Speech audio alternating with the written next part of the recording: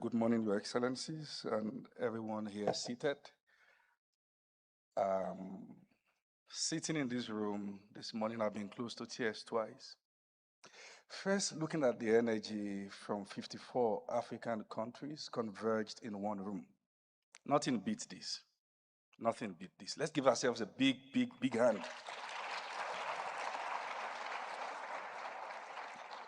Also, watching the traditional presentation from our dance group here in Rwanda this morning, look at the energy. Africa is beautiful. And I make bold to say this, that culture is not demonic. Culture is powerful. It's the language that we speak. I feel so connected.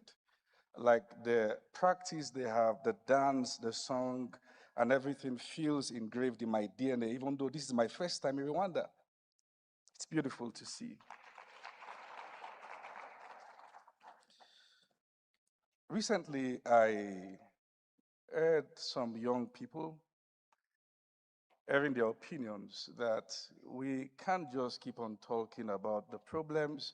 We've got to move from conversations to practical solutions.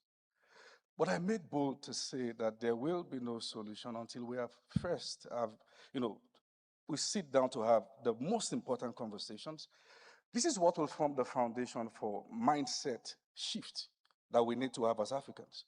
In the very words of the legendary Ngugi wa Thiong'o, talking about the decolonization of the African minds, I believe it begins with the necessary conversations we need to have as a people. First, not just about looking at the problems that we have, but the solutions that we already have. Yesterday, I was sitting with Julie at the dining. A Ghanaian woman approached us and gave us a pack of chocolate. Now, this morning also, I sat at the dining. A Ghanaian friend came and gave me a pack of chocolate. And I've been asking myself, I think Ghanaians are deliberate about the stories around the chocolate. Because there was a time we used to believe that the best chocolate are from Switzerland. But now we see that Africa is solving our problems. And we are also moving from just producing raw materials to also solving these practical problems by refining these things ourselves. So this morning, again, we're going to have conversations. And we'll keep having these conversations till we can see what is right in front of us and how well we can navigate the route in front of us. And I also feel that we're in the beginning of the days that our fathers long to see. I can almost feel the spirit of Dedan Kemati in the house, Nelson Mandela, Sekou Fumilayo, and some Kuti. If you look around, you can tell that the future is not just promising, the future is here. Look at the bright, young minds in this room. It shows that we are no longer leaving these conversations for the elderly and those who have done their part. But we are also ready to participate, and this is starting right now. So let's give ourselves a big, big hand this morning. Still, as we proceed having these conversations, I'd like to bring some distinguished individuals. We are going to be having some presentations from them, and I like to also add this. Don't sleep. You've got to be awake. If we sleep in these rooms, then we'll be asleep when the world is moving behind our backs.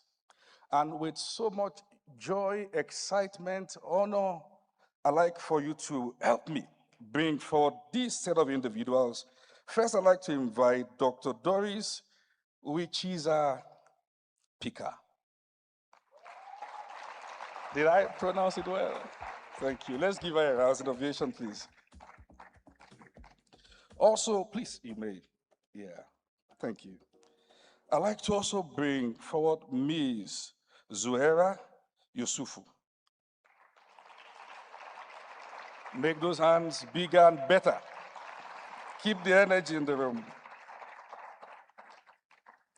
Also, I'd like for you to help me bring forward His Excellency, Dr. Ibrahim Hassan Meyaki.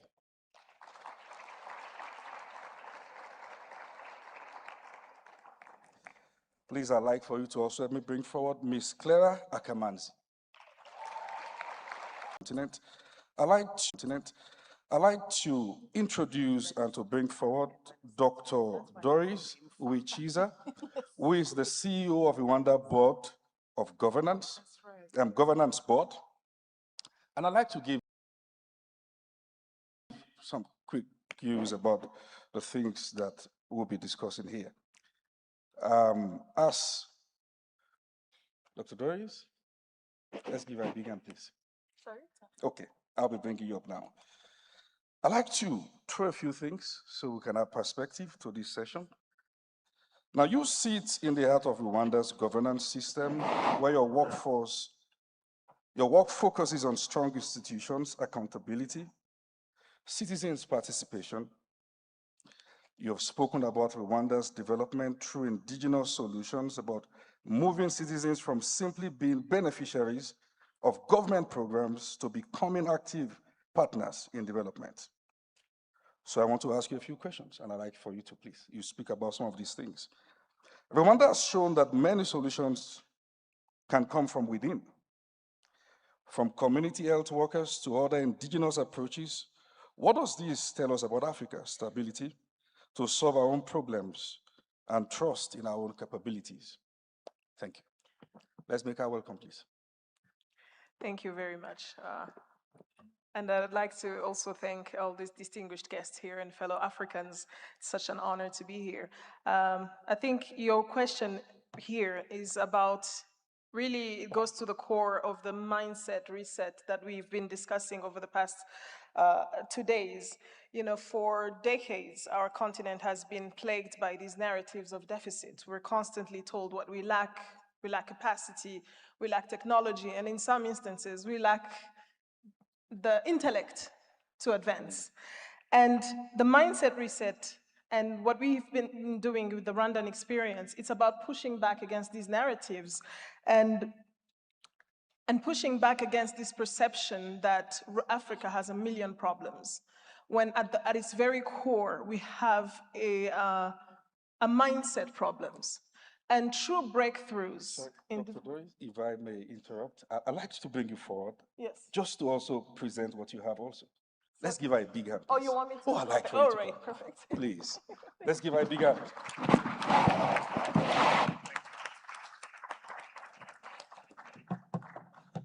Thank you very much.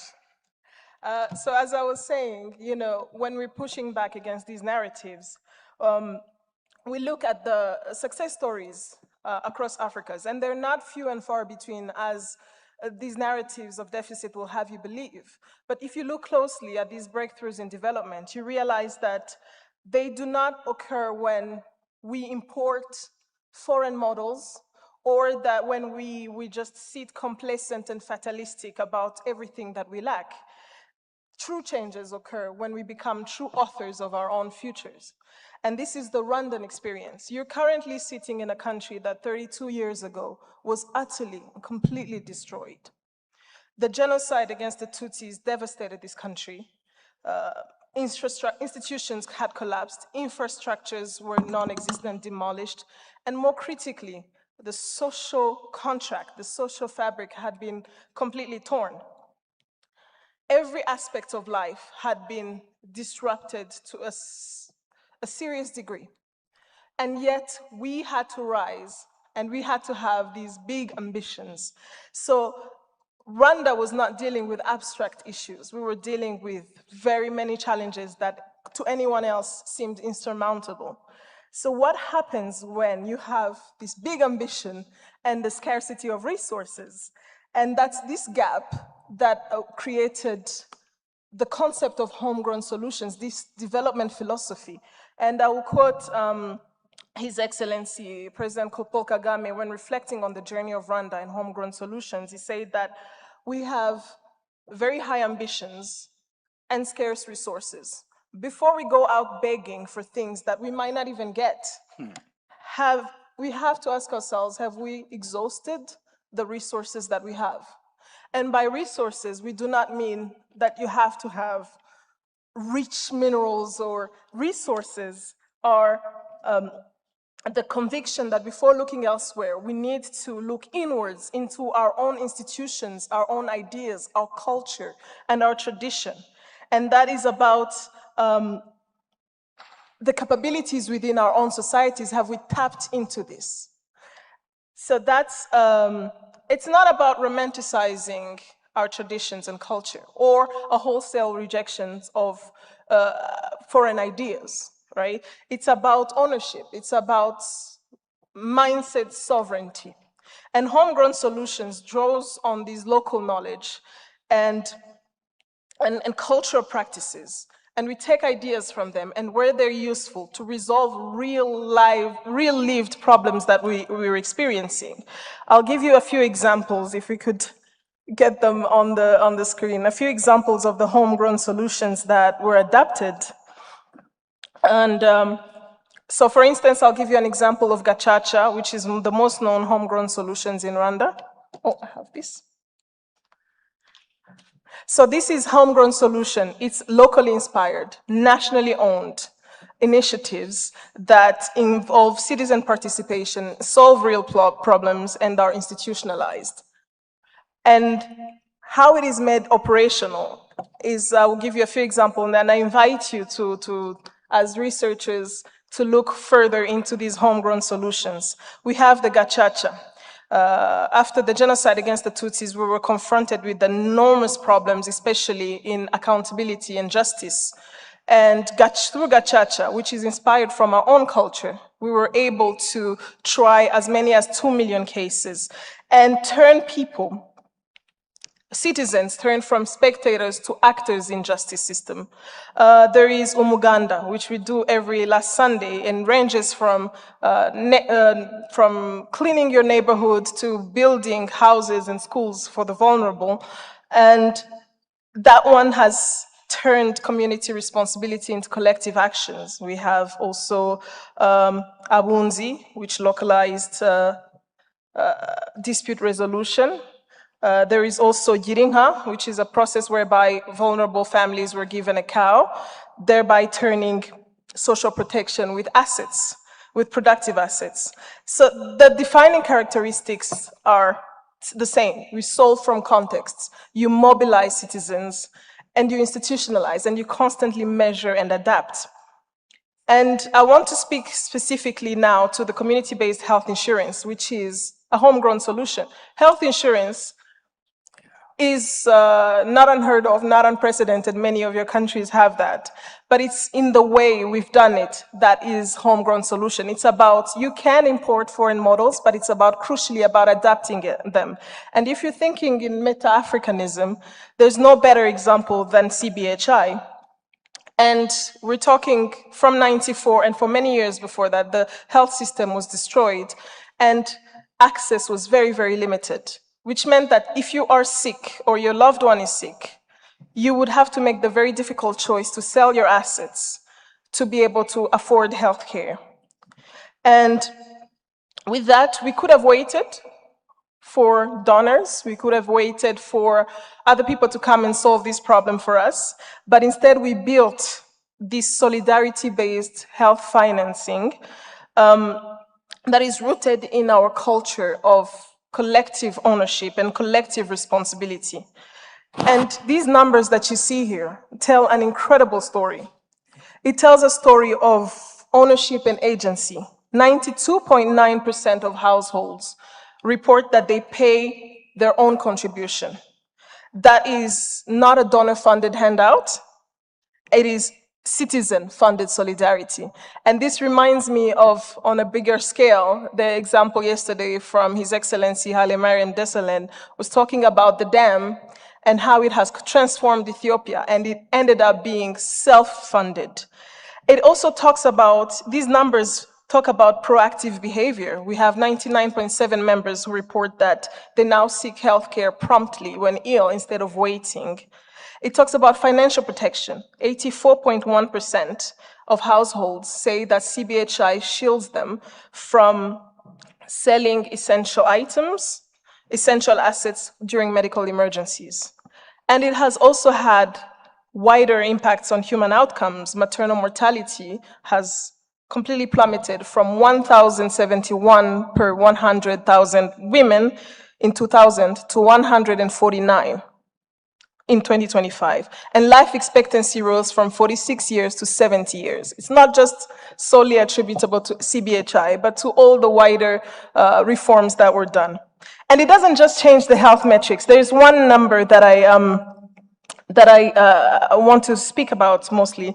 99.1% of citizens say that having health insurance gives them confidence in the future. And that to me is the true wealth of a nation, because it's measured, it's the true development, because it's the development of the mindset.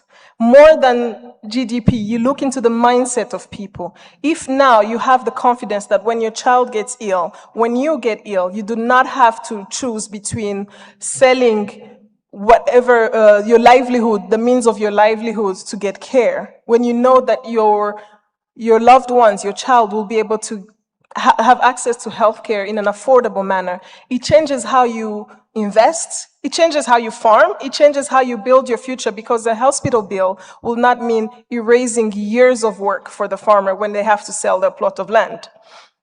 And it makes you more innovative. And if you look at the funding base, the people, the social energy that came from that, 61% use informal saving groups that we call Ibimina, and I think the French-speaking here call them tontines, to finance their premium, and 30.5% report that they help with the most vulnerable to pay the premiums. So it just shows how it's a proof of the meta-Africanism model, transformed ideas that lead individuals to create resilient institutions and create this nexus where new narratives can be forged, new narratives of dignity and norms of solidarity. So I just want to end this by asking ourselves, do you think this is something that you can replicate in your own countries? And 100% it is. And it's not about copy-pasting the various homegrown solutions that Rwanda has implemented, but it's about the underlying principles. Every country has institutions that they trust. Every society has cultural practices that they can rely on. As Africans, collective responsibility is something that is inherent to, that is common to all of our societies. So, and that gives the state, the government, opportunity to connect this indigenous knowledge with this indigenous capability with global knowledge. So I think, yes, the transferable principles, completely exportable. Let's start with your lived realities. You know your communities, you know the problems that you're facing. Let's build domestic ownership over the solutions. Let's mobilize the communities so that they can be part of the inception of the solutions and the implementation, from beneficiaries to stakeholders and actors and active participants. And let's keep protecting vulnerables in whatever measures. And if we are importing models, it's very crucial to adapt them to your lived realities. We need to institutionalize what works, and we need to constantly measure and adapt. And we need to constantly measure, we need to adapt.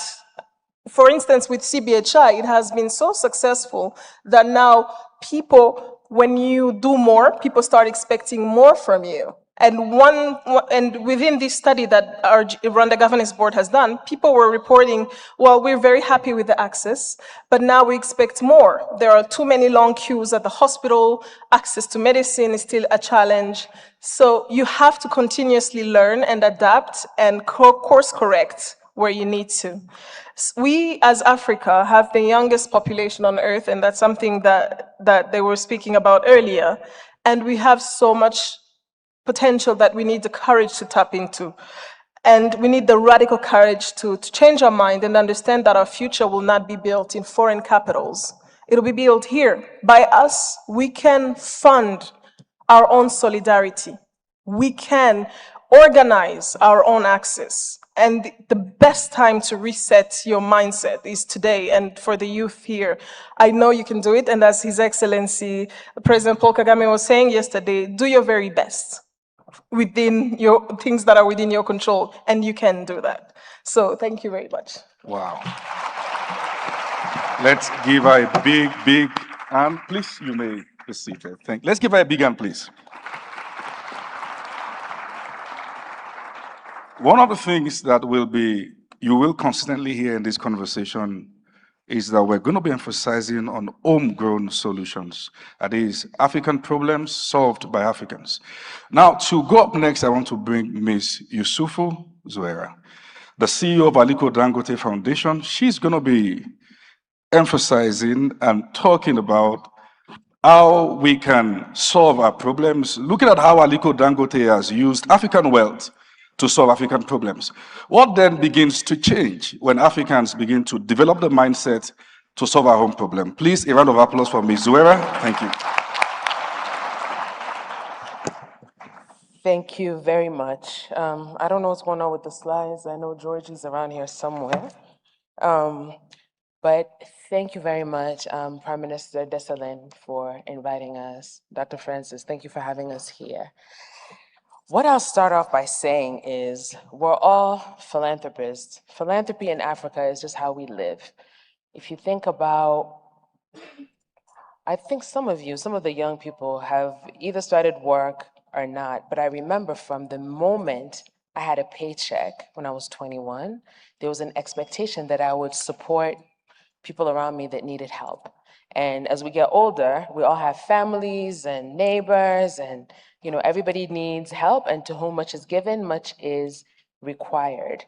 And so that's the principle by which our foundation works. And I think, just to put it in perspective, philanthropy is just a word, I think, that we've come up with to formalize this giving. So I was asked to talk about my mind-shifting intervention was Alhaji Aliko Dangote's pledge to give away 25% of his wealth. And what does that mean? And for me, the first question, and I'll try to answer it by questions because we worked on the slides, and the picture that I'm looking at now was when Time had recognized Alhaji as the titan of philanthropy. It's really unfair in that picture that you see me more than you see him, given that it's his money. But the first question that I was asked was, how does this intervention increase African confidence, capability, and sovereignty to shape our own future and redefine what Africans believe is possible within our own resources and means? And so for me, the answer to that is the real mindset shift is not the percentage that Alhaji Aliko Dangote pledged.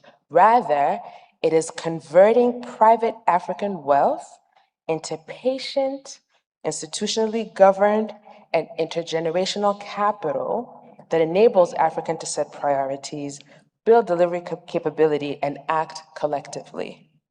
So we believe that ADF can shift the center of gravity of African development from dependency into African agency. And how do we move beyond relief to lasting capability? Is by investing in local professionals, institutions such as the African School of Governance, which we'll get to soon, research delivery systems. We can strengthen capacity that remains and compounds on the continent for us. How do we turn ambition into proof? By scaling interventions in education, in health, in agriculture, and economic empowerment. When we see the results, it makes it harder to say that Africa can't do it, because we can. And each success expands what we know is possible and what we believe can be possible. And then also modeling sovereignty into action. So Aliko Dangote Foundation provides flexible, patient African capital aligned with African and national owned priorities while leveraging the expertise and reach of strong partners. This is African wealth funding African ambition on African terms. The second question, I think I was supposed to move these, right? There you go. So the idea is, how do we move from personal generosity, right, to an enduring African institution? So this is what I had just said, converting private African capital into patient. So now how does this intervention strengthen a broader sense of shared African purpose, collective action, and interconnected destiny? Well, We're rooted in Nigeria, but increasingly regional in solidarity, partnership, and public health action. So by working across African countries, Aliko Dangote Foundation shows that challenges like vaccine-preventable diseases, malnutrition, and unemployment don't just stop at borders, right? And neither should African solutions. Progress in one country strengthens the continent as a whole.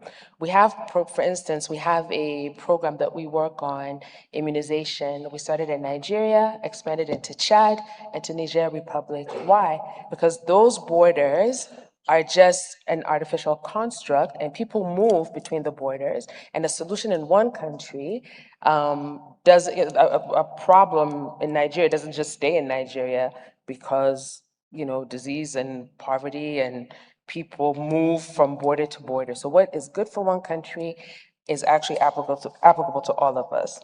Also, local ownership is really key. Through community health workers, farmer cooperatives, local entrepreneurs, we put agency in African hands and shift the narrative from being helped into building together. So we never approach anything as we're bringing you a solution. Oh, we have money, we're Aliko Dangote Foundation, we're coming to help you. No, what we need to do is build together with the people that we're aiming to support. And this is what we need to do as a whole.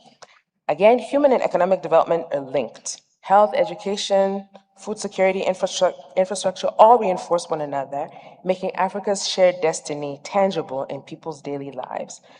And we know that institution building multiplies impact. If we invest in systems and skills, supply chains, rather than one-off giving, we can create platforms that government, philanthropies, and communities can build on. So that's what this slide you were looking at. There you go. Now, the last question, which is where I'm going to end, is how does this intervention change how people, organizations, and institutions think, behave, and act over time? Well, a commitment of this scale, right, a living African billionaire pledging a quarter of his wealth, changes behavior beyond the money itself and over years, not months. So for individuals, organizations, governments, and institutions, philanthropy can fundamentally change how we work, right? So whether it's by creating a demonstration effect for peers or proving what is possible to accomplish when we collaborate with others. We've done this many times. We've done things that nobody thought we could do. For instance, when COVID hit and the world had ground to a halt, Alhaji Aliko Dangote and late Herbert Wigwe of Access Bank created CACOVID, the private sector coalition against COVID-19. And we were all shocked and amazed that within 2 weeks, banks and private companies in Nigeria had contributed over $120 million for us to go and get the solutions that we needed. Where do we get PPE? There was no PPE, so people had to start making PPEs in Nigeria. Even saline solution and hand sanitizer, we couldn't get. So companies pivoted and started making those in Nigeria, which we bought. So the point that I'm making here is when we put our minds together, we can do anything. We've also worked with organizations that were a lot bigger than us. Like today, Aliko Dangote Foundation is, seen as a donor. I remember when I started 11 years ago, we were always kind of on the side, and the bigger players, the Gates Foundations and the MasterCard Foundations were the ones that were at the table. But 2 days ago, I was in Addis, and I was the one setting the African scene on what Africans should do, and then Gavi Global Fund and the Gates Foundation were then, talking about what they did. So this belief that we can do for ourselves is very powerful and very strong. So we know that what works is clear. We know that it requires, patient capital. We have to be able to invest in ourselves and this, but what we still have to prove, right, is what kind of governance, what kind of succession planning, what kind of accountability models do we have to put in place? Because right now, Alhaji Aliko is very alive. He's organizing his succession. His daughters are in place. We're running the company. They're all trustees of the foundation. But then how do we make sure that we really make the investments that allow this gigantic gift of 25% of $38 billion, that actually makes the impact that we wanted to make in Africa? And that I think, is the only way that African wealth can truly become transformative is when we build things that outlast the funder, the founder, the giver. And so this is what we are trying to do at the Aliko Dangote Foundation, and thank you very much for listening. Wow, thank you. Let's give her a big, big, big hand. I mean, if the richest man in Africa is giving out quarter of his wealth, that shows us the real definition of Ubuntu. I am because we are. Let's give them a big hand.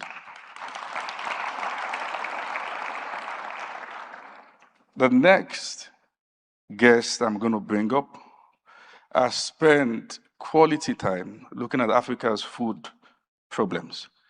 Now, one of the things we've discussed, among other things, we talk about potentials that Africa has, potential of young population, lands, minerals, and all that.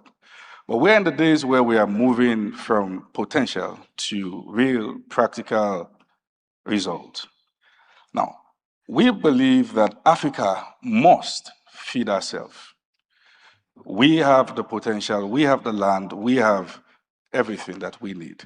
And we want to discuss some of the most important mindset shift that we must have in the coming years if Africa must feed ourselves.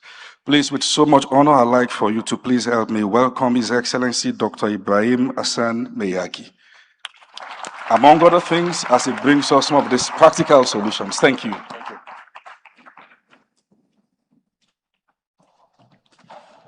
Thank you very much, Master of Ceremony. Please, we have just 5 minutes for each guest, so we have a timer. Thank you, sir.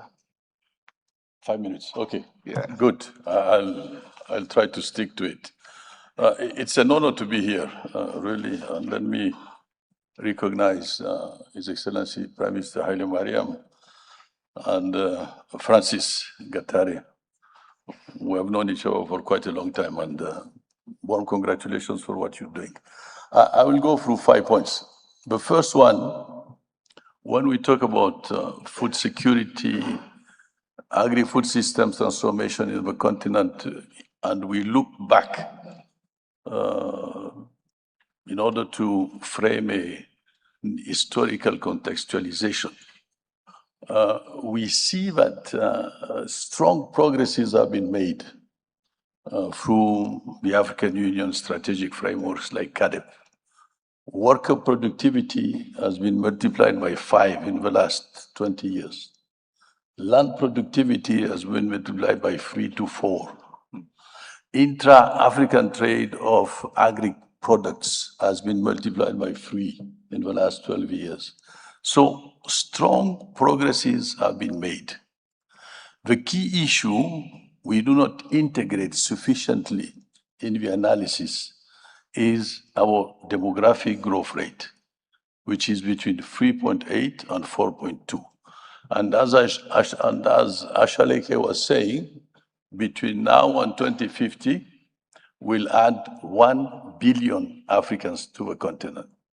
So the question is, how will we be able to feed 2.x billion Africans? So that demographic challenge is eating the gains we make in terms of productivity. So if we keep with the same solutions, we'll not be able to feed these 2 billion Africans. So the first reset in terms of mindset is acceleration. And if there is a point that I want really to be taken and enhanced, is that point of acceleration. If we do not accelerate in terms of implementing the solutions, we will not be able to feed 2.5 billion Africans.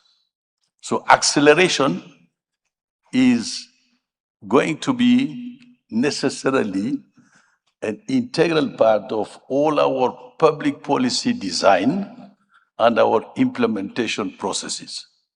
Point number 2, agriculture is not a sector. We have tended to look at agriculture as, a sector, education as a sector, transport as a sector, energy as a sector, we are used to that. But the complexity is multi-sectoral. And the challenge we need to tackle is multi-sectorality. It's not sectorality. When you talk about agriculture, you need to talk about transport, infrastructure, nutrition, etc. So we cannot tackle agri-food systems transformation, and that's where the concept comes from, systems and multi-sectorality. So second reset is multi-sectorality, which means systems thinking. So our institutions and our processes need to integrate multi-sectorality and not think about sectors in a mono-sectoral dimension. And that's critical. If we do not think in terms of multi-sectorality, we will not be able to accelerate. So that's the second reset. Third reset, when we go into planning processes, we think about the macro dimension, the sectoral dimension again, but we forget about the space dimension.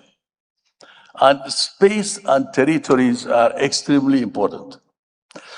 And currently, we are living one of the most complex urbanization process in the history of the science of urbanization.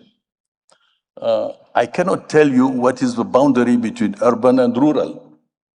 In many of our countries, the administrative definition of a village no longer reflects the reality of a village. Why? Because our urbanization is made of a continuum of intermediary cities. So the space has changed. So we cannot plan as if the space hadn't changed. So sometimes we have ruralization of cities and we have urbanization of rural areas. So that boundary no longer exists really. It exists in our mind, but it doesn't exist on the ground. So when we think about agricultural transformation, the space needs to be integrated. So when we say rural communities, we need to be very clear about what we mean.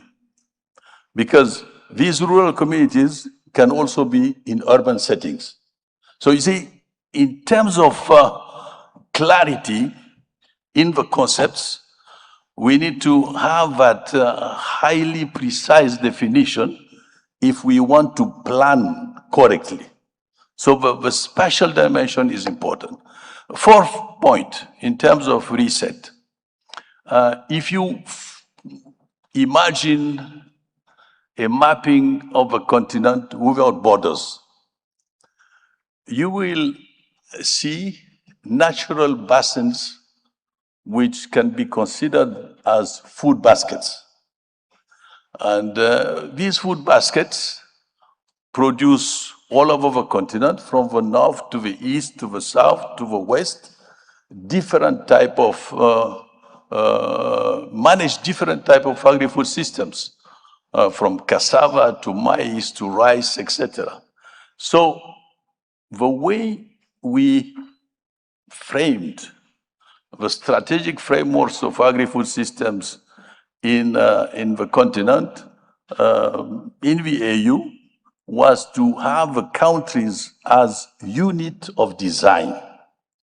Now, when I go back to the spatial dimension, the unit of design shouldn't be anymore the countries. It should be the food baskets. And these food baskets, once they are linked with corridors, and we know we are mineral corridors, then can constitute development spaces with a density of development. And this is another reset in terms of mindset. Not to have the countries as unit of design, but to have the corridors the food baskets and all the basins we have, the Nile basins, the Senegal basins, the Limpopo basins, to have them as a unit of design. And that can allow a significant increase, not only in productivity, but also a significant increase in terms of trade. And then I end by the last point in terms of reset. I started with the challenges, demographic challenges, the issue of multisectorality, the systems thinking, and the fact that we need to look at the space differently. Once we do that, how do we integrate all of that? Well, we integrate it by having a different type of public policy design. Because whatever we do, the state will be at the driving seat of development. But the state need to rethink the public policy design. We are used to designing policies in a top-down manner. It doesn't work. It has to be a combination of top-down and bottom-up, so that all the actors all along the chains are active actors, and then they can own what is a long-term perspective. We talk about Agenda 2063, but for the youngsters who are here, they will tell you it's very far. The only way to have them own the agenda is to make them part of a process where they feel they are actors of implementation. So then they can see what the agenda means. I thank you. Wow. Let's celebrate His Excellency Dr. Ibrahim Beyaki. Please put that up again. A big hand, please. I've never heard this concept better explained like you've done. I want to really say a big thank you on behalf of Africa. Thank you, sir. Now, in the world of sports, one of the biggest names you must have heard is Claire Akamanzi. But before I bring her up, since maybe not so many of us are quite familiar with sports, some of you do, some don't. So we'd like to give you a little video presentation, just something for you to see. Then she comes up. Let's tune in now.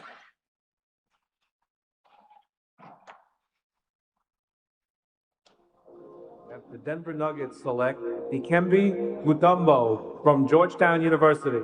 And I think what I can tell the youngest back home that I'm thinking about them and thinking what I did here, if they can follow the example that I did, because it's that one of the big examples that I show to the kids back home. I hope they can follow my example.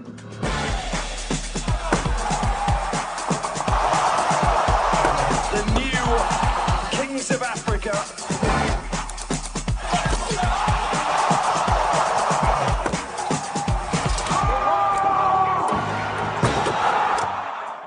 The Houston Rockets select Kaman Malawach, Rubek, South Sudan, the NBA Academy Africa in Senegal. Like me, being delusional about my dreams, believing in myself that I'm going to make it to the NBA one day, and now I'm here in the NBA draft. Just got there. To make dreams real, you need vision, and the NBA chose to think big. We will be announcing a basketball league in Africa beginning roughly a year from now, next January, with 12 clubs. So thank you to all of you. In 2021, during a global pandemic, the BAL was born. It makes us feel like we can dream while being in Africa. A bold idea. On peut faire du basket notre job. A global sports property built for the fastest growing continent on Earth. All around Africa, from Rwanda to Senegal, Egypt, South Africa, Morocco, and beyond, the movement kept growing. La balle nous a offert une opportunité, c'est quoi? De pouvoir vivre le basket comme les joueurs NBA le vivent. What began as ambition became momentum. What began as possibility became proof. Fans showed up. Brands leaned in. The world tuned in. And this is only the beginning. The BAL is the launchpad for African talent, from local courts to BAL arenas to NBA draft night. The next global superstar is already here. NBA Academy Africa and the BAL played a very big role in my development. The BAL creates more than highlights. It creates jobs, creates experiences, builds passion for the game, develops youth, empowers women, strengthens local economies. It is sport. It is culture. It is entertainment. It is business. We're getting different countries now investing because they see the potential and they all want to be a part of the BAL. Africa is not waiting for opportunity. Africa is creating it. The youngest population in the world, a generation connected, ambitious, unstoppable. Sports is a way to give young people opportunity, and sports is big business.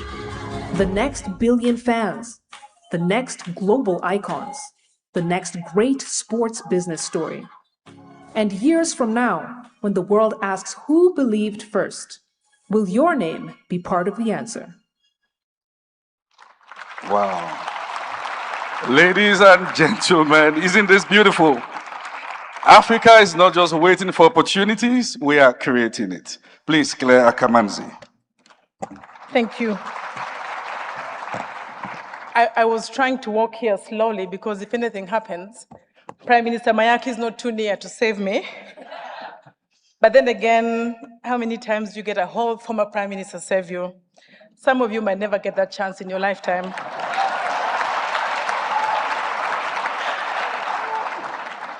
But thank you very much, Prime Minister Haile Mariam, Mr. Francis Gatare. It's really, really a pleasure to be here and to bring sports in the discussion. What you just saw in the video is a story of the Basketball Africa League and the NBA in Africa. It is more than a basketball league. It shows you what is possible when you bring African ambition together with world-class standards, such as those brought by the NBA, and when you invest in the long-term opportunities, what you get, what you see is extraordinary, and that's what we've seen in the video today. One of my favorite people in that video is Kaman Malwach, a very beautiful story. Some of you may have heard about him. How many of you have heard about Kaman Malwach? Quite a number. A young man who at the age of 13 had never played basketball. He was a refugee from South Sudan in Uganda. And one day he's spotted, and then he's interested in playing basketball. At the age of 14, he goes to the NBA Academy in Senegal. 4 years later, having never played basketball, he is number 10 NBA draft pick, which is a very phenomenal performance globally.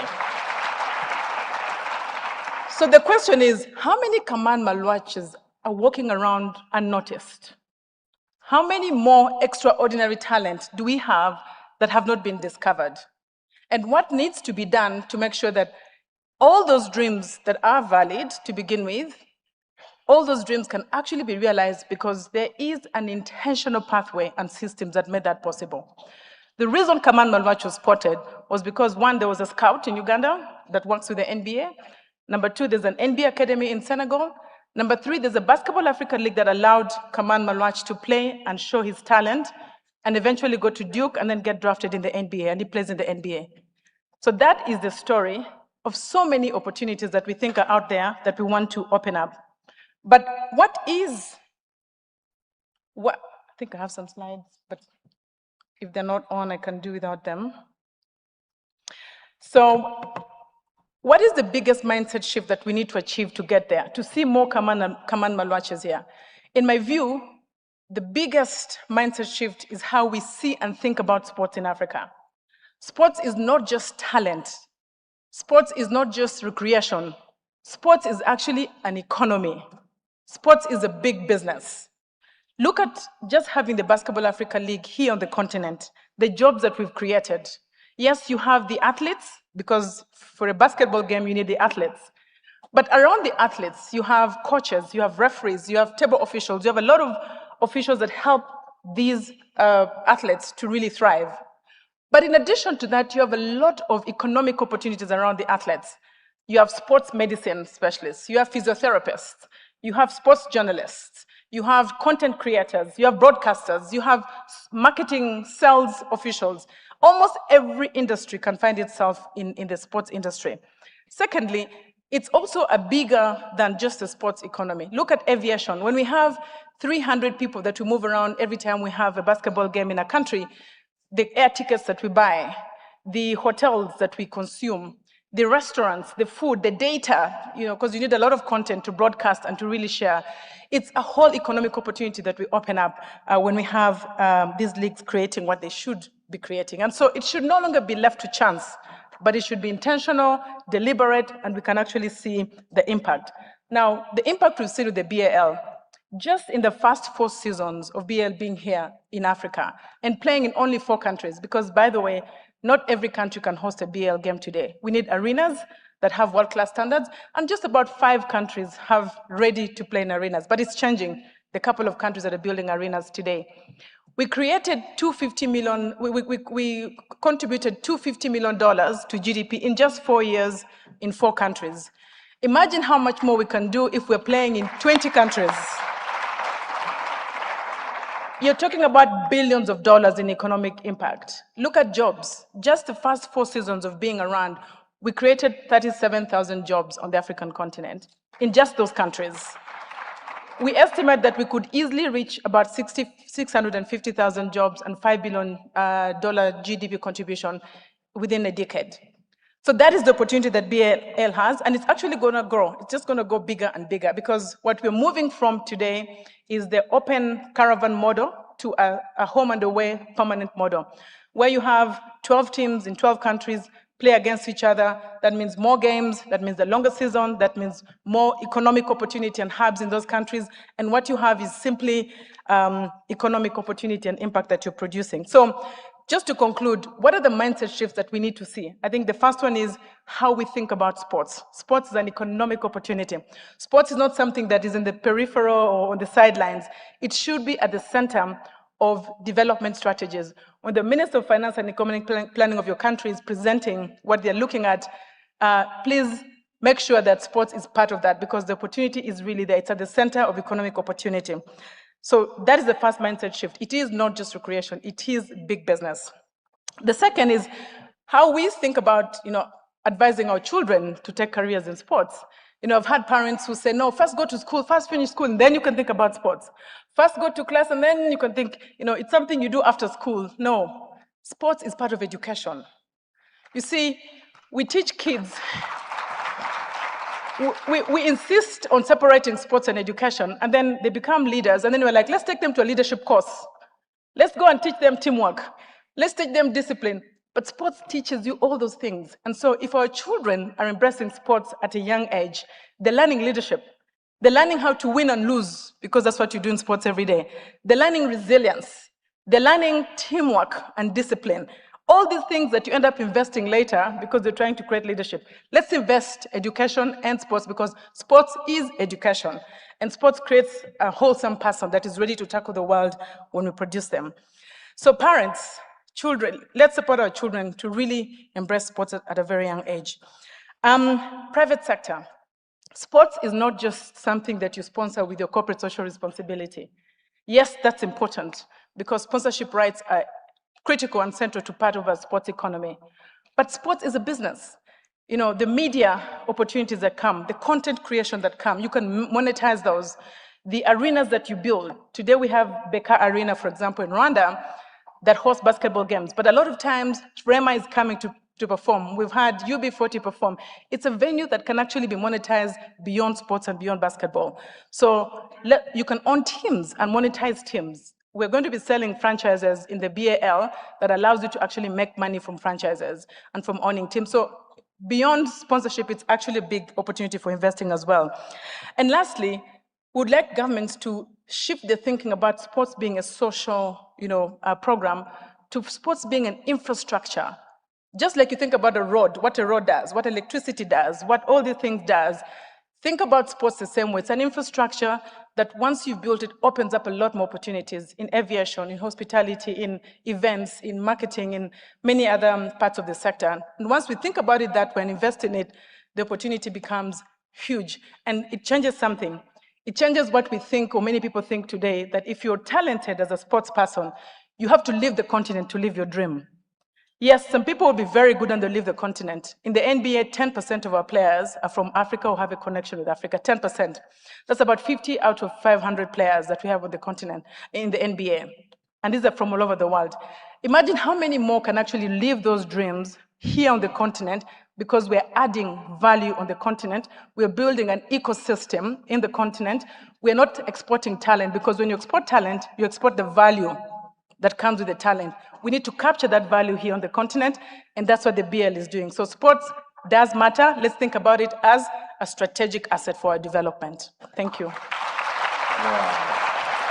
Please, let's give a big hand. Thank you, Ms. Clara Akabanzi. Only one set of people in the world have a very difficult times when they hear about sport. Do you know them? Arsenal fans. Sorry, guys. We're not going to start that now. Now we are going to a very important part of this conversation. One of the things we know is that storytelling is very powerful, very important. I believe as Africans, we must know how to tell our stories by ourselves. It is our duty to show the world what we want the world to see. And this is a very critical aspect of us as a continent. And we have a very important figure that has manned this aspect, Africa No Filter, Ms. Moki Mokura. Let's give her a big hand as we look at the mindset shift we need to have as we tell African stories by Africans. Great. I've had to change my mindset, because being the last person on the panel, I have to believe that they saved the best for last. So can we have the opening slide? Right. The story of Africa is actually killing us right now. And it's a story of dependency, of a continent that is broken because everybody is trying to fix us, and a continent, and this is the bit that annoys me the most, that lacks the agency to create the change that we want to see. I run an organization called Africa No Filter, and every day I wake up thinking about story. I think about these stories and the impact they have on the young people who want to leave the continent, on the cost of money because of the risk premium our countries pay because of the perception of risk. But this is what I believe we do. I really think we are a superhero. Our weapon of mass destruction is story. And we believe that story is everything. And if you think about some of the speakers today, they use story. Acha used the story of China, Indonesia. The lady used Carol used the story of the basketball player. Story informs how we see the world, the decisions we make, the actions we take. Story is so important. The most important thing for me is that stories inspire. We want to move from these stories, poverty, corruption, conflict, to stories of opportunity. And that's why I believe Aliko Dangote is my poster child for opportunity. Innovation. Why can't we see more stories about African innovation? I mean, we talked about the things that Rwanda is doing that are innovative, they're unique, they're culturally placed in this country. And the most important one for me is Africa has made more progress than we often believe. So what have we done about it? And how do we harness stories? We've created something called the Opportunity Africa Initiative, which is really a platform for collaboration, for all the initiatives, all the things that are going on in the continent, because there are so many. But it's for us to come together and do something so that it looks like, instead of individual players pushing a ball, it looks like a team.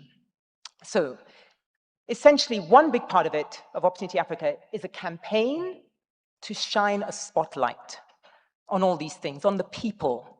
It's more than just Aliko Dangote. There are many smaller versions of him, on the places. I mean, Rwanda has really shown the continent what efficiency, what excellence can look like, but there are other places, there are other pockets of excellence. There are policies that are happening across the continent we don't really shine a spotlight on. The initiatives like the Africa Continental Free Trade Area, that is an amazing initiative, but if we've analyzed the media around it, there's very few stories about how people can engage with it. It's really about the initiative itself. But there are a lot of them, and we've got to shine a spotlight on it because that is how we show, not tell, we show people that we are moving the continent forward. So how do you turn an initiative into a movement? You do it deliberately and consistently. And that's why we've turned this campaign, which we're calling the Not Waiting campaign, because it's about the young people, the policies, the people, the places who are not waiting. They're not waiting for anything. Every month on the 25th, because we started on the 25th of May, which was Africa Day this year, every month we want people to post a story of progress, of somebody you know. Last night I met a bunch of young entrepreneurs. They're sitting over there. One of them sold me shoes in the restaurant dinner. That is somebody who is not waiting. She wasn't waiting for the right time, the right moment. That's the kind of people who move this continent forward. We need more people. We need to showcase them. We need to tell their stories. So I'm going to ask something that I don't like people doing. Please pick up your phones, follow the Not Waiting, or check out the hashtag Not Waiting. See the kind of stories we're posting. Put your story, because every month we're going to discover the great stories that are happening here, and we're going to shine a light on them, and we're going to show them to media and try and get more visibility around our stories. The hardest thing we have to do as Africans is collaborate. It's far easier to just do what we do, showcase our own companies, our own initiatives. The hardest thing is to come together and do it collectively. It's the only way we can actually create impact. And that's what I'm asking everyone to do today, because there is an ask. First is to join the coalition. If you're an institution or an organization, join the coalition, because what you are committing to is to showcasing the progress this continent is making, either through the work that you are doing or the work from the vendors, the suppliers, the staff, the people in your organization. Join it. And it's on Opportunity Africa, that's the website, or notwaitingafrica.africa. The second thing I'm asking every single person in this room is to share your contribution. And it's not just to say, oh, I'm the CEO of Africa No Filter. It's that I'm changing narrative. Every day I get up and I push a story, I am changing narrative. That is my contribution. And the third thing that every single person can use right now, and do it now, is to use the hashtag Not Waiting, because that's what we're doing. And I'm going to end, I think I've used up my time, with this video, which is a very short video that kind of explains the campaign. Can you guys play?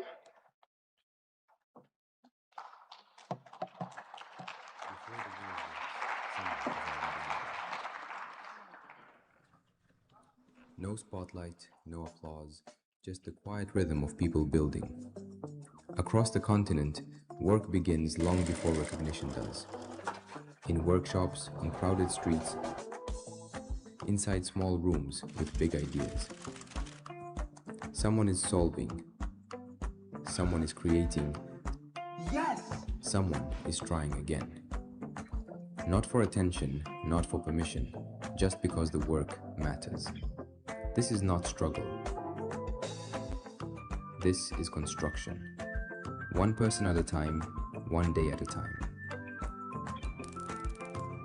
And then, something shifts.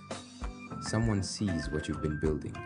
The long nights, the invisible effort, the belief it would become something. A small moment, a quiet recognition. And suddenly, the work no longer feels unseen. From village roads to crowded cities, across the 54 countries that make up the continent, millions of ordinary people doing extraordinary things every day. Not waiting to be discovered, not waiting to be chosen. We've been building all along. We are on a global wave. Not waiting. We see you. Be counted.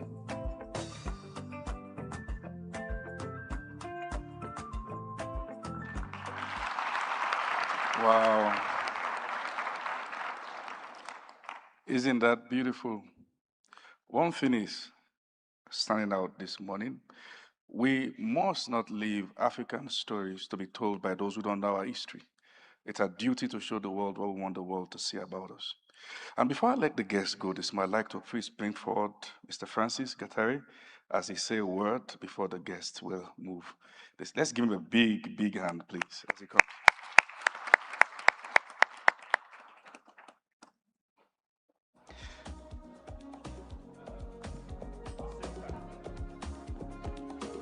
Thank you. I will save time. I needed a mic. First to thank the speakers for the work they do and the contribution they are making to our continent. But I wanted to single out Alhaji Aliko Dangote and his foundation.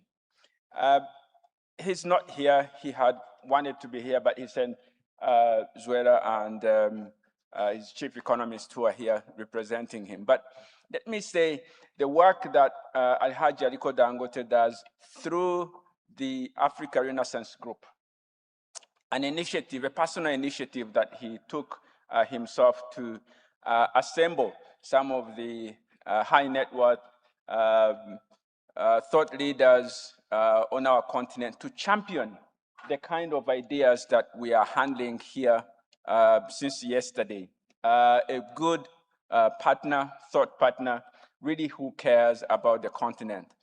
In addition to being Africa's wealthiest man and biggest investor on the continent, also trying to solve governance problems that are hindering development on our continent.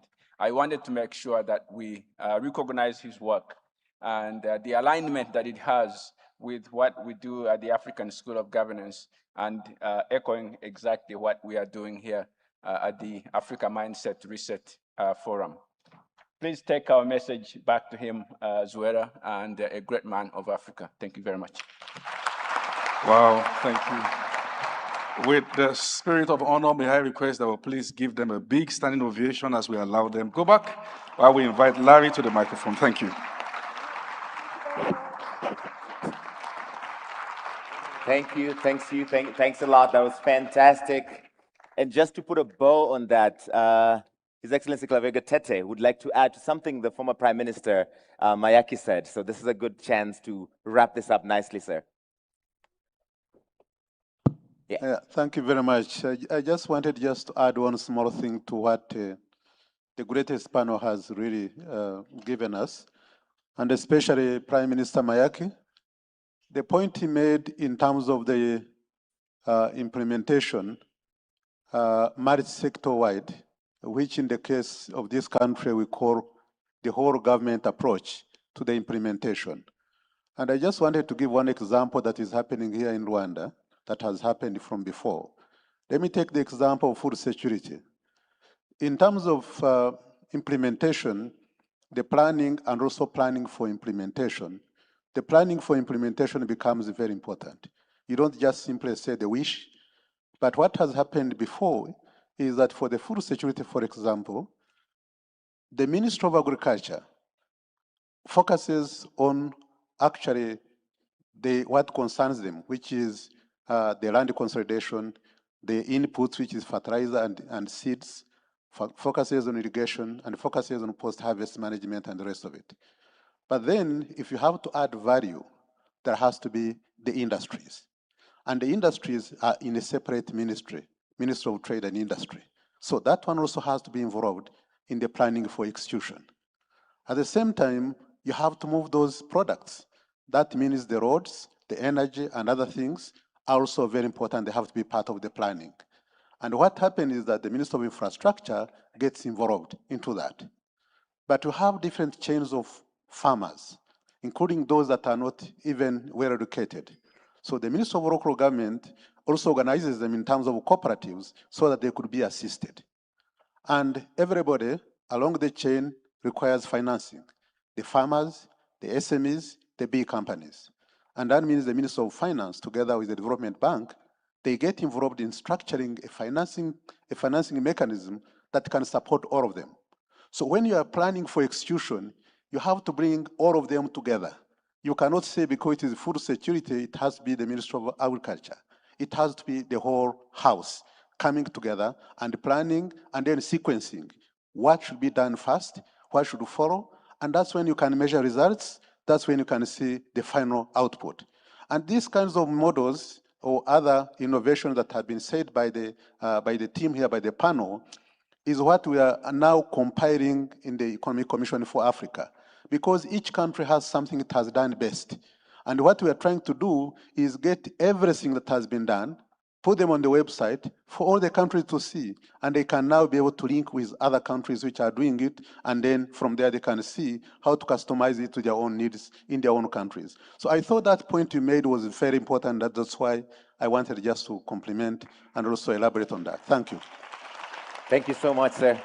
I appreciate it. We appreciate the extra context for that. Listen, we're going to have the next intergenerational dialogue, and I'm getting into the crowd because I want to hear from you guys. Do you feel like you have not been heard enough? You have thoughts, right? The next bit of this is about our natural resources. We've been hearing a lot about critical minerals, and it's going to be about human capital, from ambition to execution. How do we do that effectively? But before we do, I'm sure you have a lot of thoughts. We have some speakers who are going to come up there. Each of them, their brief is to give us one strong idea, one great idea, but I want this to be a true dialogue between you guys and the people on the stage. That's why I'm standing back here. But I think we need a little icebreaker before we do that, right? Just to get you guys excited for this session. Let's do it. Check. Ladies and gentlemen, in the spirit of entrenching the messages that we just had this morning from the panel, collaboration and community, I'll ask you, as our team comes forward, to do one thing. Kindly take your phone, hold it by your hand, and then stand up with it.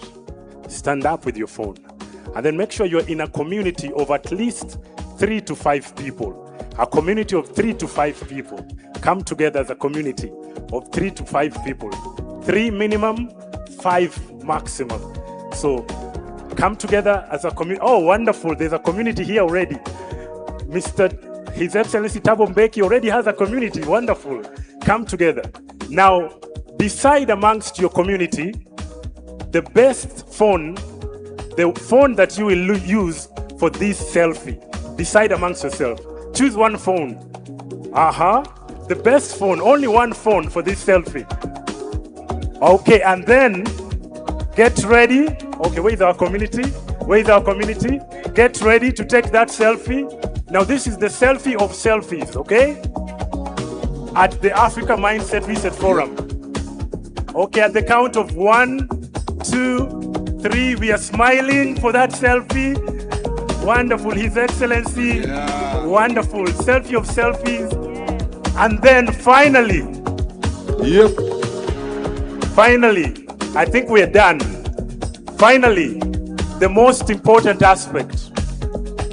Let's give ourselves a hand for that selfie of selfies. Wonderful. Now, the most important thing, before you leave your community, make sure that you have the phone contact or the email of all the 5 of you, because you are going to share that photo online and make it trend with the hashtag Mindset Reset, with the hashtag Africa Mindset Reset 2020. Thank you, Your Excellency. Now, before we sit down, we're going to invite the influencers from Africa, all of them coming forward. Come together. Come together. Let's come forward, the influencers from Africa, and then they're going to lead us into something very beautiful. Come together. Let's come.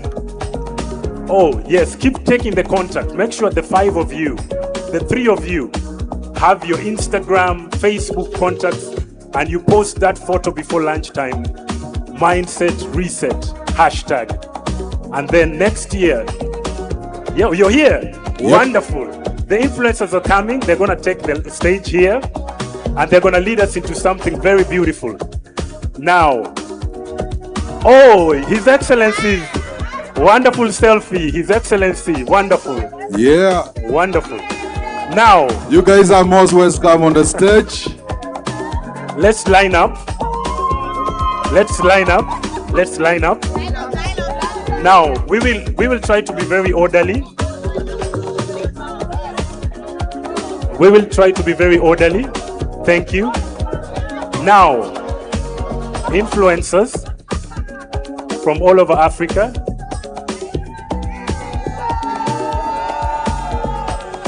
The influencers are going to lead us into one thing. One thing. Now we will start with Tanzania. Influencer from Tanzania. Wait.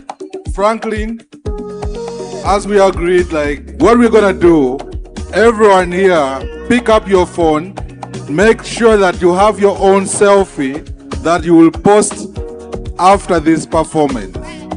So the content creators, make sure you have your phone, and every dance stroke that you will make, we'll love you to post it and make sure that we have the handle for this year's what? Forum. So without wasting time, we're gonna have the team.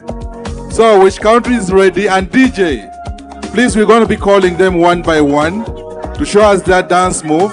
But you who is there, please pick your phone. Let me see people with their phones. Hold your phones up. Hold your phones up. Aha, nice. And remember to post your performance. We have free internet here. Okay, now So- Kenya is ready. Yep.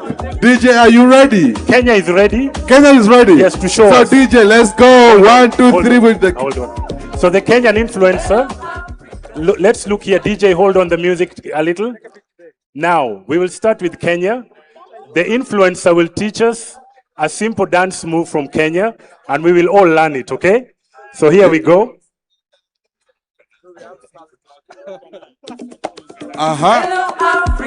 DJ.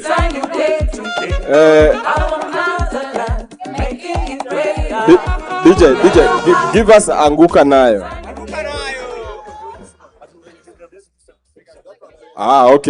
Okay. So this is how we are going to do it. From the Kenyan side. From the Kenyan side. Kenyans, hello. Kenyans, hello. Okay, now we are going to do it like 1, 2, 1, 2.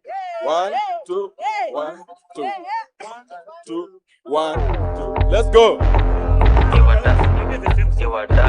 DJ, it's the same song. No, DJ, please, DJ. We are using our song for the ASG, but they can dance their own stroke.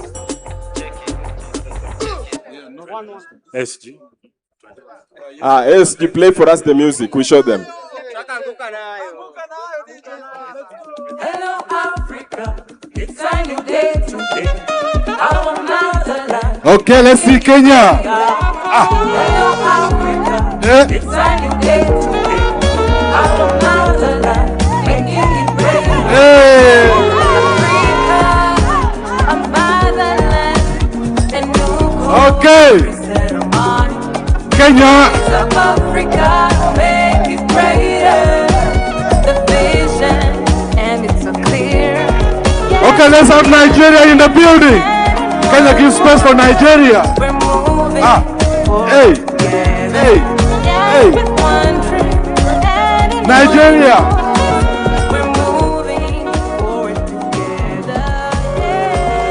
Let's go Nigeria. Let's give space for Nigeria. Let's give space for Nigeria. Nigeria, please.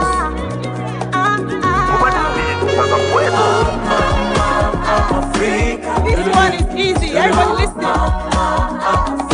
Let's have space for Nigeria. Give space for Nigeria. Nigeria. We are moving forward.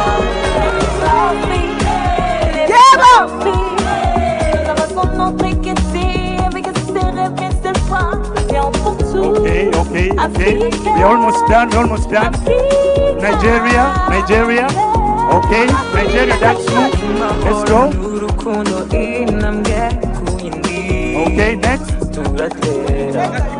Let's go. Nigeria. So we do like this. Let's go together. Nigeria, let's go. Too much. Exactly. We have 30 seconds to go. 30 seconds. Nigeria, give it. Now go down. Let's go. Nigeria is giving us the Come on! Come on! Nigeria!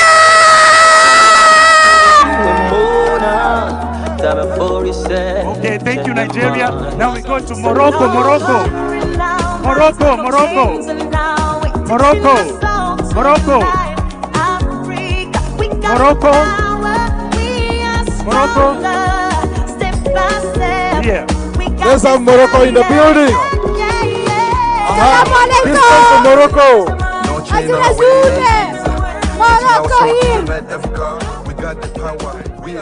Okay, thank you so much. Let's have our seats. So, ladies and gentlemen, thank you so much. Because of time. Wait. We are short of time. Kindly let's have our seats. Thank you. Thank you, content creators. Thank you, content creators. All right, everyone. Let us remember to share the selfie. 4, 5, 6. Sure. Oh, fantastic. Okay, thank you so much. Thank you. All right, everybody, please get back to your seats. I'm going to need for you guys to clear the stage so we can go back to our seats. I think that was a good little break in there. If you're still here, I need you to go back and to your seats. South Sudan, Wode, everybody, back to your seats, please. No more pictures here. I'm afraid you got to go back to your seats. No more pictures here. Please go back to your seats. If you're still here on the stage, I need you to clear this area so we can go back into it. The longer we spend out here, you're sitting between us and lunch. Ladies, please go back to your seats over here. We got to clear this front area. Yeah, sir. Thank you.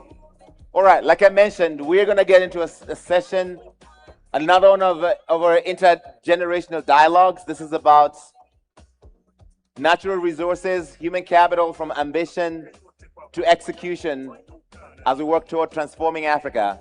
And this session, we have 6 great speakers. We have agreed, I've been hearing from you, your feedback. You want to contribute more in these discussions, you want to push back, you want to give feedback, you want to ask questions, and this is the chance for you to do that. If you're still standing, I'm going to need for you to please sit over here. There's a whole lot of people still standing here. Please take your seats so we can get moving. I'm talking to you guys. I apologize. If you're still standing in this section, please take your seats. Over the right.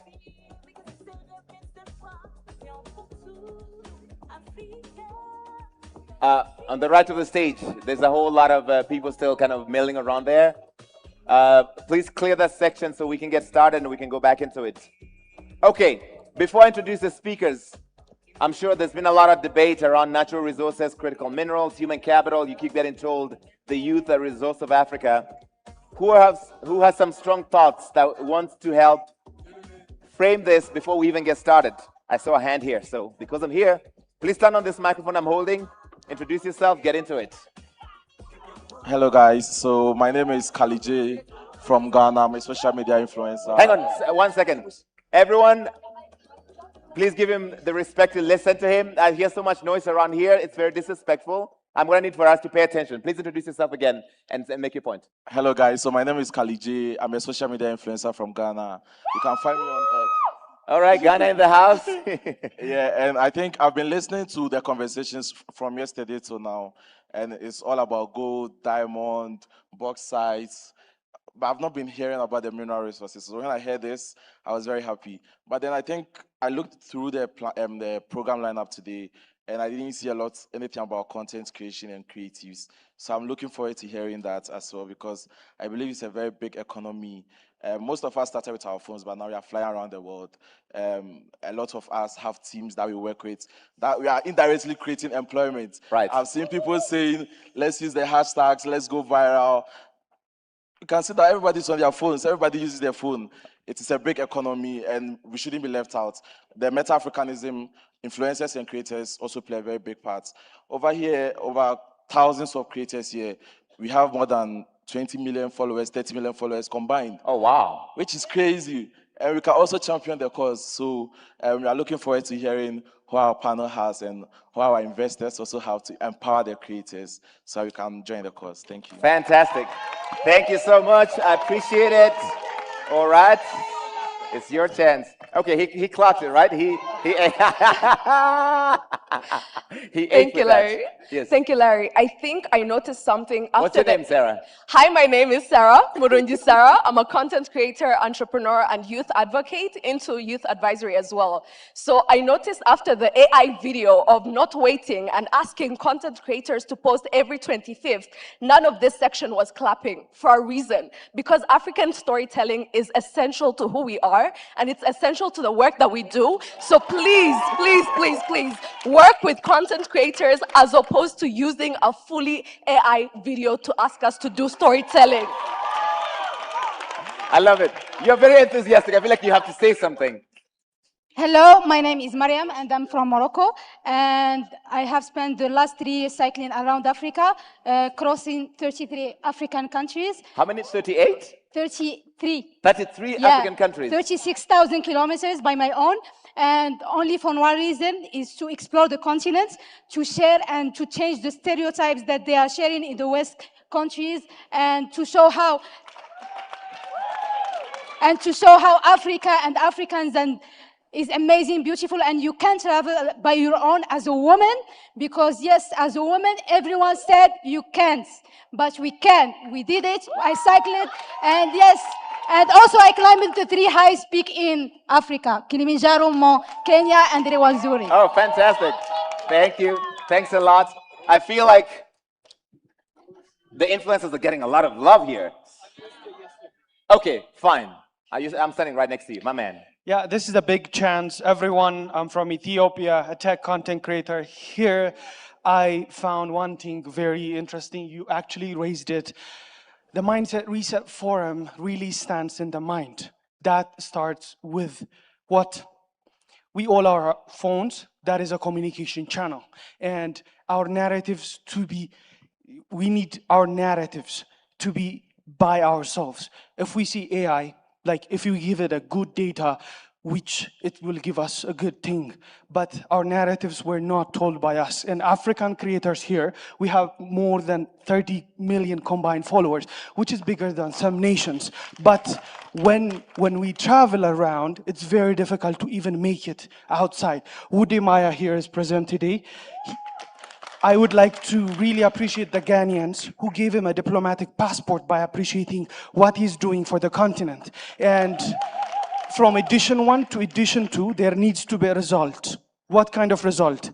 Something that it could be tangible. We don't need a diplomatic passport as an influencers, but recognition and showing narratives of African could just have something the UAE did for the 1 billion summit, which they recognized influencers, and African countries could do so to increase their narratives for a positive way. And that I really ask this for narratives, and influencers need media pass, or like we don't need to invent new thing, just what others are doing good, what is working for them, we need to copy it. All right, I'm a second Alo. Thank you so much. Shout out to Wodemai in the building. One of my favorite creators.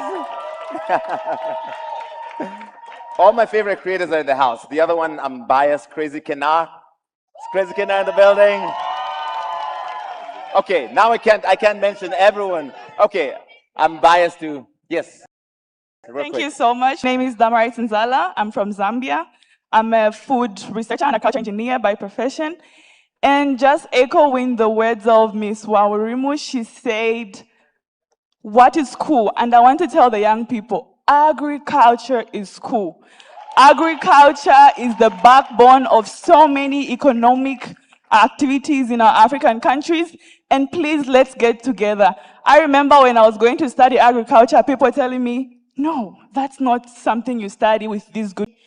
We are the change. Okay. The time is now. Okay. So Youths of Africa, we are the change and the time is now. Youth of Africa, we are the change and the time is now. Thank you so much. Ooh, okay, I like it. Listen, Listen, I gotta start the panel. We will have more thoughts, more of your comments in the middle of this, but right now, please help me welcome for this intergenerational dialogue, from vision and ambition to execution on sovereign stewardship of Africa's natural resources and human capital for Africa's inclusive growth and transformation. Coming on stage one more time, Dr. Kofi Obasanjo, author and African policy writer. Please join us on the front of the stage. Also joining us here today, Samantha Muhwezi Kasani, Chief Operating Officer, Uganda National Oil Company. Dr. Dorothy Nyambi, President and CEO, Mennonite Economic Development Associates. She's from the diaspora, Africa's 5th region. Dr. Mahmoud Hassan, Chief Economist, Dangote Group of Industries. Diana Paul Chando, Head of Governance, Peace and Security, Southern Africa Youth Forum. And Tenny Agana, founder, Lozil Initiative. I'm almost certain I'm not saying that correctly. Please forgive me. All right. Samantha, we haven't heard from you since the conference began, so I'm going to give you the first chance. One great idea. There's a lot of thoughts, a lot of opinions about our natural resources and the human capital that we have on the continent, over 1 billion people. I'm coming from over here if you're wondering where my voice is from. Yes, so you go first. Again, we agreed these people don't want to hear long speeches. They want to hear great ideas, succinct, and to the point. Thank you, Larry. And let me first start by introducing myself. I know there's a strong Ugandan contingent who is aware of the work we do, but maybe others in the room don't know. So I'm Samantha Muhwezi Kasami. I serve our nation, Uganda, as the Chief Operating Officer of Uganda's National Oil Company. Uganda is headed towards first oil this year. We are going to join the ranks of oil-producing nations, and our National Oil Company has stewarded that journey. We serve as a vertically integrated company, and we've heard a lot today about the need to go in and really take over the entire supply chain. So UNOC was set up by His Excellency Kaguta Museveni with exactly that in mind. We operate across the entire petroleum value chain. In the upstream, we are leading with our joint venture partners, Total Energies and CNOC, the development of our oil fields, being the Telenga and Kingfisher projects. We're also continuing to explore our oil basin, titled the Albertine Graben, and leading that under the Kasurban license area. We have constructed, in the spirit of the Pan-Africanism spoken about diligently this forum, we have constructed a 1,443-kilometer pipeline. It starts in Hoima in the north of Uganda, and it ends in Tanga off the coast of Tanzania, where it is housed in a state-of-the-art marine storage terminal. Our Lake Albert projects, which are leading us to first oil, have generated, and so far, $12 billion has been invested in the country to develop those oil projects. We account for 75% of all foreign direct investment into the country. On the human capital front, we have generated over 150,000 jobs for Ugandans and Tanzanians, direct and indirect jobs. And hearing from so many people today, I was struck by, and some of the questions shared, about what we've done as a nation to steward our resources and ensure that we create value, not just monetary value, but jobs, but training, but capacity building. Now, Uganda discovered its oil in 2003. So those of you can calculate that journey. We discovered our recoverable reserves in 2006 after some initial exploration activities, and we discovered that we have 1.4 billion barrels of oil that can be recovered from our basin. Now, what His Excellency did wasn't immediately invite every investor to crowd into our country, to take over and start drilling. He sent his institutions to train all over the world. He set up all the legal frameworks He established the 3 branches that have stewarded our country's resources: the Petroleum Authority, Uganda National Oil Company, and of course our Ministry of Energy. He enacted the Petroleum Development Act. He enacted national content regulations. And through this 20-year-plus journey, we have come as a nation to appreciate that the goal is indeed the journey. When our institutions have been respected, have been allowed to develop, to disagree, to engage in a genuine process that can yield experience, so that when we took a final investment decision in 2022, a few things had happened. Our investors, TotalEnergies and CNOOC, understood the nation's strategic priorities. 1, national content, the development of our people, their employment, the development of our Ugandan companies, and that we would not accept our oil to be developed without our participation.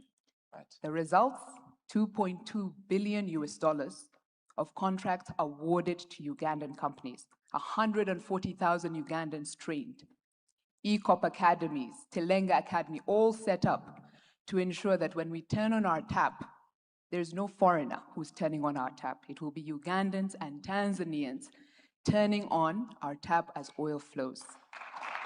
All right. I want to address 2 elephants in the room. A lot of Africans are familiar with the resource curse.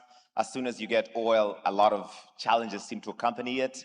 And I know there's been some concerns, environmental and otherwise, about the East African crude oil pipeline.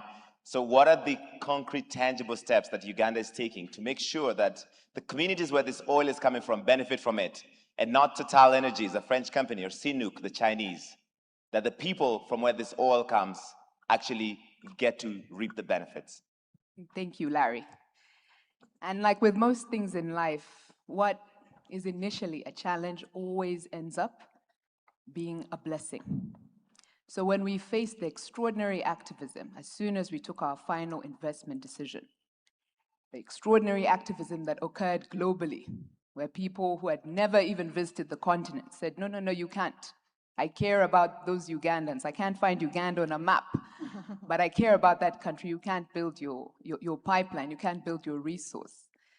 I remember telling a lady from Oxfam, wherever we crossed in our development activities, Oxfam would follow us. And I remember telling her, saying, I only see you when I'm here. Huh?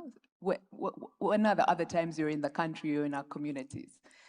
But to that end, the ECOP project, which generated so much climate activism and so much controversy, yielded tangible results for our country.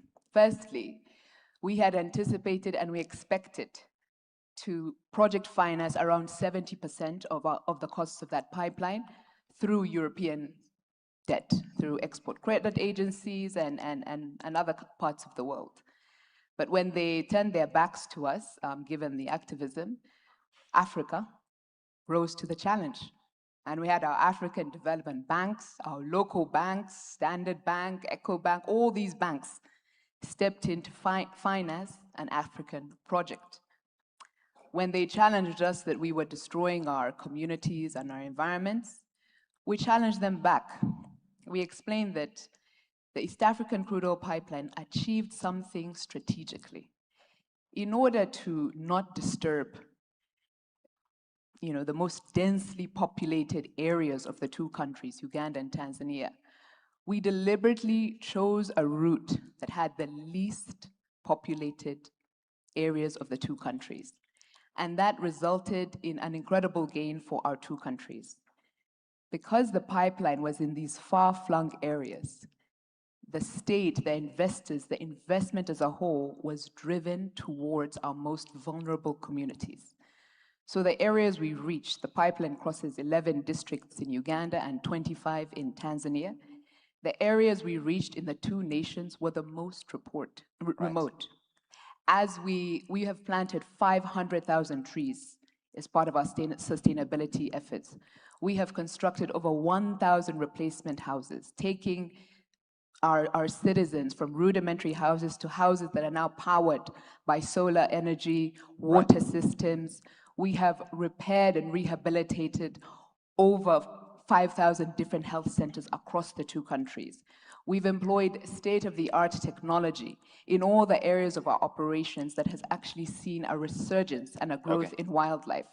So the answer to the ECOP project and how we've managed to address all of that is, first of all, we spend time in developing our people. 85% of the workforce on the Ugandan projects are Ugandans and Tanzanians, over 18,000 people.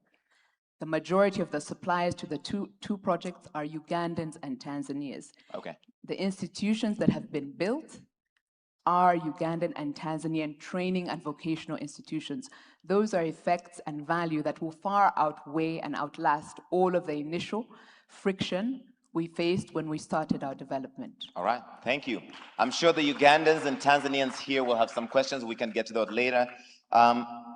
Tenny, I'm sure I didn't pronounce it right. Is it Lozile or Lozele? Lozile. Lozile. Yeah. Like I said, English is my third language. I apologize. All right. Your chance. All right. Hello, everyone. It's great to be here. My name is Tenny Agana, and I'm from Ghana. Yes. Yes, so I am a community developer.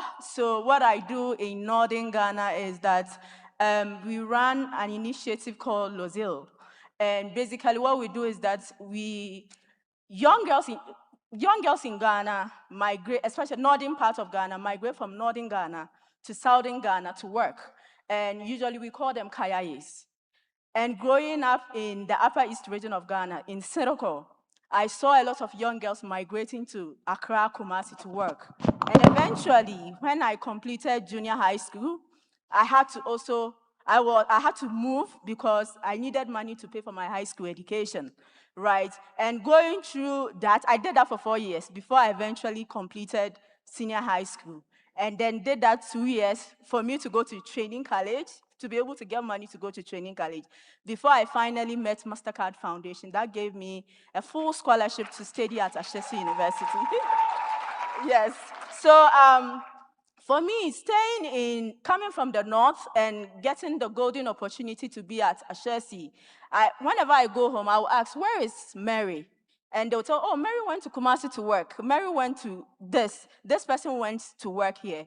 And so that means the problem already existed. And before me, my mother worked as a kayaye. My grandmother worked as a kayaye. So that's a problem that exists. So at Ashesi, I did my research. I piloted, and we started the Lozile initiative, which means there is hope. It's a Fafra word that means there is hope. And basically, we take young girls, kayayes, we take them back home, and then they create products. Looking at northern Ghana, we are blessed with shea butter. We have the shea nuts in northern Ghana. So instead of just picking them up, they process it, not just the raw shea butter, but into other finished products. And then we also have the skills, like this beautiful dress. They have to do it from scratch, making the fabric, sewing it, everything. So I run, yeah, so we've been running Lozile since 2018, and so far we've been able to support over 500 women. And in running, not 500 women, 500 girls, Kayaye girls, to go back home. And this is the situation, right? As young people, I believe that we need to believe that we can solve the continent's biggest problem. For me, my problem in my community, the problem was that young people don't have access to economic opportunities, and so they are motivated to migrate. And when you go to Accra or Kumasi, you don't know where your next meal will come from. At night, to prevent men from raping us, we tie our legs to sleep. You know, you go through all this. And so as young people, what are some of the problems that we can solve in our community, as Africans, in our communities, using the resources available to us? So for me, I looked at my community and I realized that there are natural resources, like shea nuts. We have the shea nut trees. So instead of the women picking them up, there is a way that we can process it and create jobs within that for young people. And running Lozile for 8 years, we've been able to support the women. And in doing that, see, trust me, as a young person, you need to start. I have so much to tell you guys. I don't know where to start, but you need to start. When we started Lozile, of course, we had to go to the drawing board so many times. But of course, we are here, we've made the impact. And in running that, we realized that some of the girls were raped, they have children, they've taken their children back home. So we created a center, and currently we have over 800 children that are in the school. We've created an academy for the school. And in doing that, we wanted it to be one of the best. And Ashesi was the first place that I personally touched the computer. So children coming from the rural areas that I find myself don't have access. And right now, we are talking about tech, right? Right now, we are talking about AI. People in my community have never touched a computer before. Right, so we have set up an edtech firm. So yes, Right. For me, I think the role that young people play is to believe in ourselves and believe that we just need to start and look around our communities and see the problems that we face and be able to solve that. Yes. Fantastic. Thank you so much. This is fascinating because I've traveled a little bit in Ghana, in the Western region, in the Ashanti region, and one of the problems is galamsey, artisanal illegal mining. And a lot of people who don't have economic opportunity, like what you're talking about, are driven to this. It damages the environment, they get exploited, they don't make a lot of money. So it's great to see you're doing something with what you have. And that takes me to Dr. Nyambi, because a lot of people have, in Africa, form NGOs, hoping to fundraise, and hopefully that solves the problem. Sometimes it just creates new problems. No, thank you so much, Larry, and thank you to the organizers of this forum and all protocols observed. I cannot sit here without recognizing former President Becky.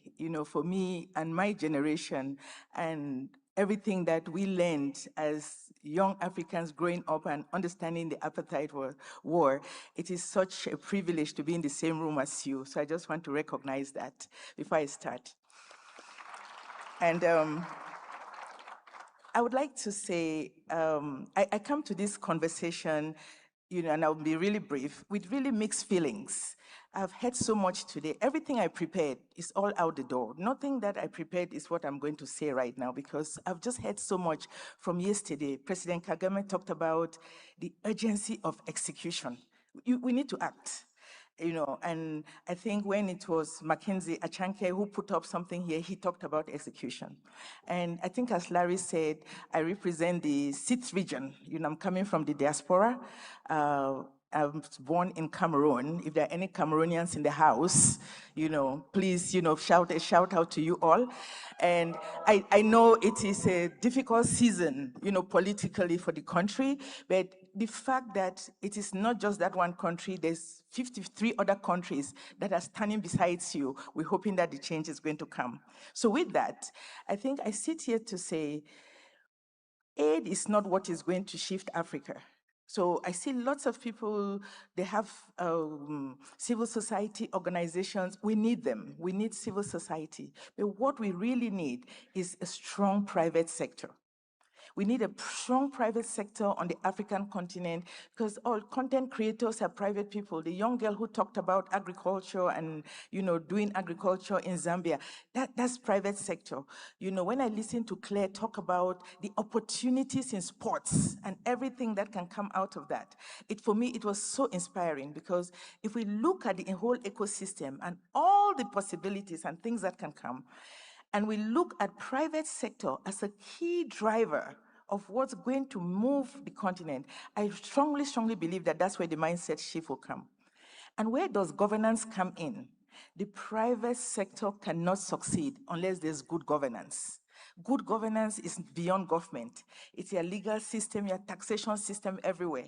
And I won't go into the data, because I'm hoping that the young people in this audience, you will all ask us questions on this panel to say that the investors are going to those countries where they feel like there is systems and processes that are going to be able to support their investments. So I just want to end very quickly by saying that I think for me, the big next mindset shift what the African continent will need, and that all of you young people need, is this idea about collaboration. we must collaborate. People must come together.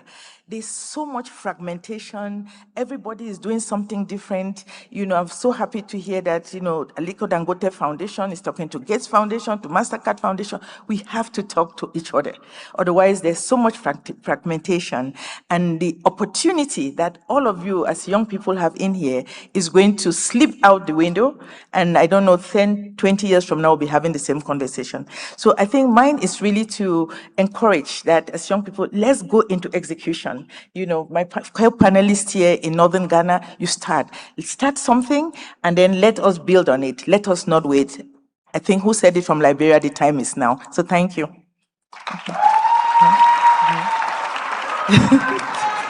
Okay, she's down and stated the time is now. Thank you so much. And speaking of governance, Diana, from the Southern Africa Youth Forum, you're head of governance, peace and security. So I suppose this is right up in your wheelhouse. What's a mindset reset that you're asking of, one, the leadership, but also the young people of the continent? Thank you so much. I stand on the protocol before me from my previous speakers. My name is Diana Chando. And before I start, I want to share a brief story of how media is really powerful, especially in the space where we are right now. After graduating from uni in 2020, I had applied for an opportunity in the African Union. And at that time, I remember in 2021, there were certain issues happening in Ethiopia. So when I got an email that I'm shortlisted for an interview, I clearly remember when I went through Google, all I could see was a different picture of how Africa is being portrayed. And looking at the present life right now, when I see content creators posting on social media, showing the real life story of how Africa is, I'm saying I wish that was there at that time. Because I remember my mom was a sort of skeptical, saying that, but if you go for that interview, what about your safety? And I can understand from a mother perspective. But then here I am living in this moment whereby if I hadn't gone for that opportunity, I would have never become the AU Youth Ambassador, leading me to working in the foreign affairs and also serving in the SIOF institution. So content creation is something that before I want to share my perspectives, I really want to credit it. It's something that really saves a lot of the narrative of Africa. Because the way we are narrated out there, it's not what is really inside. We are so happy, we are full of so many resources, but we are limited in terms of who can show it. So people who can really come forward and showcase what we have, I really applaud them for that. Having an opportunity to serve with SIOF, with the AU, with where I am right now in everything that I'm doing, when I received an invitation about attending and getting to a panel about Africa Mindset Reset, and I said, what's gonna be different? I've attended so many panels that to the point where I'm like, I have a quick and short observation. Africa is not short of youth conversations. It's short of outcomes that are supposed to be governed after their conversation. And I think it's time we take that into credibility because we have so much access in the governance space, especially young people. Like we can see how the government of Rwanda, I really applaud how from the airport to the venue, I see only young people in black suits and white shirts serving people to be able to get to where they are going with detailed behavior. That shows the trust they have impacted on the young people. But again, when we get in these rooms, there's so much conversations that take place. But who governs the change after the conversations? What are the key take-homes that we take when we're done in these rooms?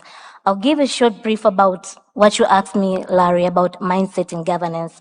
I think it's a head and tail in terms of coin. For the tail, which are the young people. For us, mostly, there are things that we have to accept. In South Africa, I'm from Tanzania, by the way, but in South Africa, there's a saying, they say, Ndiko hile bawo.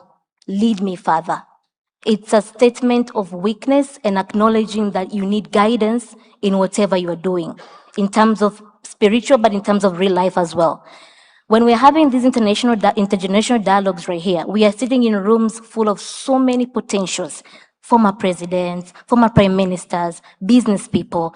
And as youth, the biggest takeout for us should not just be photos with these leaders, but should be a lifelong investment. When we are clocking in the picture, we're clocking the work as well. So we secure everything. When you meet former president, former first ladies, from everybody, they have things going on. My mom always tells me, study the greats to become greater. When you walk in a room, read their CVs. When you walk to them, you only have 2 minutes to talk to those people. They are high-level people and they have earned those spaces. So those 2 minutes, either you choose to just get a photo or you choose to get a photo in a lifelong investment. Hello, former President Abombeki. My name is Diana Chando. I have my own NGO and I'm aware you have an NGO as well. How can we work together? That's the conversation that can change the narrative of young people in these spaces. And that will boost our respect in the governance space. Because sometimes we really want to be hard, but what are we doing? How are we portraying ourselves? Behavior, what that really counts. Right. But for the heads, sorry Larry, just 1 minute. Sawa. And for the heads, which are now our forefathers, there's a very good quote that people say, chess players are always having a piece they're willing to sacrifice. And I'm here seated on the of the young people, asking you, may we not be the pieces that are willing to be sacrificed? The young people are not the leaders of tomorrow. We are the leaders of today. As we can see in this Africa Mindset Reset, there are so many youth taking the panels, speaking their minds, showcasing their work, and imagine how much we can change the narrative if we trust young people from now onwards. So that's all my take in terms of governance and changing the mindset, because in the end of the day, there's nothing like the future. I believe we are the future. This is the future. I'm seated here, I'm witnessing former President Abombeki, whom I used to read in my books. How can you tell me I'm not the leader of today? I'm witnessing the change that I'm witnessing right now.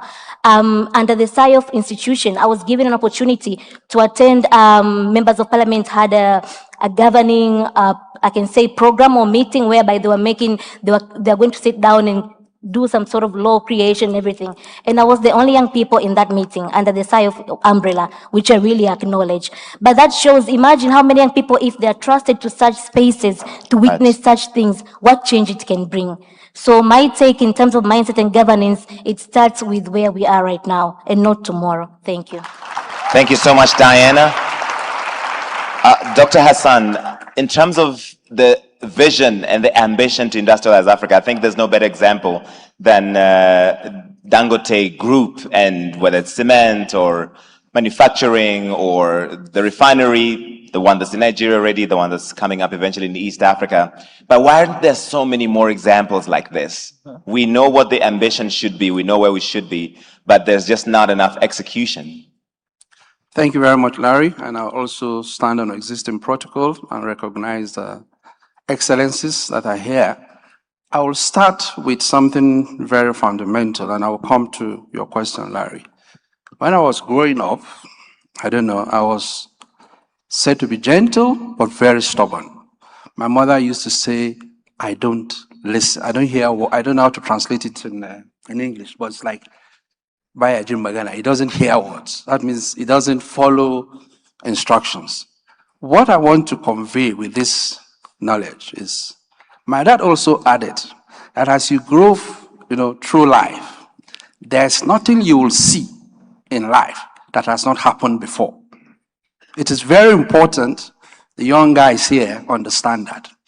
Everything you are doing now, all agitations you are doing now, all struggles you are doing now for space has happened several times. The Thabo Mbekis did it. The Nkrumahs did it. Everything you are doing now, it was a revolt against a generation. It was a revolt against an institutional process. So as you do this, you do it on the fact that you understand what happened before, what were the mistakes, how were they done, and then how are you going to transform yours to be better. And one channel I will want to also advise here is, the mindset reset is very important, but the mindset reset transformation is the most important. What is key is, we had yesterday, some young guys came in, old guys, you have done your best, you have failed us, we have the space, we're here, we're ready. The Thabo Mbekis did the same thing before, 40, 50 years ago. They told the system that the system has failed them and they need to make a revolt. The President Kagame, they all did that before. The correspondent senator asked them, what were you 20 when you were 20? That was a very important question that the young ones should listen to. And Kagame also said that, I hope we're telling you these are our stories. I hope you are listening.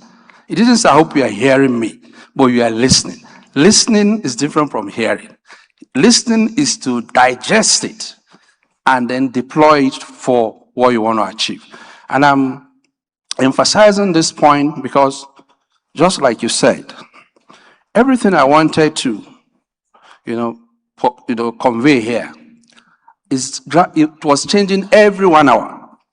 As one person talks, that perception changes. As another person talks, that person, and I was telling myself, are you sure you are not confused? And I said, I'm not confused. What is important is definitely there must be humility in intergenerational aspirations. What is that humility? The humility is to understand that those that did it before you, and you think they failed or they don't, what they are using now cannot achieve the objectives of the future, also had brains, also had agitations, also had things they learned from the people before them. So learn a few from them, the ones that you can pick, and then develop yours so that you'll be able to solve your own present problem. But while doing that, you should also be mindful of transcending those skills and agitations and whatever institutional setup that you want to get are also useful for the next generation after you. All you young guys here now that are in their 30s and 40s, in the next 20 years, the next generation of your children will tell you guys that you have failed them. That the things you are doing is, I used to tell my mom when I wanted to get married that I don't believe in this idea that ethnicity, somebody must come from this region, from this. I say, Hassan, go, you will come back here. And I did. So there is a lesson in those oldies. Also not deliver Nigeria in the 2063 that they're going to talk about. So those guys will also challenge you. What you need to do so that you don't make mistake of those of before is that the structural systems and arrangements you are going to evolve should be such that it is going to be adaptive to the future generation. That's what we call Pareto optimality. So that what you do to improve the livelihoods of today does not necessarily disadvantage the future generation. So what you are going to be doing now to solve to this problem for the kind of Africa you are looking for should also be flexible, adaptive enough to deal with the kind of Africa that will be after you. What is important here, and I'm an economist, but I'm trying to be a bit philosophical here. Right, yes. Yes, what is important here is, now, and the African you look for. The fundamentals when the Mbeki's and co-president Mbeki and all others were doing this is that they didn't envisage the kind of problems we have today.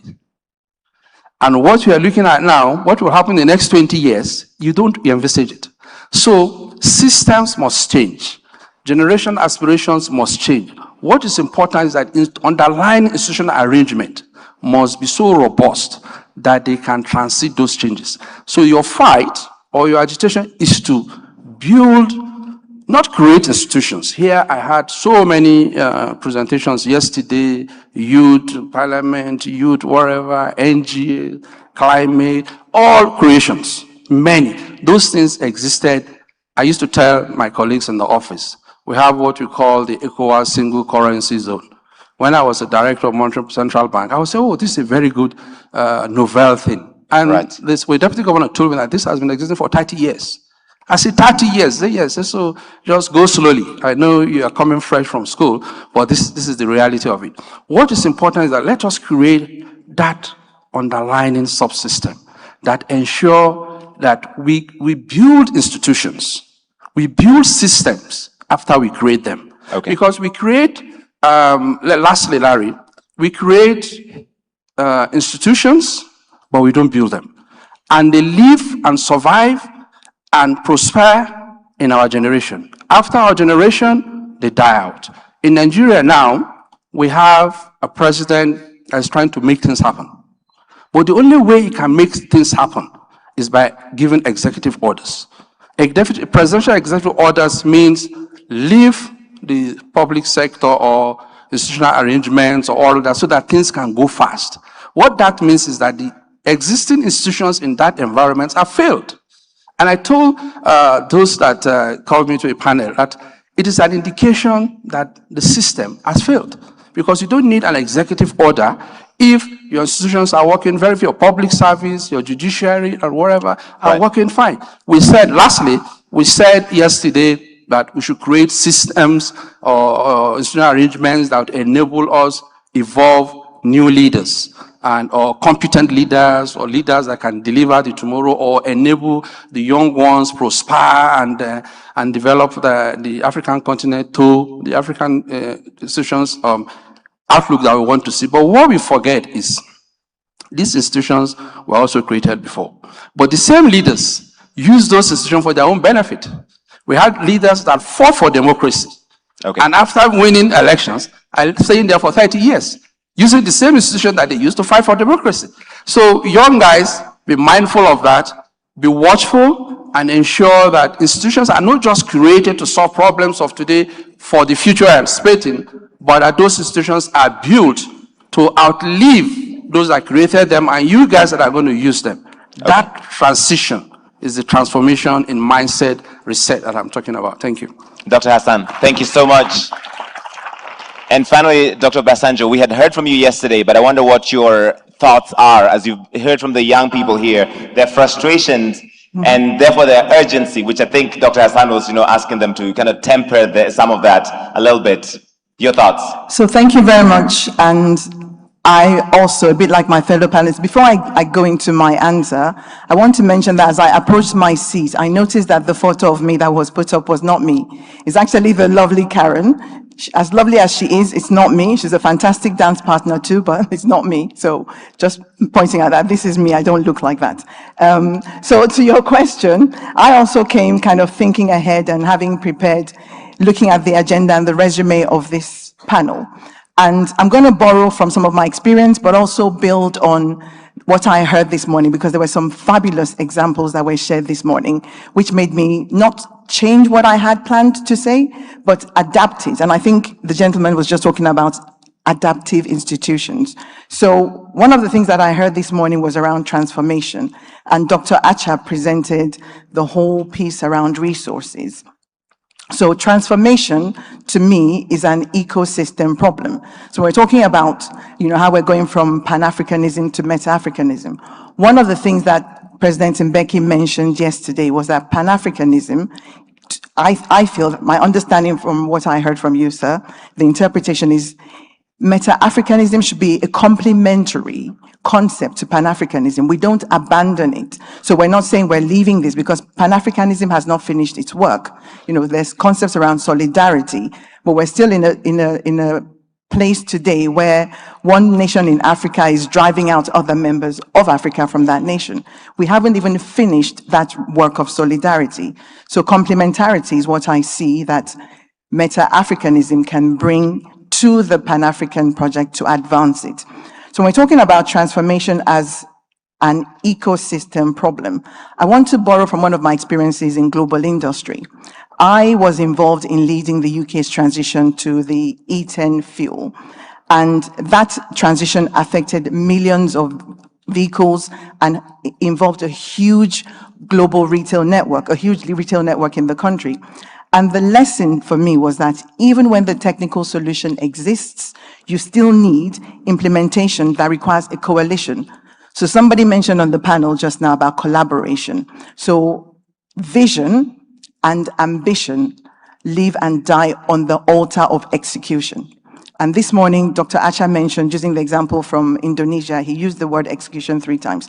Execution, execution, execution. And we've heard that so many times because vision is great. Resources and assets themselves don't turn into value.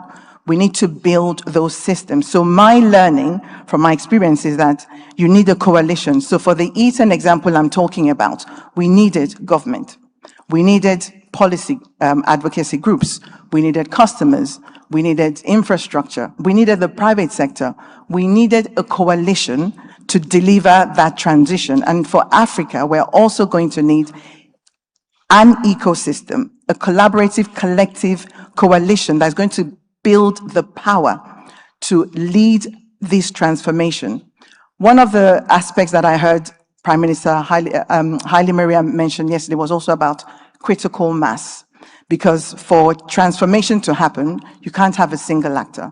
For anything to change, no individual, not just the youth or even the older, somebody used the expression head or tail, is going to do it. We're going to need that nexus. And the knowledge paper that accompanied this forum describes the nexus. You're again talking about coalition, collaboration, collective effort that's going to help us towards this transformation. So that's one example I wanted to borrow. Right. And everything that I heard this morning, you know, there were so many things. When Francois spoke, he talked about assets, not automatically meaning value. The same thing that Dr. Acha talks about. We have all these resources. We're endowed with so many assets, human capital. The assets in the ground don't automatically become prosperity. We need to build institutions. We need to create those systems and those capabilities that will enable the transformation. And so on. So we have supply chains as well. I think it was yourself that mentioned about supply chains. We need to build those robust supply chains. So ultimately, the nexus, the capabilities, the institutional capabilities that will support the transformation have to be what we all work towards. This meta-Africanism needs to mean that something changes. And that something, from my perspective, really is about how we turn vision and assets into execution and value that impacts people and really transforms lived experience of those people that we're talking about. Fantastic. Thank you so much, Dr. Obasanjo. I have maybe 3 or 4 more minutes. Oh, wow, a lot of hands going up here. I have a lot of, yes, I haven't heard from people on this side, so let's hear from you because your hand was first to go up. Please turn on my other mic. Thank you so much. My name is Zua Mutesi. I am a Rwandan content creator and MC moderator. So part of my lifelong investment, Mr. Gatare, I hope that at the next forum, I can take over for Mr. Mado. But my question is tailored around Africa's greatest resource, which is its people. And one aspect that we do not talk about enough is mental health. A lot of the conversation around mental health is barely existent, and because even our culture has not structured its language to be friendly to those conversations. So my question is, can we build an Africa that is resilient because its people are supported rather than people that are resilient simply because they have to suffer in silence? Right. Thank you. So not just resilience for resilience's sake. Okay, I see all of you. I can only take a few. Thank you, all your excellencies. Thank you to be here. It is what opportunity. My name is Ryan Abubakar, medical student, former operation USA Beyond Company. I'm also here to be glad to be one of the African that be leading the student all around the continent. What I want to say, what always we say back in our country, Sudan, we are saying this mention that we have to believe ourselves that like a mountains, the mountain that never fall down, and we have to be like them in ourselves and believe what we can do. And also, I can believe and I can say that every African young youth leader, they're gonna change this continent, and you will see that very soon. Thank you very much. All right, I like it. The mountain never falls down, he says. Thank you so much, Your Excellencies, and thank you for this opportunity to talk in front of the on my super role models. My name is Lysieni Jena. I'm the Mastercard Foundation Scholar at University of Rwanda. Also, I want to serve as the Minister in charge of students with disabilities at University of Rwanda headquarters. On myself, I don't have question, but it's a compliment. I would like to appreciate the good leadership of our country, which puts people with disabilities at the forefront. Our slogan says that disability is not inability. As the young people with disabilities, we have brilliant minds full of ideas. So we must use those ideas to contribute to the development of Africa. We are transformative leaders, and I believe that as we are capital of our continent, and we have to accept that spirit. Your Excellencies, young people with disabilities are ready to contribute to the development of Africa in one way or another. But we have to ask ourselves that why can't we transform our continent into USA, United States of Africa? Thank you so much. Okay. How do you say? For a moment there, I thought you said, why can't we transform Africa into the United States of America? We were going to have a lot of questions. So thank you. Appreciate it. Short and sweet. As you see, there's a lot of hands, no speeches. If you can give one thought quickly, I'll try and include as many voices as possible. I'm coming to you, sir. Thank you so much. My name is Mulisa Melissa from Rwanda. And yesterday, His Excellency President Paul Kagame told us to be selective, and I quote, to not pick fights just for the sake of it, but only the ones worth the sacrifice. And looking around here, almost 80% of the people here are youths and young leaders. So being selective assumes we already have access to choose from. But most of us are still struggling and being judged by our age before we even show what we know and what we can do. You enter an office, an interview, and you are capable of doing that thing, but you're being judged just because you're young. So how are we actually given access to select battles, not after we have proven ourselves by someone's timeline, but starting from based on what we know and what we're capable of doing, not just our age, just because we're young. Thank you. All right, thanks a lot. Appreciate it. I want to mix and match over here. I want to also make, please go all the way to the top, go all the way to the top. Go all the way to the top. Okay, you were enthusiastic for a moment. Real quick, I want to get as many voices as possible. Okay, thank you indeed for giving me this chance to speak here. Yusuf Abdurrahim Yusuf from Sudan, and I'm a student at Ines Institute to Hungary for Applied Science. And really, there is a problem that I want to talk about because of, like, we are here gathered as Africans, okay? But there's something when the people that are coming from Europe, America, or something like this, we used to teach them that they are better than us, but they are not. They are not better than us. Previously, they were, but nowadays they are not. They never were. Our mindset. They are never, or they are not better than us nowadays, because we have our content creator there. Yesterday, even they used to tell that they are used to tell about stories, but it's time we as Africans, we have to tell our stories. And we are telling our stories. We have to tell our stories. Even we have to tell them, retell them that we have our content creators over there. They have to take the lead. Just we want a chance as youth or young leaders to tell our stories or to retell our stories. Okay. Just give us a chance to tell our stories. Yusuf, I hear you. Thank you. Okay, she's literally on her feet.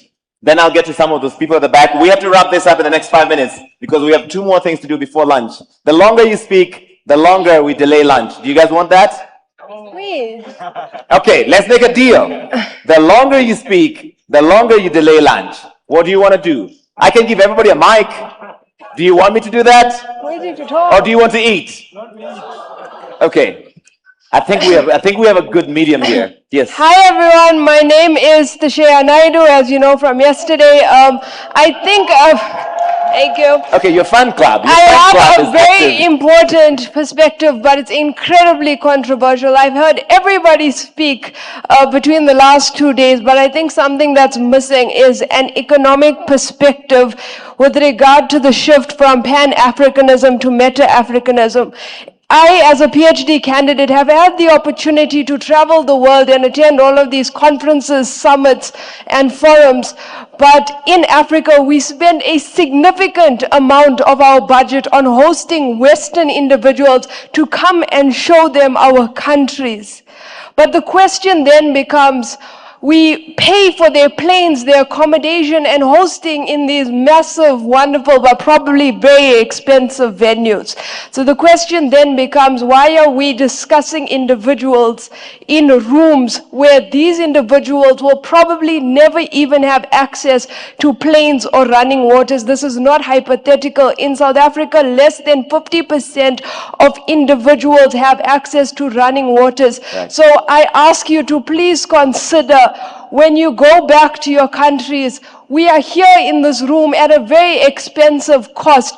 So we need to look past the clocking it and the vibing and the selfies, because in our countries, our women are still being killed and our kids are learning under trees. So let's move past, and I'm saying this as a content creator, let's move past the social media trends to actual practical, tangible, and measurable impact. Thank you, Tashaya. I appreciate that. You should be aware of your privilege. There's two people at the back there. I want to hear your thoughts. Please give them a microphone at the back. Yes. The gentleman in black, yes. Short and sweet. At the end. At the end, at the very back. Thank you. Not a speech, sir. I see you on your phone. Not a speech. Good afternoon, everyone. So my name is Mohsin and I'm from Uganda. So my question is particularly in regards to economics and in regards to our minerals, yeah? So I just had to note down a little figures in a minute. So we've had a lot of conversation about Uganda's oil and the mineral resources, but when you take the idea from moving away from Pan-Africanism and in regards to Meta-Africanism, one thing clearly stands out, and that is, in Uganda's oil sector, for example, UNOC has only 15%, and then when you look at the other participating interests, Total Energies and CNOC get to have over 85%. And in regards to the investment, or when you talk about the billion worth of sector oil contracts, as reviewed in 2023, you get to understand that about 7.16 billion of those contracts, only about 25% of them were given to the local companies. So if you're talking about Meta-Africanism and us having charge over the Africa that you want, don't you think it is only in proper, or it's only in order that these monies that are from Africa are invested back into the African companies? Right. So Sebo, your point is that the foreigners have the Africa we want. Yes. Okay. Thank you so much. You'll get back tomorrow. Thank you so much. My name is David Kaihura from Rwanda. I'll go direct to the questions that I have. And I was making sure I ask them when His Excellency Abumbeki is here, because he made a point that we need to hold presidents accountable. And I need to ask, do you think the African Union is designed to protect African people or to protect African governments? Is it really serving African citizens? And do you think in the way it is designed, is it protecting African citizens from bad governance or African governments from external interventions? Is it really, can I as a citizen of Africa see it as a body that protects my benefits or government's benefits? And if as a citizen I don't view it as something serving me, then I do not belong there. And the last question is, how do presidents of Africans hold each other accountable, yet they're on the table supposed to hold them accountable? Do we have mechanisms in place doing that? Thank you. All right. Can I do a straw poll here? How many of you think the African Union is effective?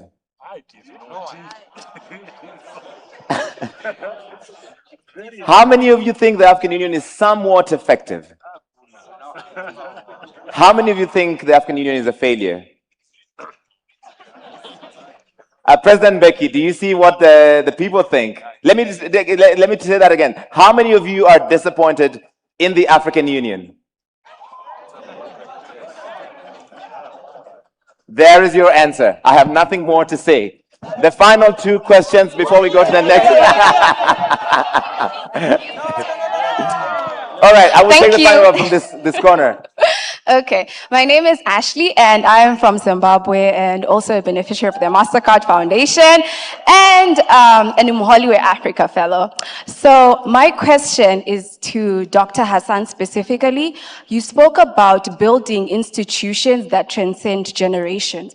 But then throughout the conference, we've also talked about not wasting time building committees, being too bureaucratic, going to execute. So how do we execute, but also at the same time think of a system? I need one or two things that builders in the room like myself and governance aspirations can walk away with to actually implement from this conference. All right. Remember what I said. The more questions you ask, the further away we get from lunch. So I can only take the final two from... You guys have a joint question? No. Okay. Do you see these Africans? You cannot trust these Africans. Okay, fine. My sister. Good afternoon, everyone. I am Mariama Masakwe from Liberia. So based on what I have heard so far from the Pan-Africanism to the Meta-Africanism, I came up with a question that I want to understand better, which is how can African turn its young population into an economical growth and a development progress? Okay, he literally grabbed it from my hand. Final thoughts. Thank you. My name is Felix. I'm Rwandan. My question is, Africa has a very young population, but many young people face unemployment and lack of opportunities. What practical change should African governments, universities, and young people make now to turn this large youth population into Africa's greatest strength? Guys, I have to leave it there unless... Do you have a microphone? Where's that microphone up there? Do you have a microphone around there? If you're near a microphone, take it as I go back to the stage. They're gonna take it. Okay. I'm going to give my panelists each just 30 seconds as you wrap up here, just because we want to get people to lunch and we have 2 more things to do. Thank you for your contributions. We wanted to make sure we have good geographic representation, and I think we've covered that. We even had from Zimbabwe for the first time. That was very nice. Okay, who's got a microphone? Who has the microphone? This middle. No. Dr. Hassan, there was a specific question for you. I think you can take that real quick as they get a microphone to somebody. Yes. Yes. Thank you very much. And I think I will commend, I was looking at the camera, so I don't know the direction of the guy. The guy that asked the question around African Union. Right. Guys, those are the kind of questions you should ask. You should hold leadership responsible so that the policies and institutions they enact or evolve is also applicable to them. Right. So you can't be a president and say, okay, let's build a very effective electoral system that will produce the best president, let elections count, and then elections are done, and a leader is announced, which is not you. And then you go to the judiciary, announce that that election was technically default. So the judiciary, which is not the electoral body that you set up, is now deciding at the Supreme Court that that election is null and void, and you sit down there as a president. You should be able to call that president to account that you must obey this institutional requirement, and you must get out of that seat. So if you sit down and allow that, that's what I call building institutions, not creating them.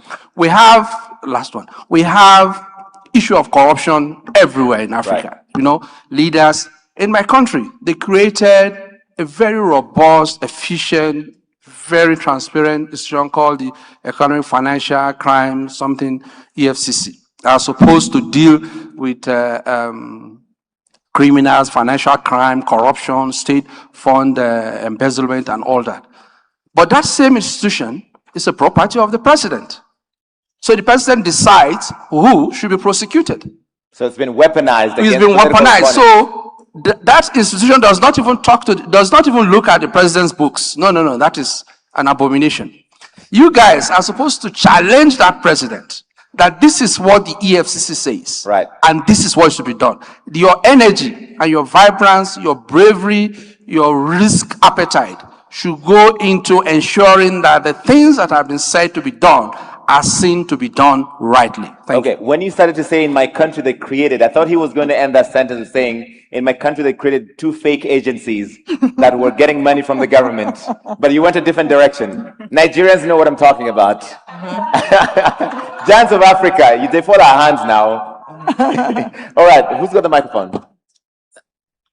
There was somebody who had a really burning question there at the top that I want to give a chance to.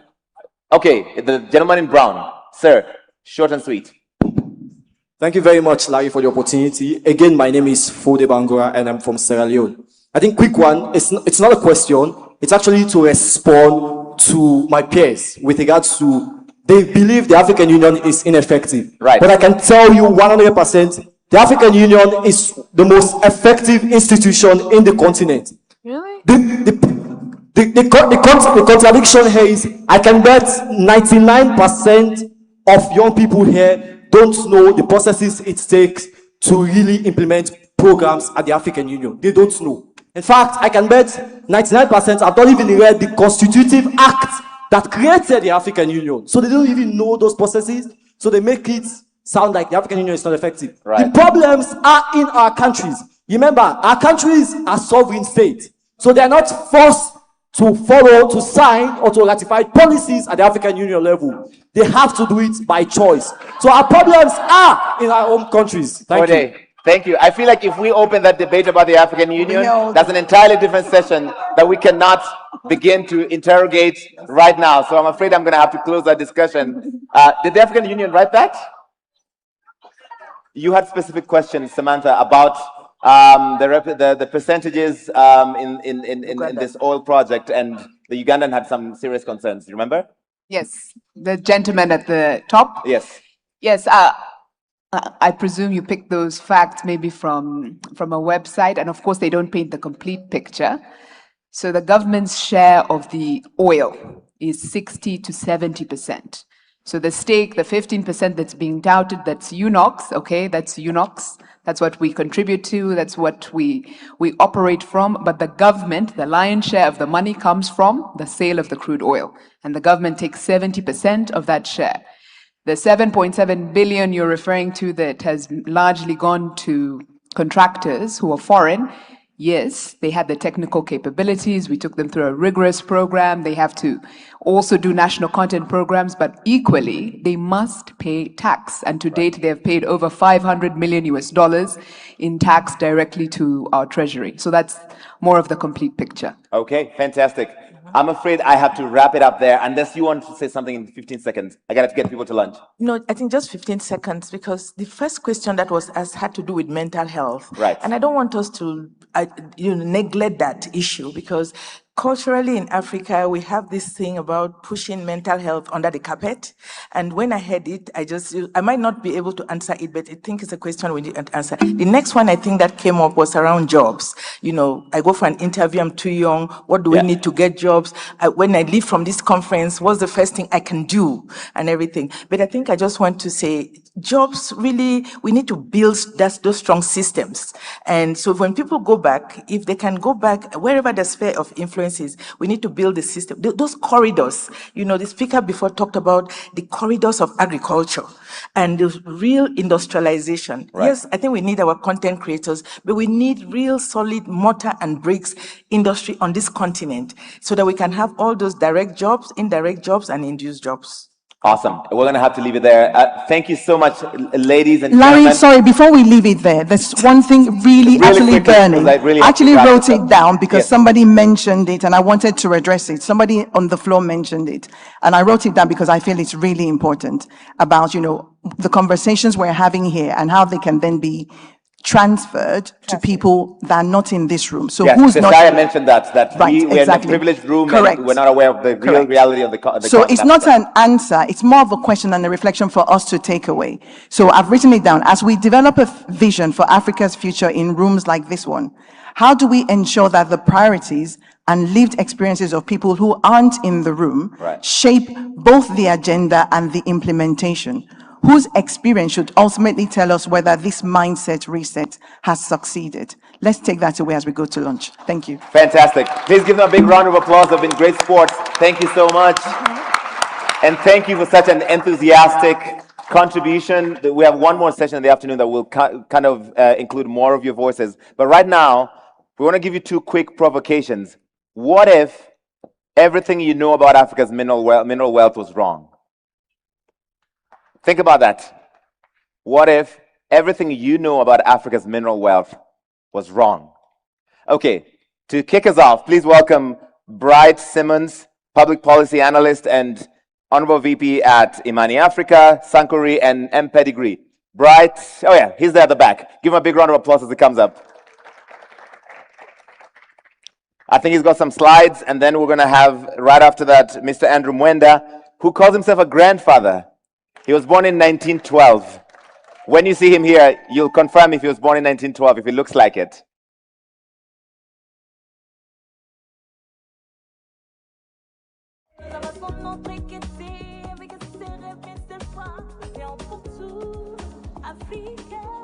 Thank you very much, my brother Larry. First of all, gratitude to ASG for inviting us, to Dr. Gattari in particular, but also His Excellency, and obviously to all excellencies for spending time with us and allowing us to bring this provocation to you. So this is the part of the conference where we make you very angry. So initially you're going to be extremely angry, then you're going to realize that there are actually some facts in here and some truth. And as you all know, the truth will set us free, because they will pave the way for the mindset shifts that are needed. Also, it's going to demonstrate in real terms how ASG is going to be a very different kind of platform. Just an hour or so ago, a few hours ago, you heard someone from McKinsey, actually the chairman of McKinsey Africa, give you a set of numbers, which I'm now going to completely dispute. And then we'll solve it all on ASG's platform as the months and the years proceed. So here we go. I want to convince you that when the rest of the world concede to us that we are rich in natural minerals, they are just giving us a consolation prize. These are people that really struggle to accept that we are excellent in any regard. Why are they so eager to tell us that we are rich in natural resources? Because the assumption is that it's not a merit. If you are rich in natural resources because you've got some rocks in your soil, and through those rocks in those soil, you get some money, but it's not really merit. That is why they easily concede this wealth of natural resources, and they don't bother, obviously, to look into, because they don't care, even if they have the information. I'm going to try and convince us that hype is not our friend.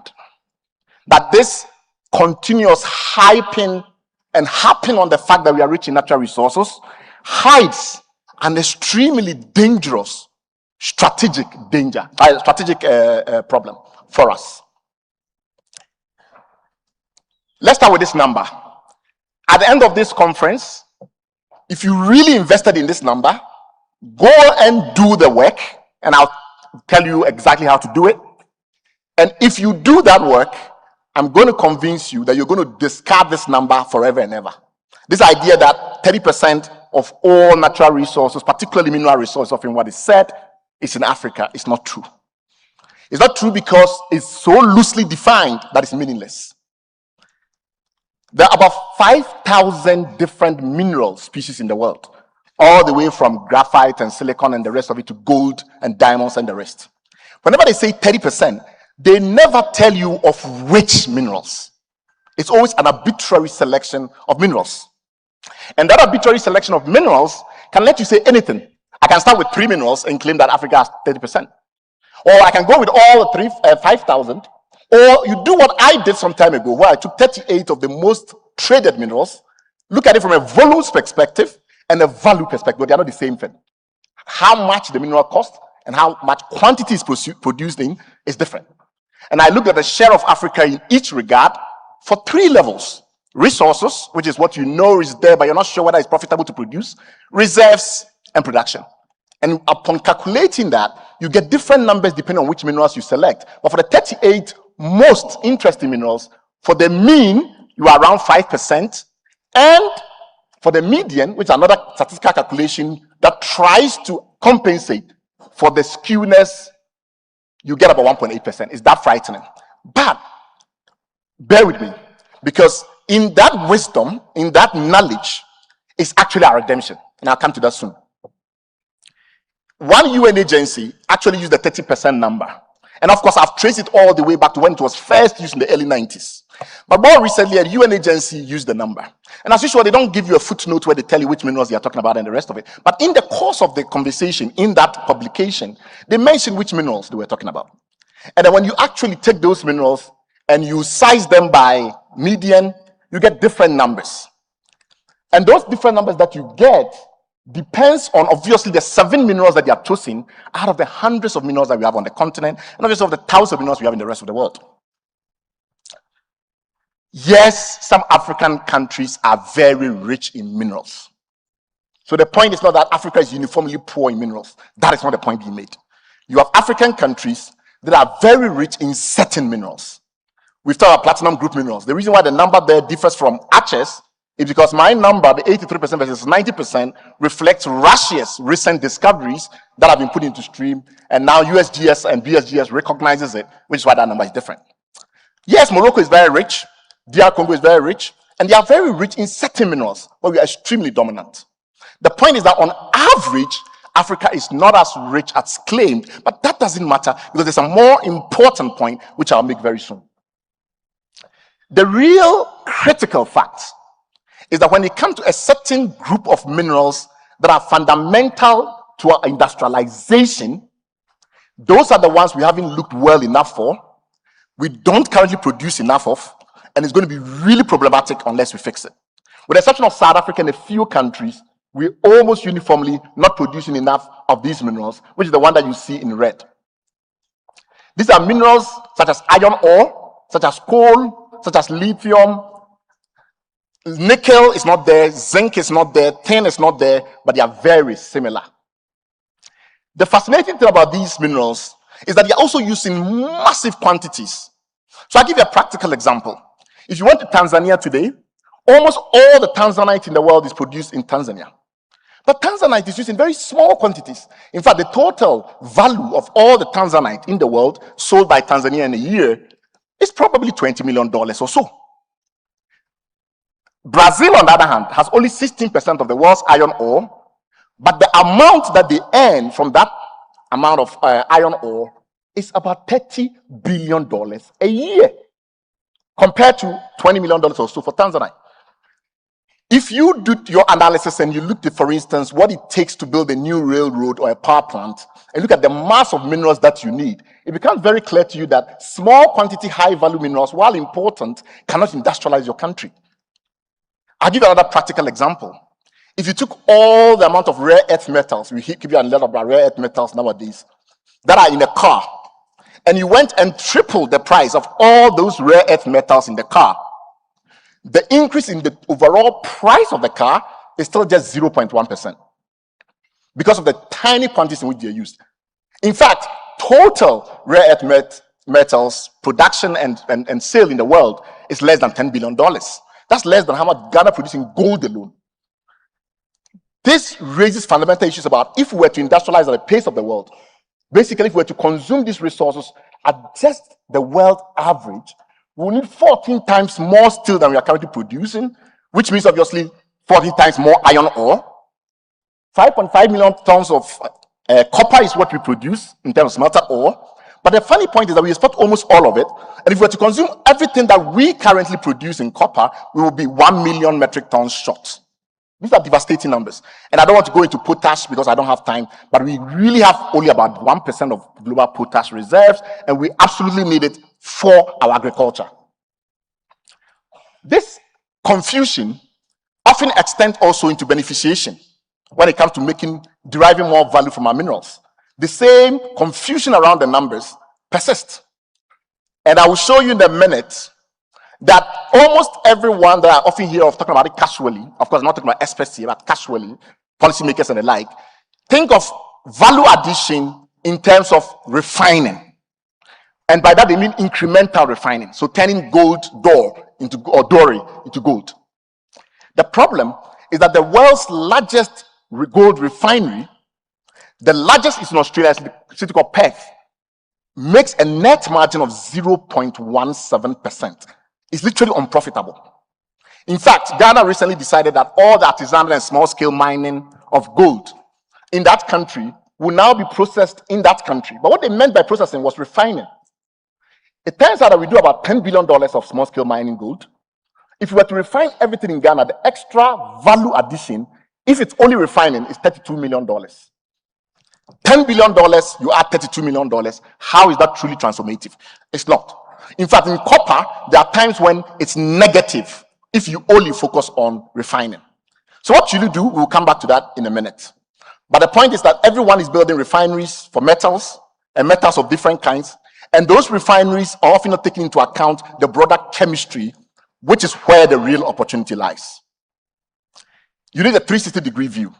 And that 360-degree view means that you have to look beyond incremental refining. So think of, for instance, iron ball bearings, which every gold mine, every solid mineral mine needs in order to be able to mine the minerals. Many countries in Africa never made them. In Ghana, despite 120 years or so of gold production, we don't produce simple iron ball bearings. And these are $100 million opportunities all over the place. Sulfuric acid, billions of dollars. So don't only think of the incremental refining, think of all the adjacent linkages, think of all the other opportunities around the mineral. But when you think it's about value addition around incremental step refining, you often close your eye to that specific point. Which relates us to 5 quick points. The first point is that when it comes to so-called critical minerals and critical mineral lists, ask yourself a very simple question: critical to whom? Because a lot of the lists that you hear, sometimes chromium, cobalt, and the rest, is often based on national security interest of specific countries in the world, not necessarily African criticality, which I define as purely about industrialization. So you have to use the African mining vision and then Agenda 2063, cross and transpose, and then based on that, select minerals that are critical to the achievement of those goals, not the minerals that Americans or the Russians or the Chinese claim are critical. So that's the first insight. The second insight is stay focused on where the real industrial value lies, which means minerals that are critical for industrial transformation. And that means that even when it comes to the critical minerals that are related to energy transition, we often make a big mistake. Imagine you wanted to build a 200 megawatt windmill or wind power station. And you say, what are the critical minerals for that? It turns out that over 245,000 tons of materials are required for that plant. Most of that is not critical minerals. The critical minerals element there is about 80 to 32 tons, depending on the mix of that power plant. So even for the critical energy transition that they tell us about, the solar panels and the likes, the bulk of the minerals in them are not the so-called critical minerals. Because when you think of a solar panel, the bulk of the minerals in there is silica. So think like that. Don't let somebody use their list of minerals and claim that certain minerals are important for you when your focus is on manufacturing. Third, boost exploration for industrial minerals above everything else. We used to dominate we need to control about 16% of the world's exploration dollars. It's gone down to 10% and it's fallen. We are not finding enough minerals. That happened to us in cocoa. Acha was telling you earlier that Africa produces 70% of the world's cocoa. Well, that was a couple of years ago. A country called Peru decided to enter the market and they've shrunk us to 50% because our trees got old. And because our trees got old and we're not replacing them, this is creating really fundamental problems in agriculture, and we're going to see the same in minerals if we don't boost exploration. How are we going to do that? My argument for boosting exploration requires us to look carefully at what we are doing with data. Right now, the only people who look for exploration data to find out how much gold is there, how much iron ore is there, etc., are the people who intend to mine. And because mining is a multi-billion-dollar industry, you don't go looking for the data unless you have billions of dollars to spend. We are asking that you unbundle it. You create a new category of rights purely in the information and the data rights. And if we don't do it, others have come to this country, in our countries, and using technology from America, they are collecting that data. A company called Cobalt is an example. They are building artificial intelligence models. They are taking those artificial intelligence models to Australia to find more minerals there. So what am I proposing? Simple. Make sure that the mineral rights themselves become an asset, enable people to create artificial intelligence models on the mineral information data, and then through that effort, create conditions in which finding the minerals become as valuable as producing the minerals. This is very straightforward support. And the last point I will make, obviously I've already made it, is that think much harder about value addition beyond incremental refining.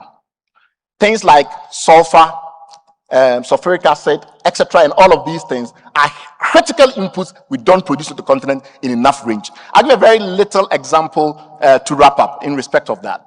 If you think of palladium, which is one of the platinum group minerals, today, Russia has overtaken South Africa in palladium, even though South Africa is a world-dominant power in platinum group minerals. Now, the problem is that the chemistries around all of these are still being imported, which is why when you build a refinery in Africa or a smelter in Africa, your aqua regia, all of these complexes are still being brought in overseas, and the money is still being, in a sense, externalized. We should go in and build capacity across the entire value chain, even when we are thinking about value addition. Thank you very, very much. Thank you, Bright. And my grandfather, Andrew Mwenda. Again, the topic is everything the world has told you about Africa's mineral wealth is wrong. Andrew.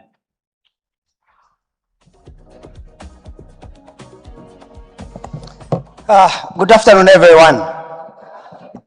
First of all, I want to thank Larry for accepting that I'm his, not grandfather, actually, I'm his great-great-grandfather. I am the grandfather of his grandfather. And then, where has my other great-grandson, Francis, disappeared? So I want to first blame Francis for inviting a man from the Jurassic Age with ideas fossilized in amber to speak to very young people like you. About minerals in Africa, first, I want to give a broad perspective about what I think the problem we face is. The process of development takes place in the context of international trade. Now, international trade is a value chain. Some countries, like Congo, will produce coltan, others will make microchips, others will design smartphones.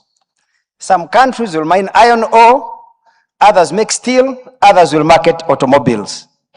How much you earn from international trade depends on your position in that value chain. The challenge of Africa is not the presence or absence of minerals, really. It is absence of two things. What I would call human capital and technology to convert the minerals that we don't have, rather we have, into high-value products, or for that matter, to be able to trade minerals that we don't have, to buy minerals that we don't have and convert them into high value. Please remember that South Korea and Japan are some of the most industrialized countries in the world. They don't have these minerals. So the lie about Africa is that our development will entirely depend or largely depend on the presence of minerals under our feet. The second thing we don't understand about minerals in Africa, actually Africa is the most underexplored continent in the world when it comes to minerals. The United States and Canada occupy 13% of the land surface. Africa occupies, I think, 22 or 21%. The total value of all minerals in Africa is about 30 trillion. Between the United States and Canada is 78. What is the lie there? The lie is that North America has been thoroughly explored with modern technology. Africa's mineral wealth, that the information we have, is from maps and the explorations that were done in the colonial period, and they have not been updated. Outside of South Africa and Morocco, and maybe recently Uganda, African countries do not know what is under our feet. So we are fighting over something we don't even know. So, if we are to think about Africa, our greatest mine is not in gold, it is in human capital. To generate the technology, to build trade links that can allow us either to exploit the minerals we have or to exploit minerals from other countries to create most advanced products. I'll give you an example. I think the total revenue from minerals in Africa is how much? About 508 billion a year. About 500 billion. Of that, total royalties and taxes is 20 billion. The good mathematicians, how much is that? 3% is what we get. Why? Because outside of South Africa and maybe Morocco, the control of the exploration, mining, processing, and whatever you can add in Africa is not controlled by us. So we need to take control of our own wealth. The second part, the United States actually, if you remove fuel, oil, products, non-fuel minerals in America are only 112 billion a year compared to Africa's 5 billion. But because what they mean is processing to what you could say the aerospace industry, electronics, and so many other advanced technologies, the total value created by the mining industry at the end of the day in the United States is 4.1 trillion. From 112 billion, you have $4.1 trillion worth of economic value. I think that is what Africa should be discussing. How can we convert the little that we have into high value? I'm carrying an iPhone here. The design and marketing of this iPhone is 64% of its value. Please find out. The rest, you can compact it in 36%. So, if Africa does not go into the high value end of the product cycle, you can mine minerals, you can process them, you can sell, as long as you're not at the highest end of the product cycle in terms of value, you can never benefit. And why are we stuck? Because 81% of all mining concessions are Africa. 80% of all mining in Africa is not done by Africans, it's done by multinational capital. And why is foreign direct investment stroke multinational capital not a vehicle for our future transformation? As a rule, multinational companies do not transfer the most innovative components of their business to their subsidiaries. Apple is not going to transfer the design and marketing of the iPhone, which is 64% of the value, to Uganda or to Rwanda. It will remain in California. In fact, what we call multinational companies are not multinational companies. They are national companies with multinational operations. Apple is in the United States. It's not going to leave California. It can do assembly of the iPhone in China, but it will design and market it in the United States. That's where the value is. So my conclusion is that we are fighting over the wrong issue of how much minerals do we have. What we should be discussing is, with the minerals that we have, what can we do with them using our human skill? So the greatest man we have is our human capital. Thank you. Oh, wow. I think that is a great place to end it, unless you have follow-up questions before we take you to lunch. I feel like they've covered it so succinctly. Do you agree with everything he said? Right? I agree with most of what he said. Except, what do you disagree with? Never disagree with your grandfather, especially in front of other people. Chalet, we're ready there now. Just go for it. The only caveat is that when you look at the world's, the country that's benefited most from minerals, Australia, 30 million people, when it comes to non-fuel minerals, they produce as much as Africa. Right. Then I did a count of all the major mining projects in Australia in the last 5 years. Right. All of it was by foreign companies. Even in Australia. So what does that mean? That doesn't mean that I'm disputing what he says about MNCs. What I'm saying, it means though is that once you've created the platform in your own country, you can then be safe enough to allow MNCs to come in. So it's not that you don't need MNCs at all, but you need to have a foundation in your own country, a strategic foundation, and then let MNCs come in. Because otherwise you lose technology and other skills over time because you can't do everything in your own country. But the point he makes is that they're not really multinational companies anyway. They're national companies with international operations. That's what I mean. The benefit is where they're from. But the technology, see, the way the technology is not uniform because of the discovery process is accidental. Right. So some smart person sitting in Korea discovers something. Let's say somebody sitting in Mongolia discovers a way to get more gold out of your soil 4 times what your current technology can do. Right. Because they're in Mongolia and they build a big corporation, you can license the technology. Right.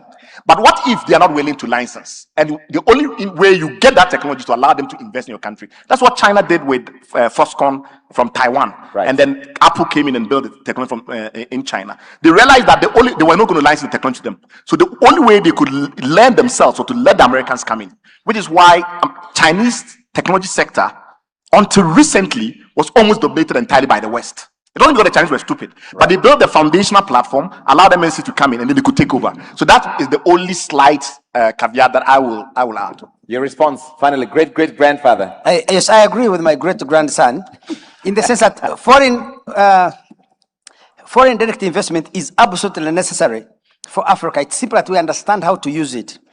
It should not be the driver of our transformation. It should be a complement to it. Right. If you look at companies like Kia, Hyundai, and Samsung, LG, they became successful by attracting international partners. They will bring you technology, capital, skills, and the international operations. But you should give them maybe 20 or 15% stake in your businesses. The problem, of course, for us, we give them 100% control, and then we get nothing. So they should be complements, not supplements to our national efforts. Right, 30 seconds. If you go to my blog, you'll find a story about Saudi Arabia versus Nigeria and the trajectory of oil discovery and production. One of the first things you discover that Nigeria moves too rapidly from producing, a couple of 100,000 to millions. Saudi Arabia took 40 years to become a major oil producer.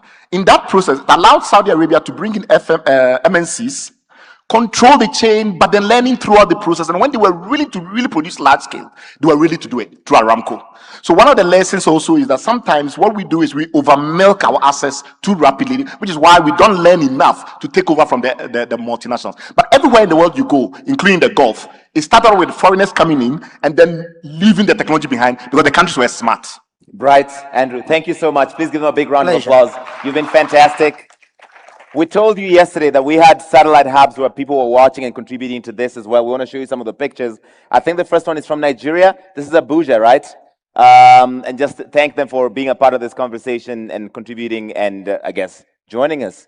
We're going to have Nigeria come up and then Zimbabwe, Harare, any moment now. They told me it was ready.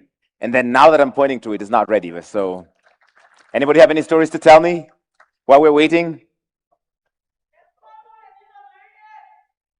Listen, Julie is going to be here in the afternoon. Can we get a microphone to His Excellency Gatete here in a second? Julie is going to be back here in the afternoon for the afternoon session. We have a few more opportunities for you to speak and contribute and to wrap it up. All right, yes, that's the Youth Hub in Abuja, Nigeria. Thank you so much for being a part of this. It's real, for real. They are, in fact, watching this. And that's more from the Youth Hub. While we have those pictures up, they will have the locations. Sir, go ahead. Yeah, I just wanted to maybe add something to what Andrew Mwenda and his colleague just mentioned, which I really completely agree. And you can go to any conference and they are saying the right things.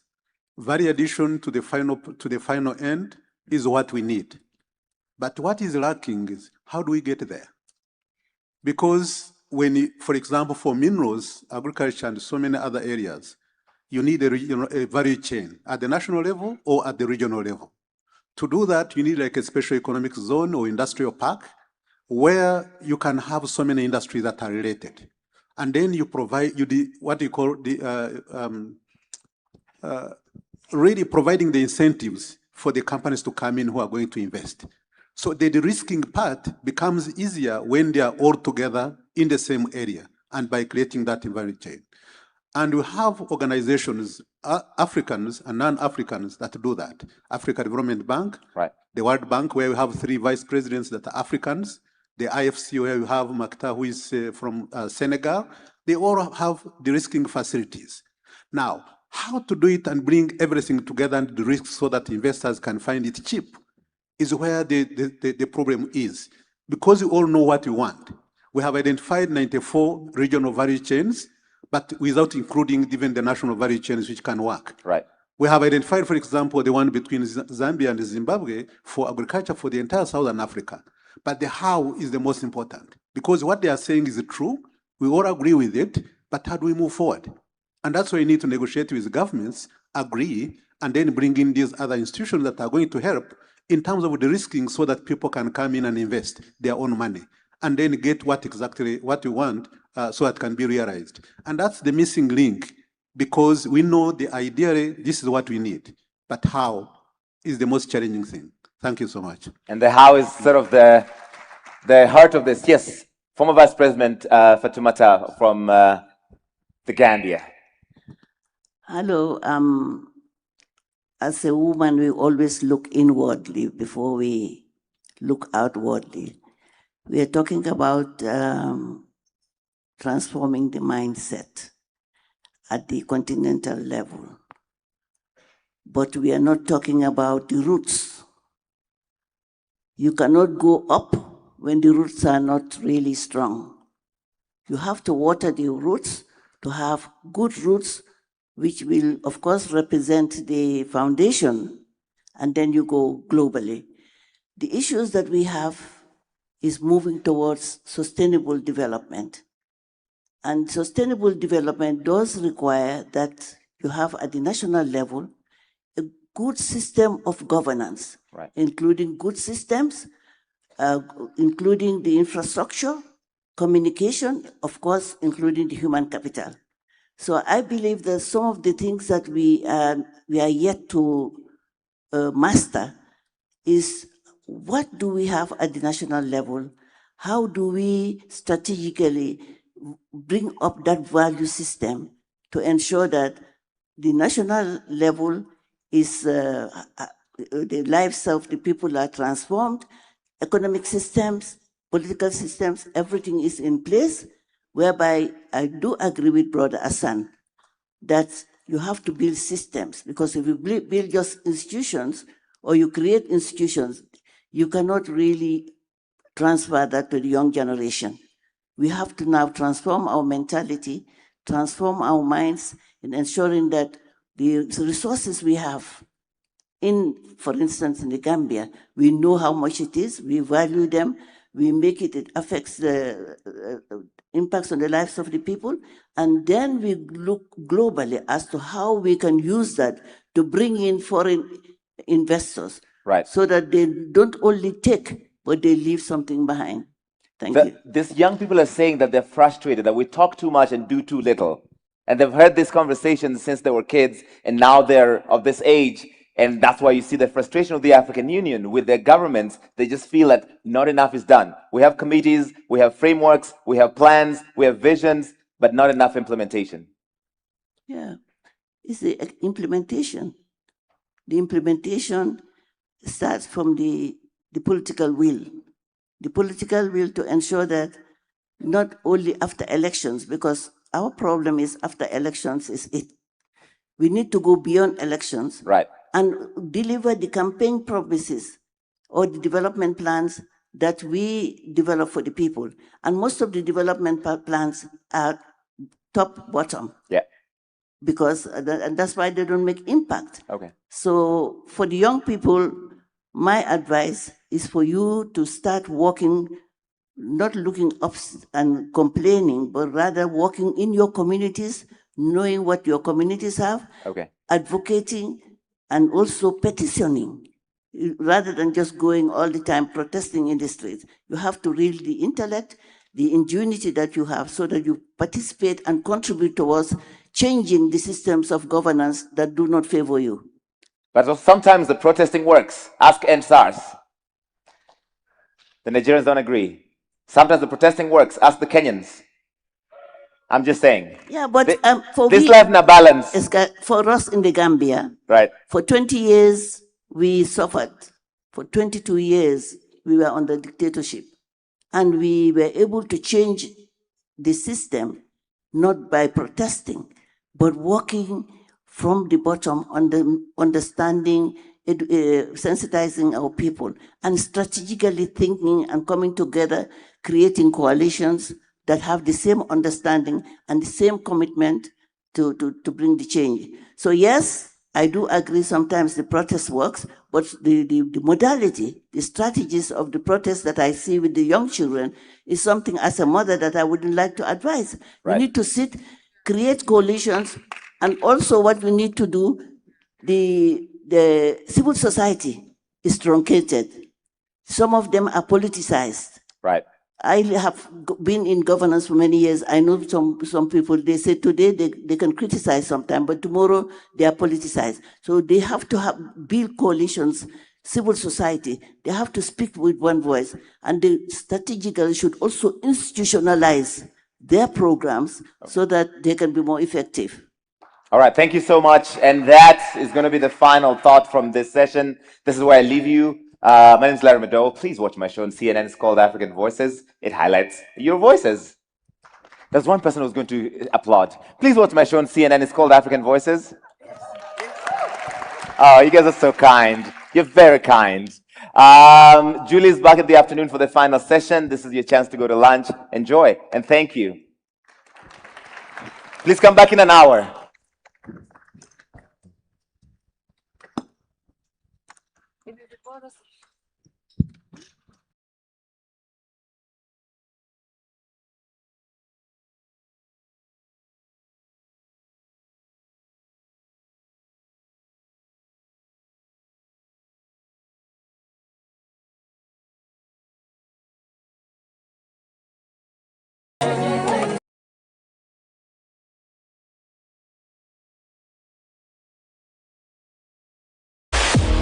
Your gateway to East Africa.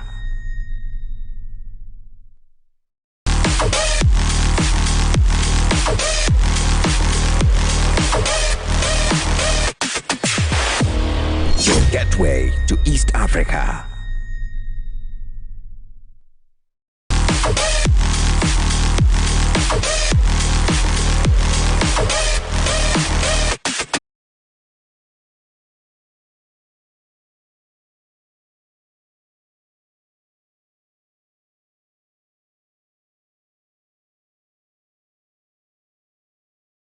Grandchildren will say, "Oh, Grandma, what are you learning?" The world is learning from the cradle to the grave. In Islam, in the holy religion, God says we have to learn from the cradle to the grave, and also Christianity does require it. So you have to continue learning and unlearning, and be committed. You have to fight for a stand for a cause. All my life, I have stood for a cause, and this is why I'm still relevant to my country. Regardless of no longer being a vice president, I stand for the cause of the country. When there is crisis, I don't wait to be called because they call me mother, so I intervene. So, and because of the respect, because as leadership, you also have to have the integrity and you also have the legitimacy. The legitimacy is people trusting you as a leader. What happened, for instance, in our country for 22 years, we had a difficult political situation, and I decided to leave my UN job and come.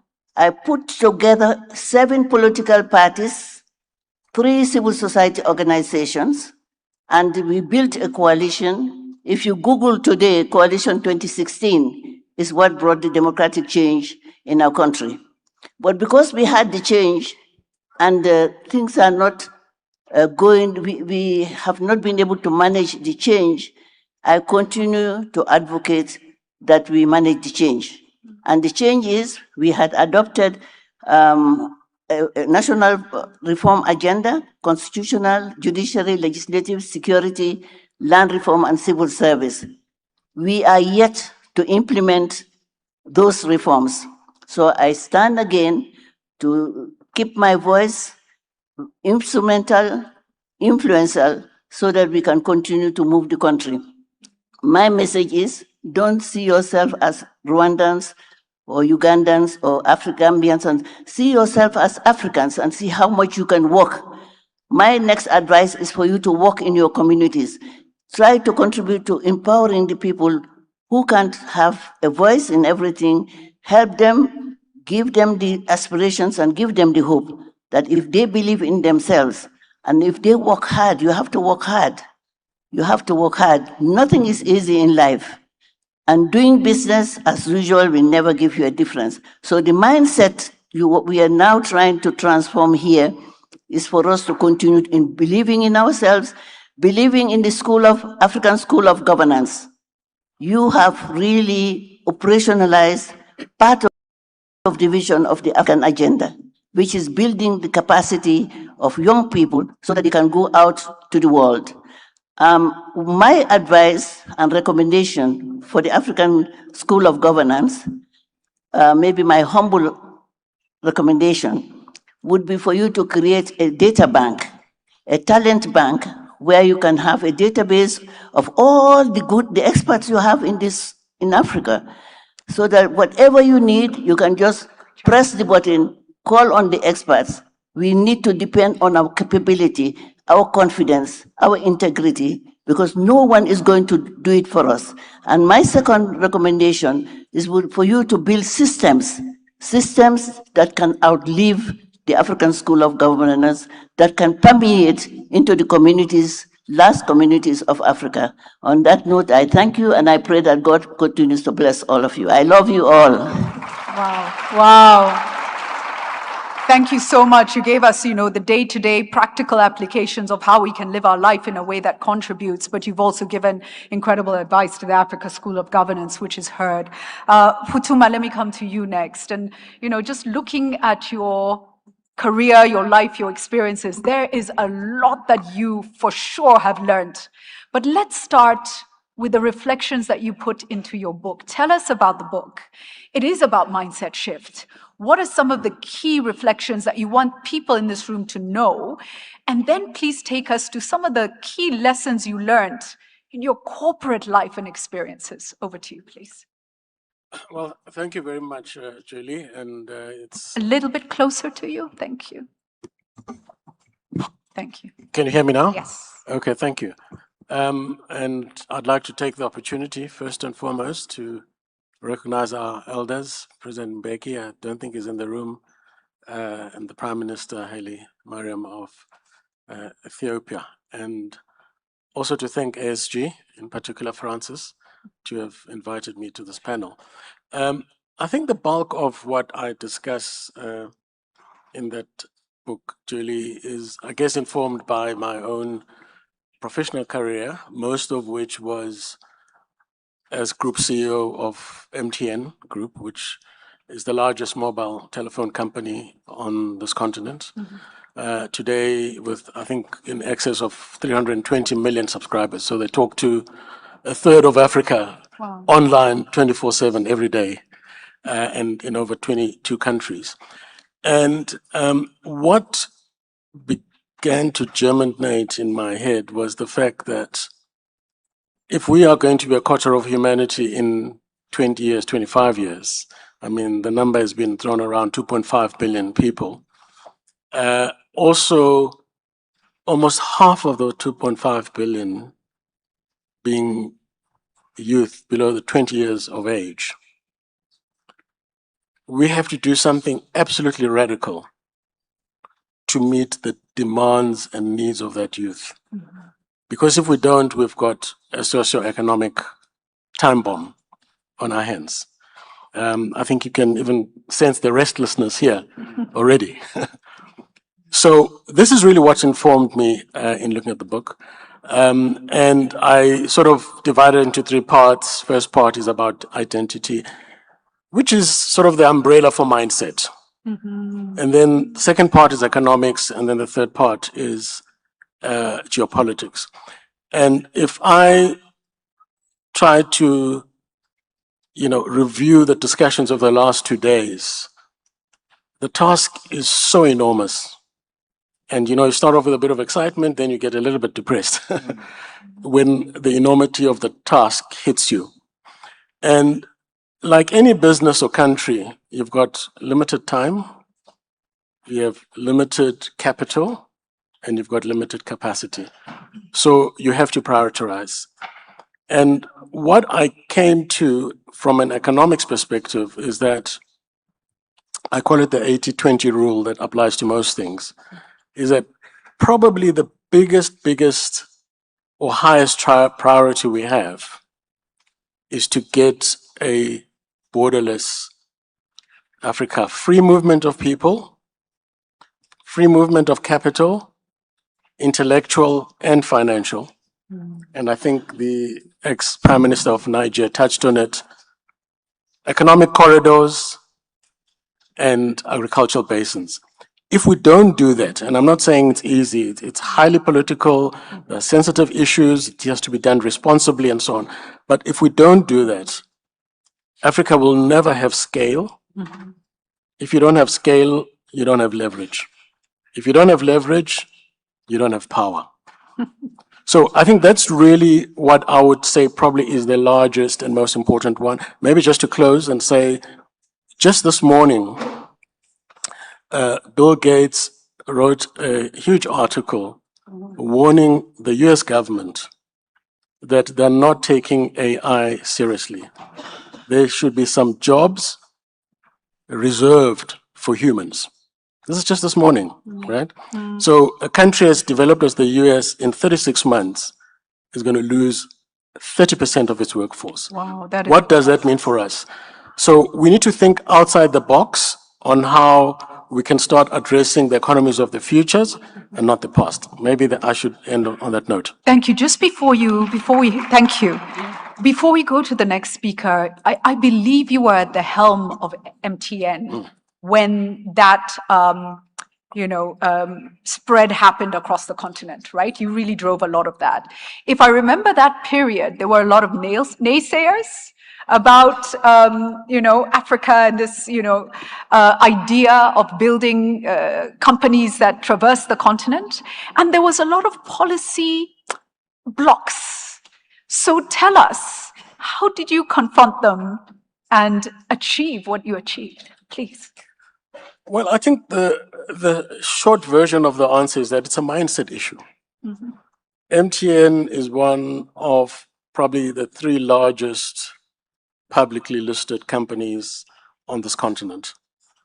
And when a lot of South African companies took their capital offshore and re-domiciled, listed in London, listed in New York, and so on, we decided, because the management team was primarily an African team, that we're going to stay on this continent, we're going to remain listed on this continent, and raise the capital. The rest is history. Thank you. Wow. So please, let's give that a round of applause, because that was a choice. That was a decision. And then, yes, then the strategic focus on getting it done. Benning, let me come to you.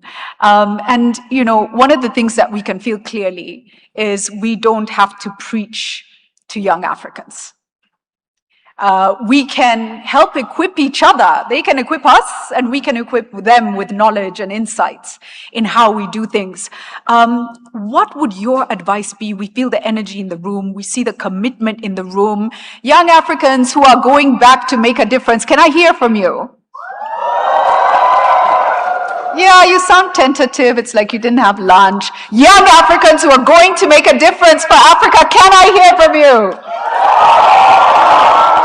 Better. I see somebody doing this. Now, what message do you have for all the young Africans in the room and outside the room in terms of where you sit, your perspective, what you see, and what would be most helpful? Thank you. Thank you so much for having me. But before I say anything, I want to specially thank my elder brother, Francis, and the team for pulling together an amazing forum, an amazing set of young people and influencers that I believe post this event will change their own mindsets and the continent for good. I also want to inform him that before I came upstage, a young Algerian walked to me and asked me why we didn't have any North African representation on the speaker list. Oh, yeah. I assured them I was going to communicate that, and I hope that maybe in subsequent ones, we have the regional balance in terms of the list of speakers. That tells you that young people by themselves are very conscious and sensitive about how this continent must develop. But having said so, there's a couple of things that we need to recognize. And the first point that I would tell young people is never to lose hope on the possibilities of our continent. Is the first thing that I would tell young people. And the second thing that I would tell young people is that let's not give up on African solidarity, because at the heart of Africa's development is our solidarity. And when I say this, I will still be reminded of what's happening in South Africa, where other Africans are being kicked out, and politicians would do some lazy thinking, trying to attribute xenophobia and Africanism to the element of irregular migration. But our forebears from the 60s, when they started speaking about regional integration and the need for us to build common markets, break down the barriers, eliminate the visa regimes. And I'm glad that my elder brother here mentioned that this continent, for us to develop, we need to open up the continent. And young people, when I move around, when I engage with colleagues, the first thing that they speak about is the exigency of breaking down the barriers, removing the visa regimes, and allowing the ingenuity of the African to move around freely on the continent. And so that advocacy must not stop.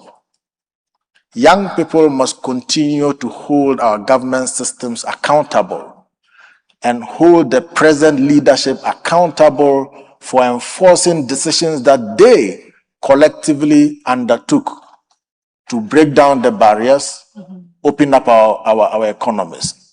The next point that I would touch on in saying this is that we've had this conversation about the need to decolonize our educational system. But it has become a slogan of decolonizing Africa's educational system without real evidence of action. And why do I say so? If we look at from yesterday, we talk about skills development. We talk about the human capital. We talk about the need for this continent to be able to mobilize adequate resources. Look, quick statistics. Africa has a development financing deficit of $1.6 trillion. We need about $2.4 trillion to be at par with our colleagues in Asia. We have about $4 trillion of African money sitting in reserves outside. The question we ask ourselves, is it lack of the sense of ingenuity to apply the simple things that we say every day? And who better to advocate for this than young people? The young people need to pick these data and confront leadership with that. And that mindset is what's going to drive industrialization. That's what's going to drive investment in agriculture, drive investment in technology, and create the Africa that we really want. And probably just my final point would be, what should young people really be doing? It's been 20 years since the Africa Youth Charter was adopted in 2006. There's a decision to review that charter this year. Who is taking action? Where are the young people? Do they understand the power that the Africa Youth Charter entrusts to them? Are they able to pick that document to hold governments and systems accountable? And these are things that we need to begin to hold on to. And then we come to the political authority on the continent. Larry asked a simple question before the break, whether young people had confidence in the continental political authority. And the answer was very clear. Why don't we have confidence in the political authority? Because the African continent is focused too much on an election cycle under than real tangible development. And that's why when President Traore speaks, he's more popular than any democratically elected president on the continent. He's not a democratically elected president. He came by the gun. But he's the single most popular African politician today.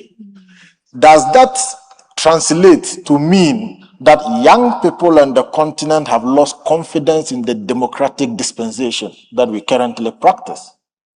And if there's any question that we need to really respond to, the young people in this room must begin to do a self-introspection. Because the two leaders, when they spoke yesterday, in their younger ages, they stood up for themselves. And if we recognize that the political system is weak, that the political authority on the continent is non-performing, and that all the frameworks and architectures that have been adopted have become dormant on the shelves, then we need to do something. Look, His Excellency Gatete said something yesterday, and he summed everything out to say, what we need is implementation. Who is responsible for the implementation and execution? What does it take to do the implementation? We are speaking now about domestic resource mobilization. The young people in this room are the foremost domestic resource that needs to be mobilized and harnessed. Excellent. And until we do that, we're going to be in the same cycle of blaming each other, moving one step forward, 10 steps backward, and we will not truly achieve the Africa we want. So I encourage the young people in this room, Thank you. rise up to the occasion and act. Thank you. Thank you so much. You know, you said so much there. You spoke of the advocacy, and I think part of what I'm hearing is, you know, what does advocacy mean? You know, and the need to go on a journey with young people on advocacy, and the need for you to know the facts, everything you're learning here today, and how can you get more information, because that empowers you when you go into rooms. You know, when you were speaking, Benny, Professor Tade was smiling, because you touched on two things that I think for him will be important. Number one is education, and Tade, I know you've been at the forefront over many decades of looking at what we teach, where we teach it, why we teach it. You've been in the development space. I also know you're very interested in this idea of Africa being able to raise domestic funds to finance the things that we need to do. Give us now a view on where must we go? What do you see? And what would it be helpful for this whole room to know about action, next steps, way forward? Thank you very much, Julie. Let me begin by recognizing your excellencies that are here, particularly Your Excellency Haile Mariam Desalegn, and I think former President of South Africa, Thabo Mbeki, and all other excellencies and people who are here, all protocols observed. I also want to thank the authorities, Francis Gattari and the group from the African School of Governance, for actually creating this space for us. I want to follow you up on two things. I want to address first the question of resource mobilization. And then I'll come to the other point about youth and political leadership, going back to history on this continent. First, with resource mobilization, you talked about $4 trillion trapped somewhere. I thought this is the opportunity for us. Every crisis has an opportunity. We have a funding and financing, development financing crisis in the world today with Doge and what happened in the United States of America. But I think this is the opportunity for us to begin to look inwards, to be looking at different kinds of financial instruments, whether it's debt swap, whether it's a different kind of mobilization that looks at the amount of resources that are actually available across in terms of small amounts of money that we can pull together to use for ourselves, or various kinds of new incentives. And I do know that actually the entrepreneurs who are actually changing the thinking and the mindset about how financial resources are mobilized on this continent are young people, both in the area of tech and in the area of financing. If you look at what's going on with the Nairobi iHub, the Lagos iHub, some of the work going on even here in Kigali and Cape Town, there's a lot of that kind of mobilization, bringing in resources which they mobilize some way or the other, both from outside and inside to the table. So my challenge for us, I should say I stand guilty because I've worked with philanthropies. I've worked with 4 philanthropies as most part of my life. But basically, I think the time has come to break the aid dependency mentality or mindset. I think this is the time for us on this continent to look inwards. And I was so pleased and delighted when I saw the Dangote Foundation here. And when I saw them, there are high net worth Africans. And the point now is to give them a platform and to mobilize them to put their research. And I know some of them are investing because some of the work we did for CASPI, that's the Center for African Social Investment in Wits University, is actually beginning to identify them. They are the Mosepes, they are the Danjumas, there are all kinds of high net worth individuals who are investing, but the investment is in some cases very narrow areas. So I think we need to begin to find ways of mobilizing the resources that we have on the continent, whether from the perspective of the principles of actuarial sciences or new kinds of philanthropies and raising funds. The second point, if you remember the history of the nationalist movement and the leaders of this continent, they were all young. Yes. They were young people. So there's a tradition. Maybe our generation stayed quite a bit in the spaces.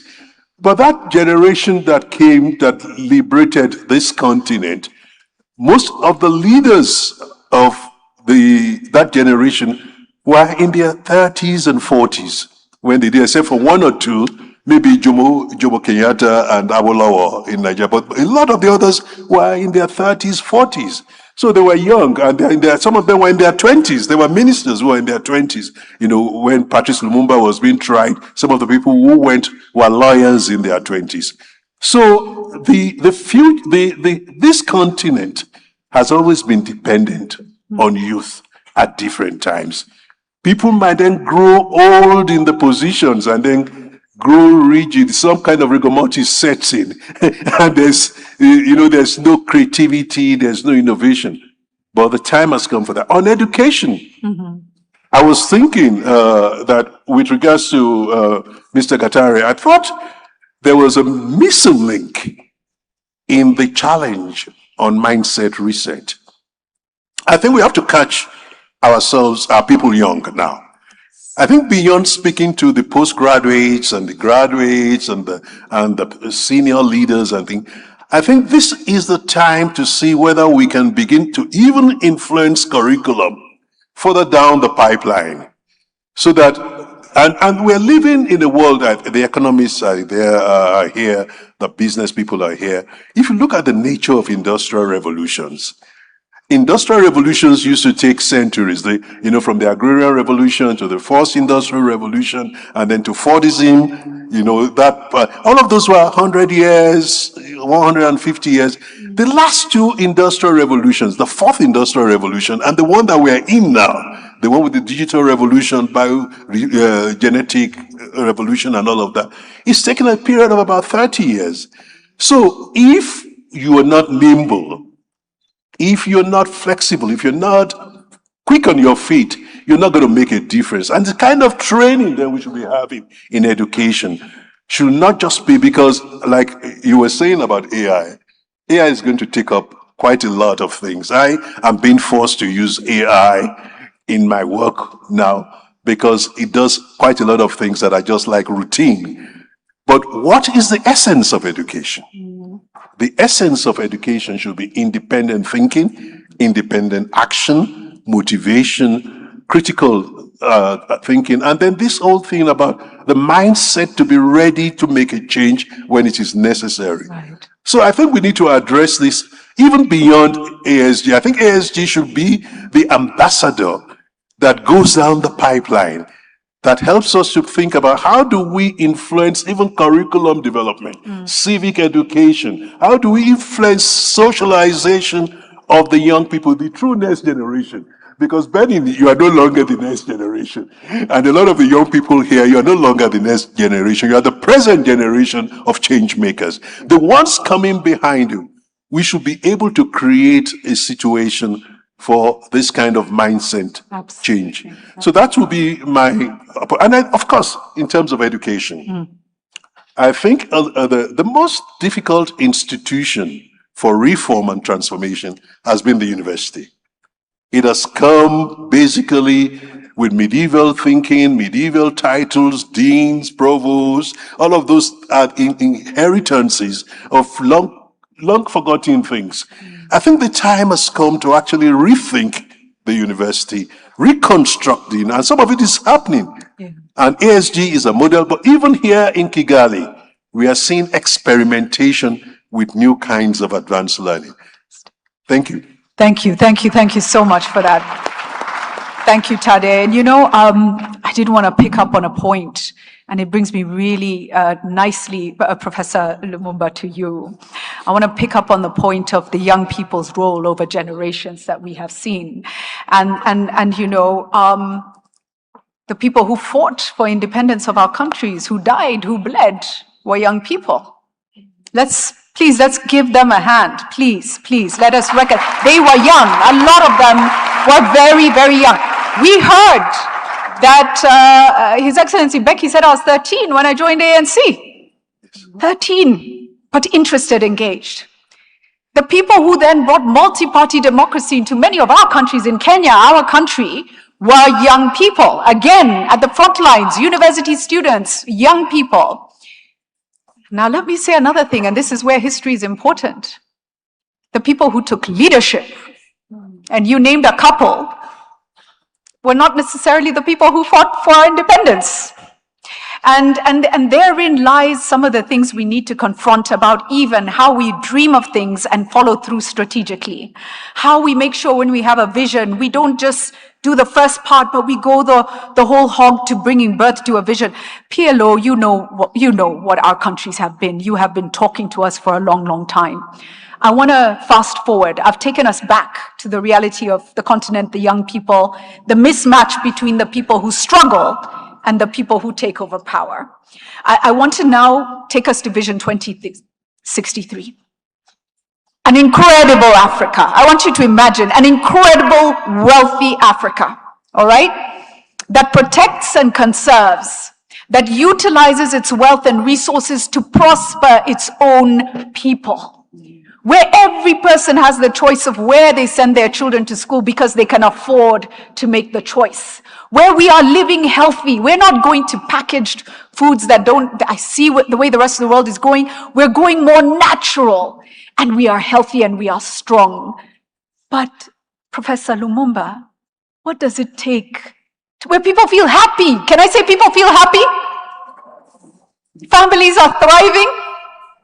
We have contentment. Somebody said they landed in Kigali and they said, it's wonderful. Kigali is wonderful. She said, I feel contentment. Wow. I said, wow, if Africa could have contentment, what does it take mindset-wise, Prof, to move us from this pain we encounter within our systems today to that vision that we have of Africa? Please. Thank you very much. Thank you. This morning, when I was thinking about mindset reset, and I can't agree more with all who have spoken before me, that the mind will determine what we do going forward. And I looked at Africa as it is today. And let me very quickly give you an assessment of Africa today. As I speak now, there are no less than 16 conflicts going on in Africa, as I speak now. As I speak now, almost 50% of Africans will suffer from famine. There will be a meeting here about food, and many things will be said, many beautiful things will be said, but they'll have no relationship to what is happening in Sudan. They'll just be said. There may possibly be a Kigali resolution. And it will end there. We'll meet again and have an Accra resolution. You've talked about Agenda 2063.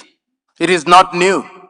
It is the new name for the Lagos Plan of Action of 1980.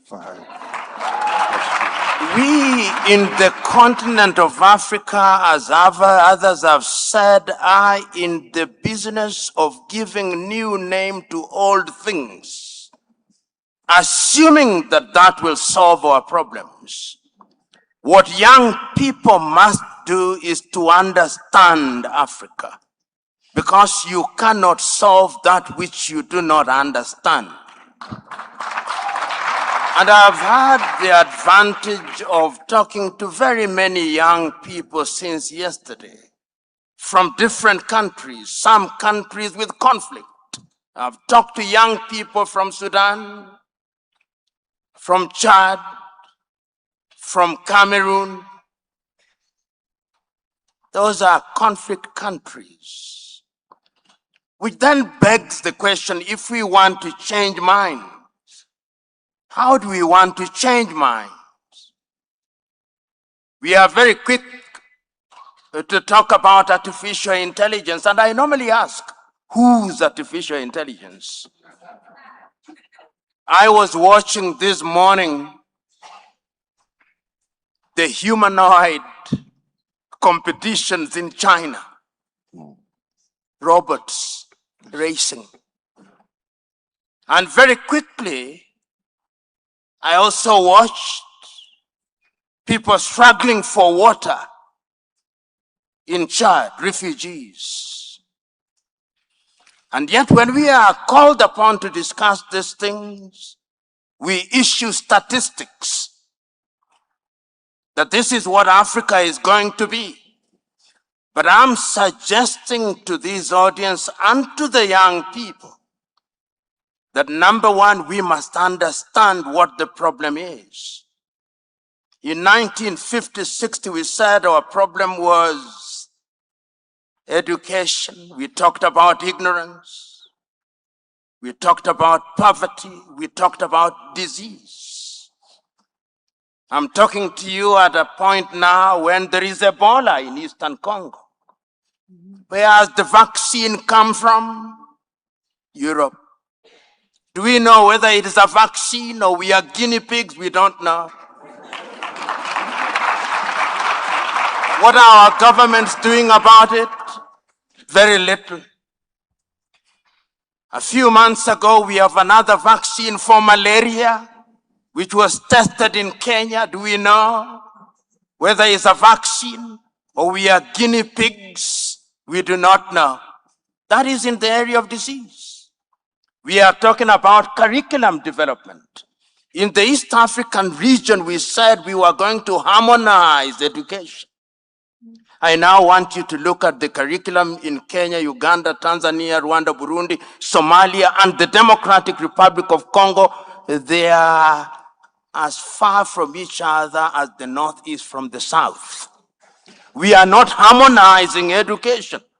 Yet we say that we want to solve the problems of Africa. You young people, you are living at a time when it is the best of times and the worst of times.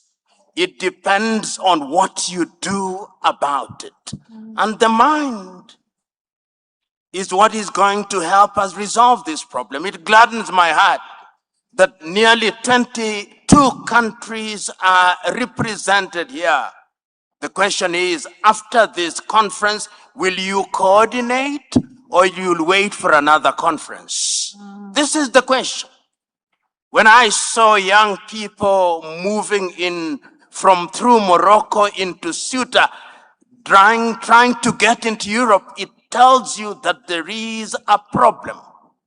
And how are we going to resolve it?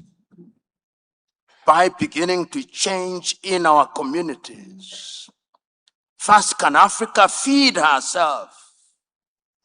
And we are going to feed ourselves if we identify how to do it.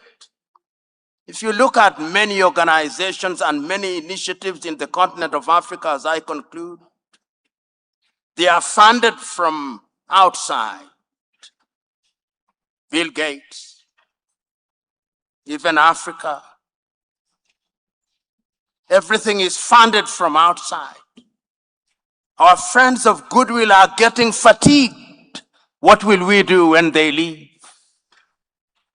The young girl from Ghana asked a question which I believe was not satisfactorily answered yesterday.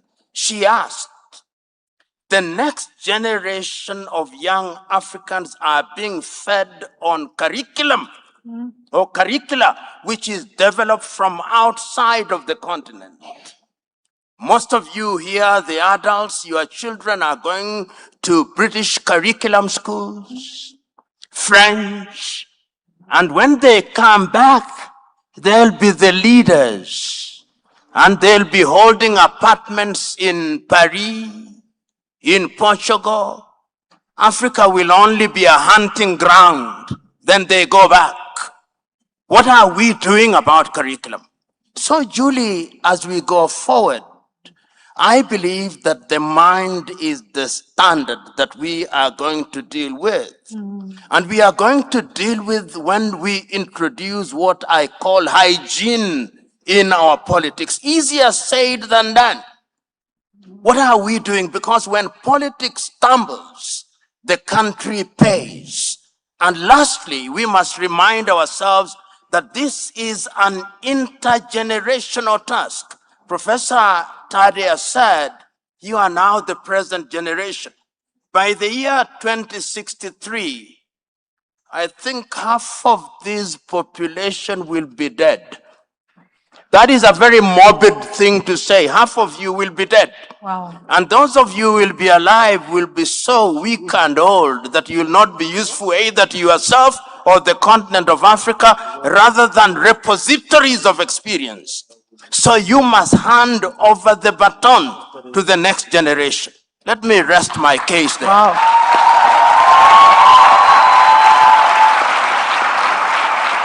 Wow. Okay, let me come to the floor now to take some comments, but I want you to remember, you've been asked, you're here, you've got to meet each other. Are you going to wait to be convened by somebody else? Or are you connected now? And how are you taking the initiative to make a difference? I see so many hands. Where are the mics? The mics, please choose somebody. Where's the mic? Yes, the person next to you, closest to you. Yes, hand the mic over. Thank you. Introduce yourself, please. Thank you. Thank you. My name is Pino Marie Machar. I'm a Pan-Africanist from Inez University, originally from South Sudan. Thank you. Thank you. Thank you for giving me a chance. My hand has been up for 3 days. Okay, you know, we have like 30 seconds each, so we can It's go okay, around. it's okay. Yes, thank you. My question will go to Professor Fialo about the mind reset of the African leaders or countries, that the countries with resources are the countries that turn out to be the most poorest and the conflict countries. Okay. Example is where I came from. We have oil, we have gold, and South Sudan is a totally war zone today. Why? What should we do about that? Thank The second question is, what can we do as both leaders and, wait a minute, I'm almost done. What our leaders could do for us to pave the way for us as the young upcoming African leaders in order to stop repeating the mistake being done by the leaders. Thank you. Okay, thank you for that. Let me take, is there a lady on this side? Where you've got a... Okay, go ahead, thank you. Hi everyone, my name is Mahasin Dahab, I'm from Sudan. Thank you to the panel for the conversation, and thank you for Dr. Lumumba for mentioning Sudan for the first time in 3 days. My question is, I've been in this forum, I've been trying to make sense of the African leadership, African School of Governance, and I understand that in theory, this answers the questions of skilled public servants who are here to uplift the continent. My question comes to methodology, to epistemology, to pedagogy. Yes. So I want to understand how is this African School of Governance, creating its own pedagogy and epistemology towards governance. Great question. I have another one. No. Let's also be fair. There's a gentleman right up there. Can someone rush a mic there? Where is the other mic? Please hand it to the lady. Okay, the gentleman is taking it. Thank you so much. My name is Jabune Nijena. I'm students from Ministry Engeri. So I have the question to direct professor. So the first, African Union is doing their job. We honestly aspire to one Africa. How can we achieve deeper economic integration when we still have different currencies, different financial system? Right. Visa restriction between African countries. Some will remove it, others not. Can we realistic achieve the vision of one united Africa without greater freedom of movement, stronger intra-African trade, financial integration, and shared institution? What specific mechanism will ensure that this new vision from Pan-Africanism to Meta-Africanism move beyond intellectual discussion and becomes practical transformation that ordinary African citizen can experience through peace, security, mobility, economic opportunity, and dignity? Thank you. Thank you for that. Can I bookmark that question? Because that's what several of our panel and our discussions have been about. And I'm pretty sure that as we close, we're going to hear what the next steps will be. There's a lady in white there, but can I please ask, where's the mic? There's a gentleman right up there. Let's get to the people at the back, and then there's a lady here in white. Yes, so go ahead. Thank you. Thank you very much, Your Excellencies, distinguished ladies and gentlemen in all protocols observed. I bring you greetings from the African Leadership University. My name is Regina Kumbature, a Sierra Leonean student and a beneficiary of the MasterCard Foundation, without which I wouldn't be here today. So my focus for being part of the African Mindset Research Forum is to hold our leaders responsible. And I must say, Dr. Julie, I haven't had any commitments to hold anyone responsible for the past 1.5 days in this forum. So now my question is to Wait. Okay. You hold somebody responsible. No, don't ask a question, because you want accountability and responsibility. Please call out. You have a chance now. Okay. Hold someone responsible. Okay, so I would like to call Your Excellency, the President, Paul Kagame, also the President of South Africa, the President of Uganda, the President of Sierra Leone, where I'm coming from, to ask them that if Meta-Africanism depends on a real shift in power, what is one national decision, control or advantage you would be willing to give up within your own presidency to accelerate Africa's collective future beyond your country's immediate interest? Wow. Because now, I see that we have been talking about visa, we have been talking about transportation, we have been talking about sending things from one country to another. Now I'm from Sierra Leone, I'm in Rwanda,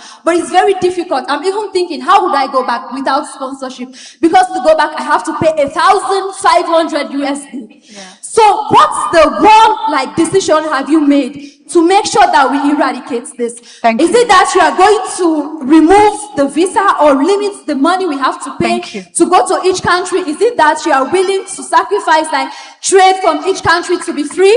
We haven't heard about that. Okay. So please, that is why I'm here, to hold you guys responsible. I haven't had it, and I hope the next Africa Mindset Research Forum wouldn't just be about discussion, but will also be about telling us what you want to do in the future or what you'd like to do as a next step. Thank you very much. Okay, thank you. Because you spoke very long, sadly, I'm going to have to come back to the panel. We'll have to cut the people who are going to speak. But let me say this. No, time is really bad, and we're going to lose some of our speakers. Let me say this, and I think this is really important.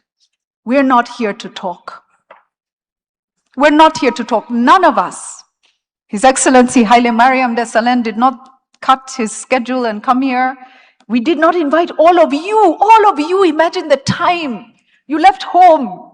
You left what you do every day. We are not here, ladies and gentlemen, and Africa, we are not here to talk. We are here to change Africa. And that's why we have private sector in the room, we have government in the room, and we believe that you as young Africans will help us transform Africa. So anybody who thinks we are here talking, you need to just mindset change. And the way you can do that is to ask yourself, what am I going to do? That's it. That is my ask. I'm going to just ask the panel, thank you very much for being here. Does anyone want to respond? We had a great question on the resource curse. We had a few other questions. I do realize time is tight, so I'm going to come to each of you to try and give responses. And Your Excellency, let me begin with you first. Would you like to add anything considering the questions and comments? Yeah, I like the way your approach. We are here to listen to the young people. Yeah, we are here to listen to you as to what can you do when you leave here, the African School of Governance. What is the next step that you would take to contribute to work for Agenda 2063? We have talked so much, now is action. Implementation is a holistic approach. It's a holistic process. It takes all stakeholders, young people, old people, disabilities, media fraternity, all stakeholders. We have to, each one of us, I would advise that you start thinking of 1 or 3 things that you would do now against a timeline that you would give yourself. For instance, 30th December 2026. What am I going to do as an individual to contribute to working for Africa, for the Africa we deserve? Thank you. And what are you going to do in terms of networking? Because you need to be connected. You cannot work as individuals. Start the networking here. What can you do in asking elders for it could be mentoring, it could be advice. So let us be action-oriented. Thank you. Thank you. Thank you. Thank you so much. Benning, over to you. Thank you. Right. Thank you. So I probably will just touch on the question from South Sudan and then my sister from Sierra Leone. Yes, you find that most countries with the most natural resources probably are wallowing in abject poverty, and in some cases in unending conflicts and war. Now, when you hold leadership accountable, they will attribute to geopolitics and so on and so forth. But we also then as a continent need to realize that the massification in terms of how we beneficiate our resources is extremely important. You see the Lobito corridor is being constructed. But as it's constructed, most of the communities that it goes through are very poor and underdeveloped communities. How do they become beneficiaries of that corridor? Or are we just simply creating a corridor that is a path to move resources from point A to point B? And I think that that's what we need to really address. So that in terms of how we develop our countries, respective countries, that whether be it infrastructure, be it education, that we are looking beyond the urban centers and we are looking at even the rural community. And that's why somebody here mentioned something. We meet here, we are the most privileged of the privileged within our communities. And we constitute less than 10% of the real young people that we speak about every day. The 90% of them are in very far communities outside the capital cities. They may never have an opportunity to walk into the classroom. They don't have any access to electricity or drinking water. And so those of us in this room are ambassadors. And that's why I started my conversation by saying, we in this room need to start the advocacy. And that advocacy is holding systems accountable. Now I come to my sister very briefly. From Sierra Leone. Exactly the reason this meeting is convened. This platform is a platform for ideation and incubation of ideas. But when we leave these platforms, what do? Most of us young people see this as an opportunity to travel and discover Kigali. either than a platform to pick ideas and do real implementation at the grassroots Connect level. and network.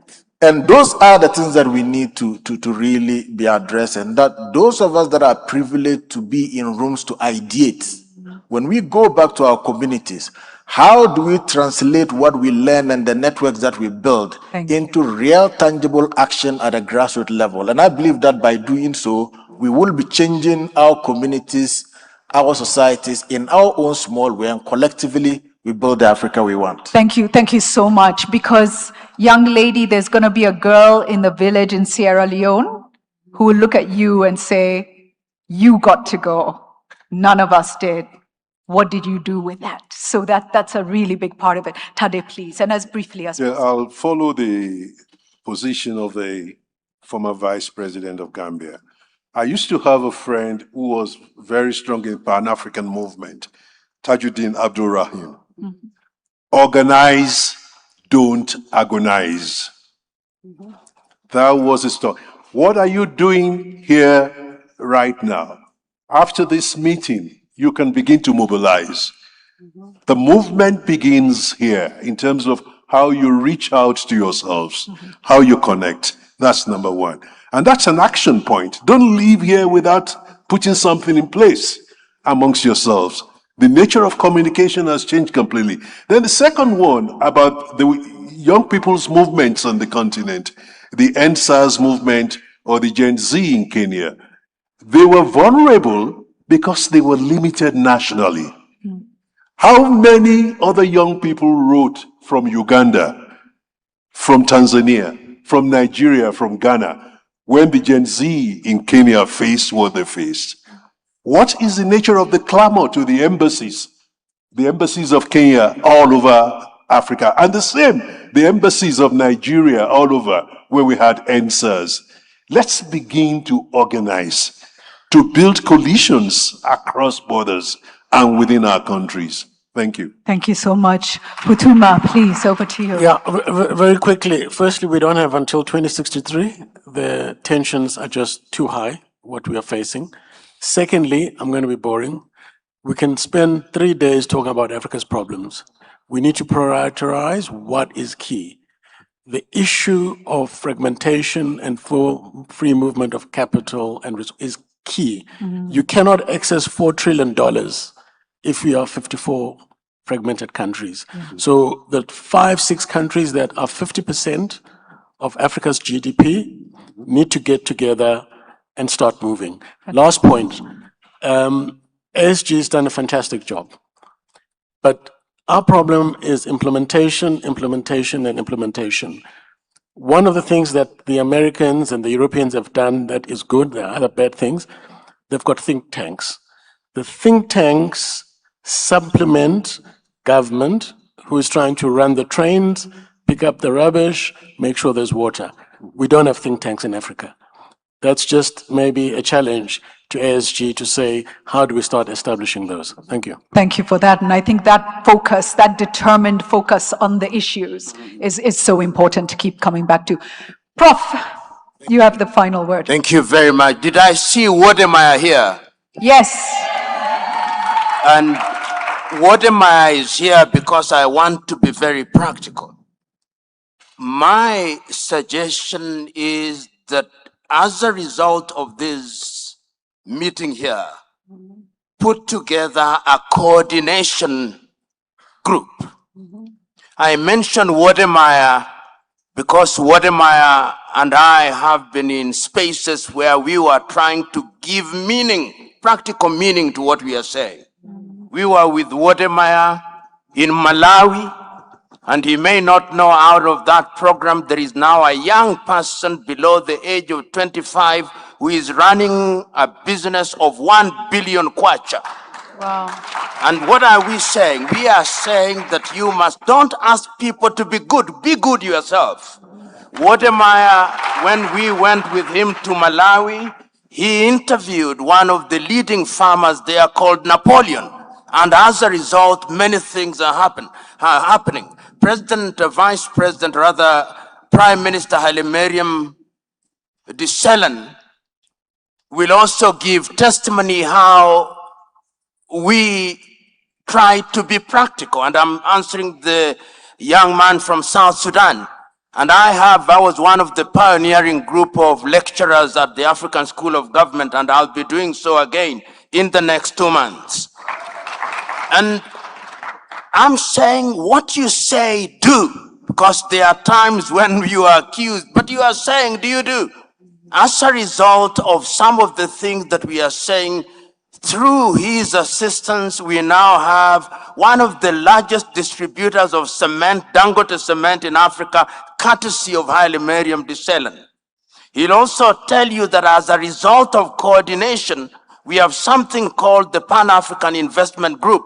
And in 2 months, it will be opening the largest organic fertilizer company in the continent of Africa, just outside of Addis Ababa. And I'm giving these examples to demonstrate to you that beyond talking, if you are asked, what are you doing on the ground?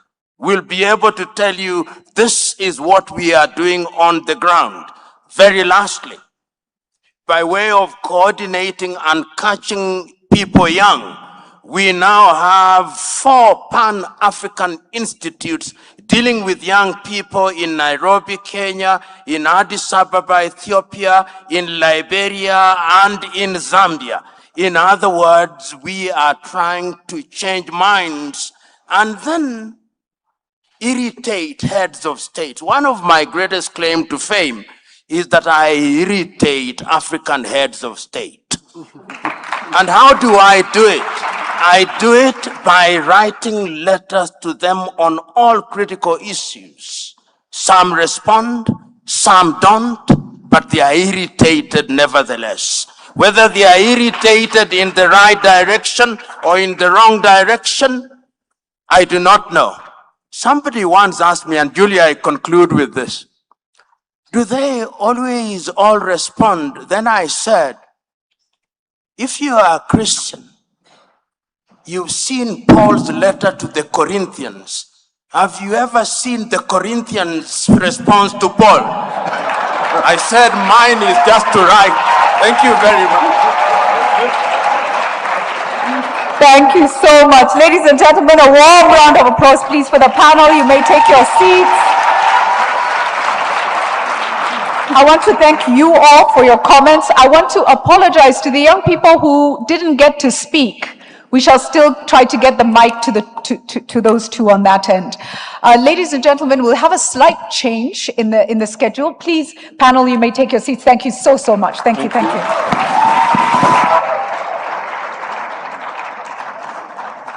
We are going to get to hear from a speaker who was scheduled a little bit later, but once he comes in, we shall introduce him.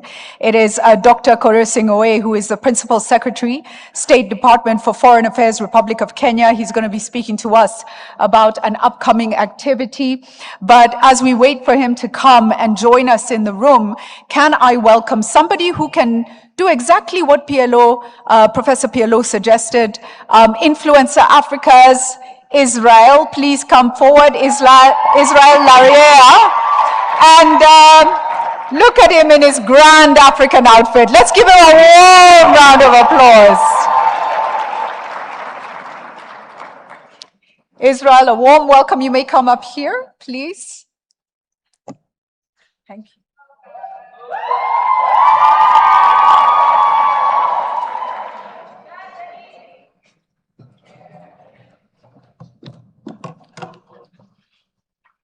Okay, so, all right, this is the point where the complication with the cloth, even though it's nice, is where you have to wrap it around you or throw it around you at some point. So I'm going to do just that.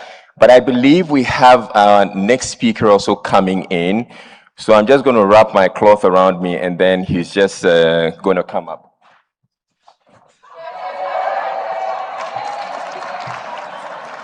So that's the way it goes. So please, I'm going to leave the stage for you so that you come in and get to address us. A round of applause, please.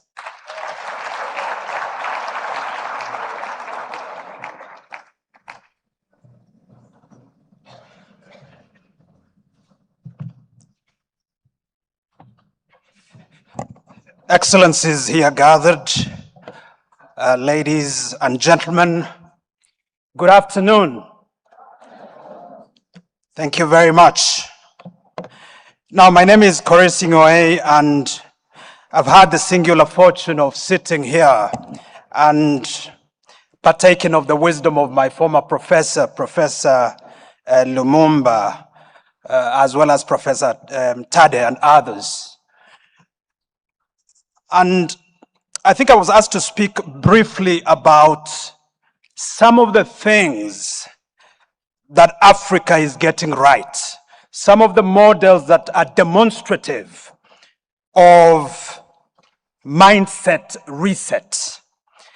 And listening to Professor Lumumba, you know, I think one might be tempted to believe that Africa is a bleak case, that there is very little that seems to be happening.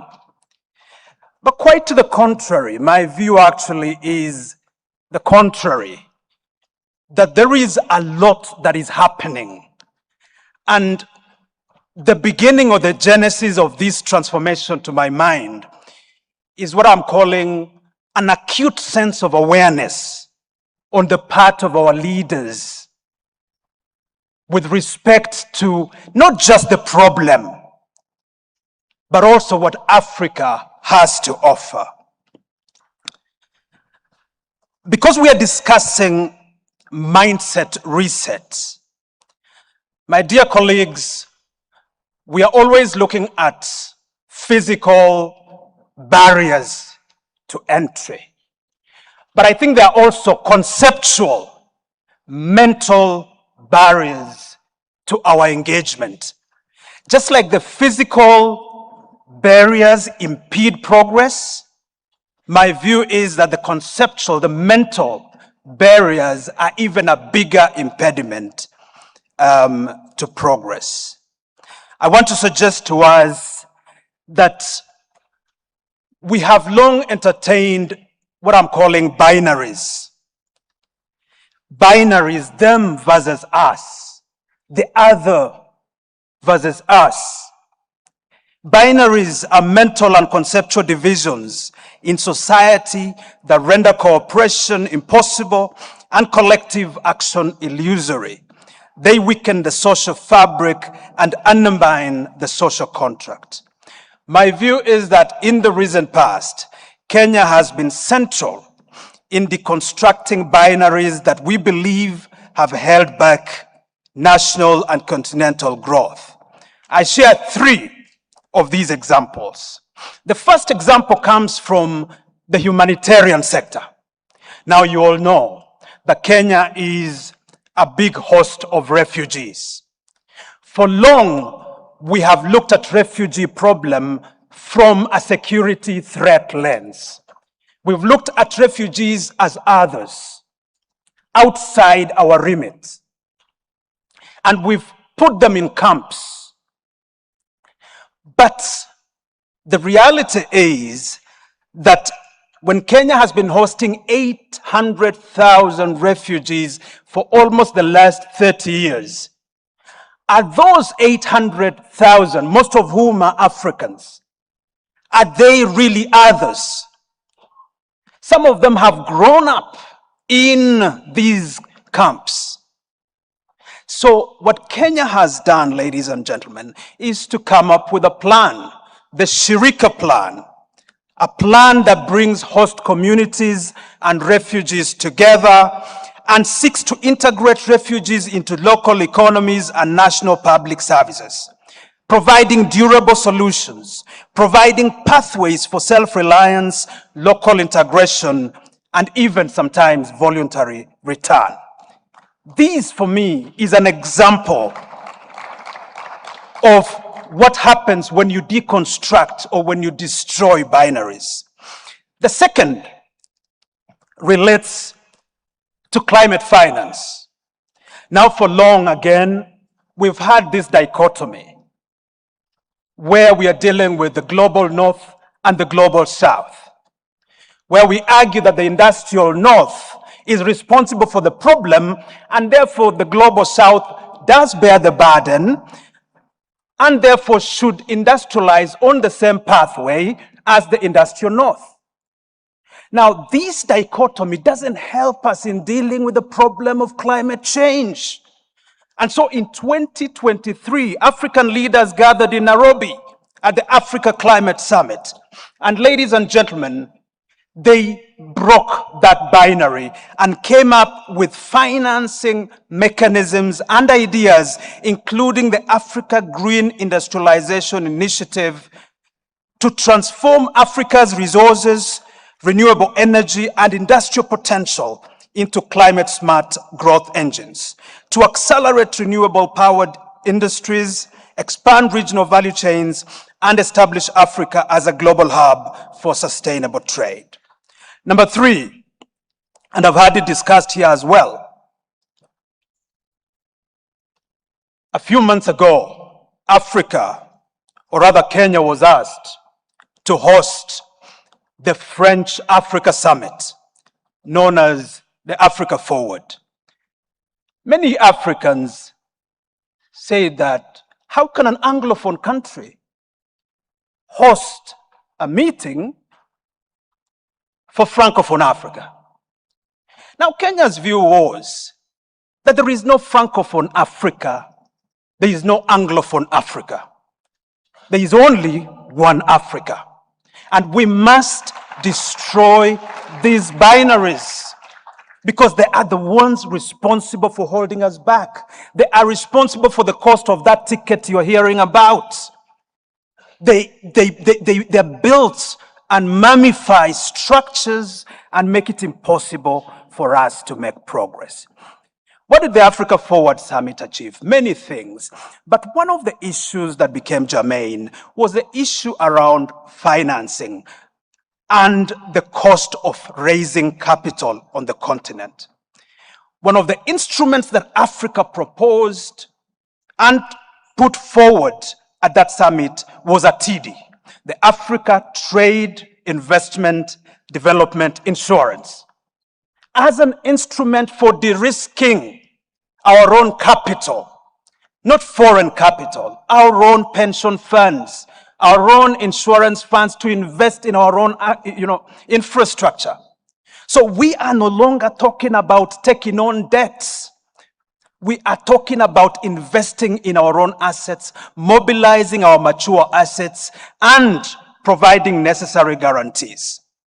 Now, ATIDI seeks now to build capital to about $2 billion. It's now at $883 million. The ADB itself has put in $125 million into ATIDI. Côte d'Ivoire, a country in Africa, has provided an additional 50. Kenya has increased her capitation in this institution, amongst others. What am I saying, ladies and gentlemen? I'm saying that Africa is rising to the occasion. And it's not true that the old mindset is what is prevalent. What is prevalent is that African leaders are aware of the demand outside their door, and they're doing something about it. Lastly, the Open Government Partnership as a form of accountability. As a form of accountability, Africa, the Africa Peer Review Mechanism and other mechanisms have been championing for opening up debt registers, opening up budgets, public participation, leveraging on technology, amongst other instruments of accountability. That's what Africa has been trying to do. Now, under the Open Government Partnership, we have realized that one of the challenges we are confronted with is the challenge of widening trust deficit. As I listened to Professor Lumumba and as he got applauded, you can sense the anxiety of young people because of trust. And we must address ourselves to the trust, to the widening trust deficit. The Edelman Trust Index, the Afrobarometer, and other research points to the threat represented by this widening trust deficit, And we are trying to do something as Africa, and we're trying to do something as Kenya. And that's why in October, between the 22nd and 23rd, we are bringing together the continent and maybe the world around the subject of trust. What can we do to deal with trust within countries? But more fundamentally, because mistrust is responsible for slow regional integration, mistrust between countries is responsible for it. What can we do to address that mistrust? What institutions do we need to empower, because the institutions are already there, to address this challenge? And multilaterally, the reason multilateral system is failing today is because of a trust deficit. And that's the reason why, again, we will be working with several multilateral agencies, including the UN system, to see what we can do to rebolster trust. I want to thank you very, very much for this opportunity.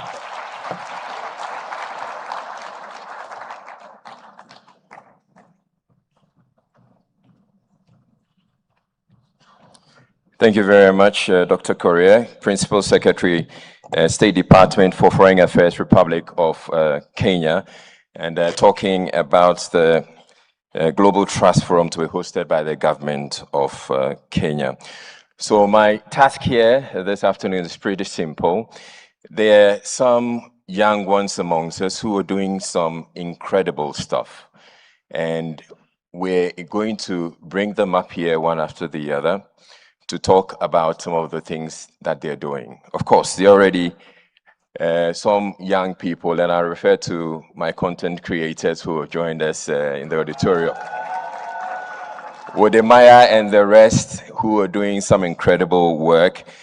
Before I bring up the first speaker, there was some incident that happened yesterday. I call it the chocolate security incident, where I was bringing in chocolates. And I go around each time I travel with a box of chocolate, with lots of chocolates, and I like to give them out. I see it as sharing a piece of Ghana to the rest of the world. And I'd encourage all of us to also want to do the same, where we're carrying a piece of our countries to other African countries. And by that, we're also trying to change that mindset shift that we've been talking about. So I was bringing in the chocolate. It got to security. It was a small bag that had 3 boxes. And I think security wasn't comfortable with what I was carrying. And so they said, open the bag. I opened the bag. I said, what's in there? I said, they're chocolates. So what are you coming to do with the chocolates? I said, I want to give them out. The guy wasn't comfortable. In the end, I had to leave the chocolates. And Professor Lumumba witnessed that encounter. And he made reference to it, that this is one of the mindset, change that we need to have.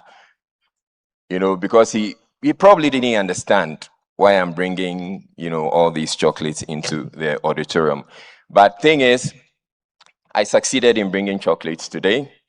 And I've given out a number of boxes. So let me see those with the boxes. Okay, so you have one. You'd have to move to a place somewhere there so you can distribute them, so we don't keep them all in the same area. And there's one more box where I'm seated. The one to go elsewhere. But let's invite the very first of the speakers that we're having this afternoon to come speak to some of the amazing things that they are doing. The very first one, Awel Uwehanganye from Uganda, who's the founder of the Leo Africa Institute. A round of applause to him. Oh, I know you can do better. In fact, the better you do it, the faster the chocolate is going to come to you.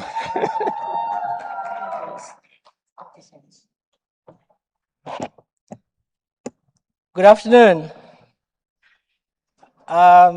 Privileged to be here today to speak with you. But most importantly, I think for me, being here on this stage feels like a homecoming of sorts. And you soon find out why I'm saying it's a homecoming of sorts in just a bit. I'll just quickly talk to you about the Leo Africa Institute. It's a leadership development organization which we founded about 15 years ago.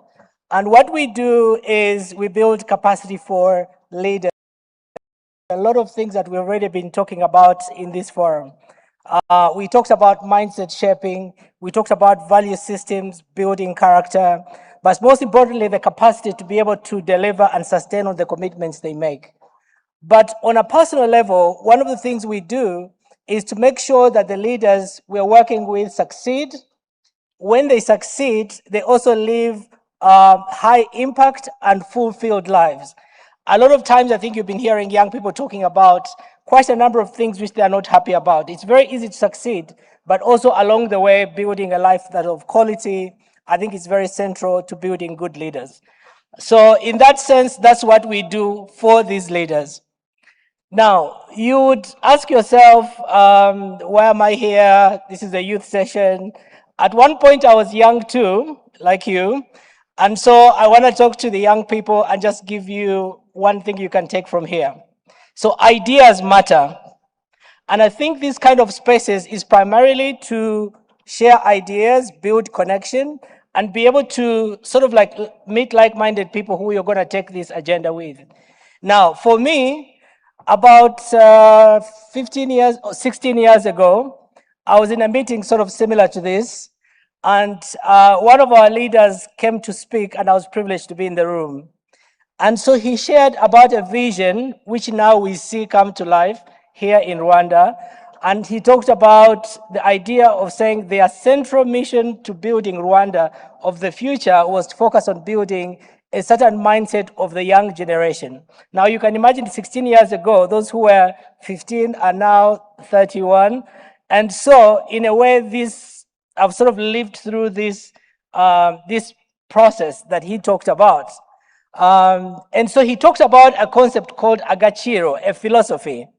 And the way my cultural background is Kinyarwanda, in a way I had never heard of the word agachiro and what it meant. But I think for me, when it described what it was, my life completely transformed from there. And the idea of agachiro is that the individual self, your identity, your self-worth is at the center of the first and foremost being able to know who you are.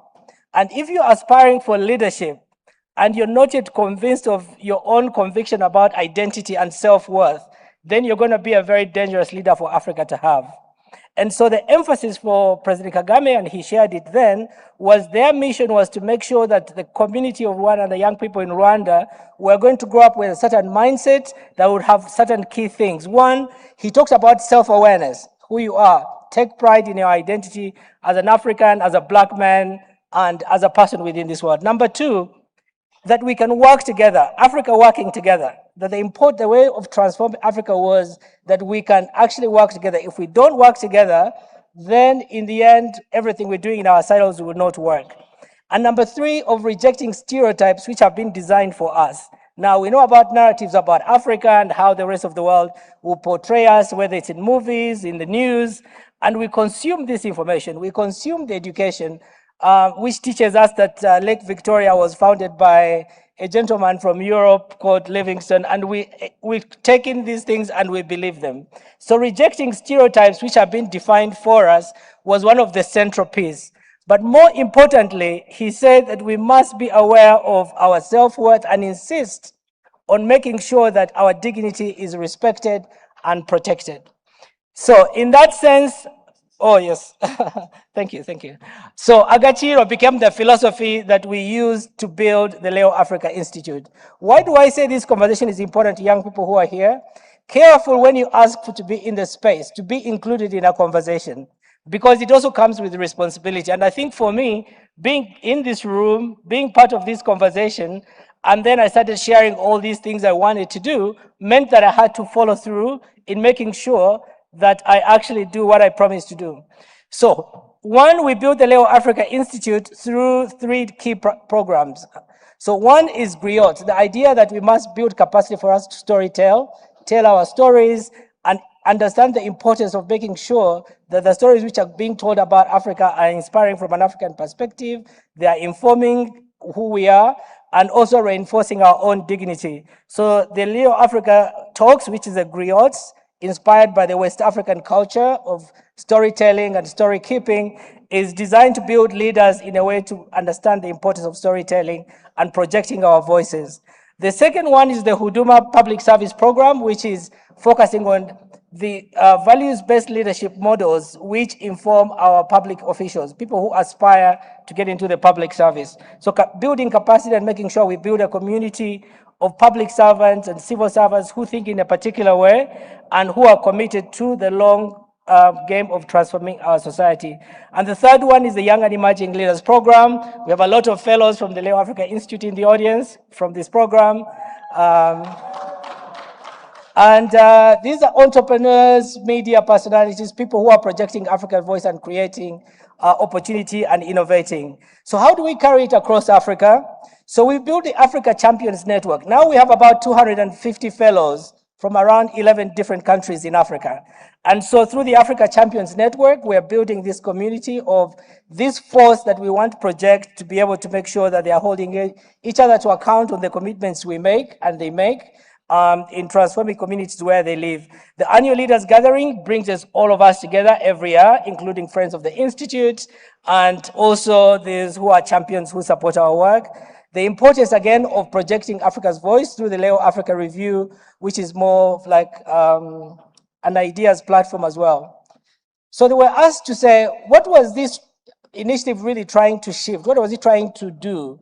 One is, again, coming from the perspective that our identity is sort of shaped through other lenses which were not defined by us. So we wanted to correct that. The idea that success is just defined by going through the different ranks and attaining title, we wanted to address that as well. And making sure that this meta-Africanism now we're discussing, this renewed of the Pan-African spirit becomes real, especially for young people who are disconnected from this whole story of liberation and political liberation of the continent. So why does this matter today? I think we've had a lot of that being spoken about today. But I think in the end, all these aspirations we've talked about and all the things we want to do will not happen if we're not working together. Going back to what we call the Agachiro Doctrine, which was very well articulated by President Kagame in our conversation with him. And so this idea of collaborative leadership is at the center of us achieving a lot of things that we're working from here. So if we have to take something away from here, I think collaborative leadership culture needs to be encouraged. But we also understand, though, as Dr. Singoe has mentioned, the reason why integration is not happening is because of very limited trust between ourselves as Africans and African leaders. And so trust is a major currency that we need to really take on and be able to underline most of our aspirations.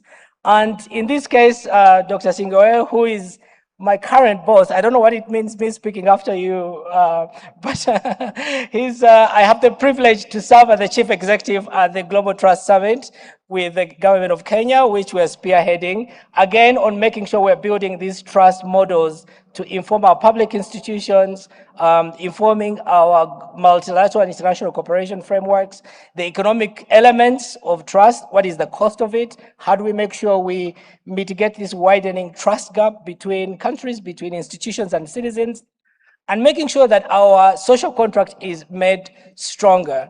So we hope to see you in, so we moved away now from building this community, and now we're going to the real software, building the software through the Trust Summit.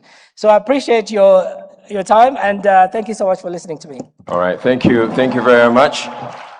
Aweliwe Hanganye from Uganda, who's the founder of the Leo Africa Institute. And our next, and I had indicated that, he's supposed to be young, but yes, another mindset shift we need to take care of is don't just assume that because he has gray, he's old, he's young at heart. Our next speaker is Godsing Nwanko of Nigeria, and he's from the International Conference of Africa's Democracy, ICAD, and the focus is on governance, intellectual sovereignty, and institution building. You can do better for him, please.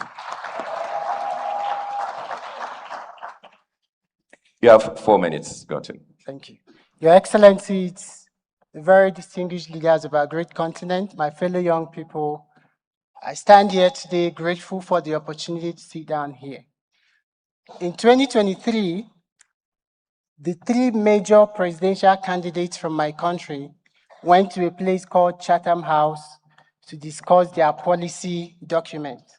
I was a bit disappointed because we have an institution in Nigeria called the National Institute for Policy and Strategic Studies, which is a think tank for the country. But they went to Chatham House to discuss their policy. And sometimes some of those people, when you call them for national debate, they do not come. So what this signifies is that our political institutions are not sovereign, right? And that is what informed our initiative, right? We're thinking about what would democracy look like in Africa's term. When we talk about Africa's democracy, what does democracy look like if we define it for Africa, right? The democracy that we are practicing in Africa was inherited. We copied it and we pasted it in a continent that does not reflect the realities that designed this democracy. And that's why we started the International Conference on Africa's Democracy. Last year, we convened 1,100 delegates to Abuja from 7 African countries, mostly from West Africa. And we had the honor of having our highly esteemed PLO. He was the keynote speaker. We had the former Prime Minister of Kenya, who was also a speaker, Raila Odinga, who is now late. And we have former ambassador of the African Union to the United States, Ambassador Chihombori. They all spoke at that conference. What we are trying to do is to bring young people together to a space to rethink Africa's democracy on our own terms, to define democracy on our own terms, and then take the ideas to the leadership that have the power to implement it. The last 2 days I've sat here, I've listened to everything that everybody is talking about, but I can tell you as we think about mindset reset, the most important component that is going to determine whether everything we discuss here today is going to materialize is our governance system, because it is what is going to provide the direction that is going to create an enabling environment for the private sector and everybody to, to thrive in this economy. So that is why our initiative is very important.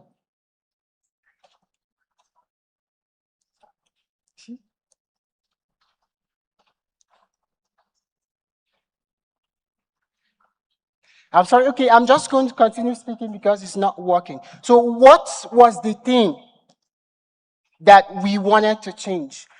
We came out and we say that the neoliberal, thanks so much, this is next. Okay, thank you. So what we inherited are neoliberal democratic systems that were imported that do not serve our African realities. So if we want to change our system, if we want to develop our continent, we must redefine democracy on our own terms. History has taught us lessons. There is no compelling example of any country in the world outside of Europe that developed their country without adapting their political institutions to their local and historical realities. And in Africa, we have a lot of rich cultural governance system before the coming of the colonialists. It is something that we need to start thinking about, right? And we are championing homegrown ideas with young people, and we are writing to national governments the conversations we have and the recommendations that was made from the last conference. We are writing to national governments to get audience to pitch our ideas on what they can do. And we are broken down smaller systems to continue these conversations, and we do take our young people to the National Institute where they engage scholars, on the ideas of democracy in the continent.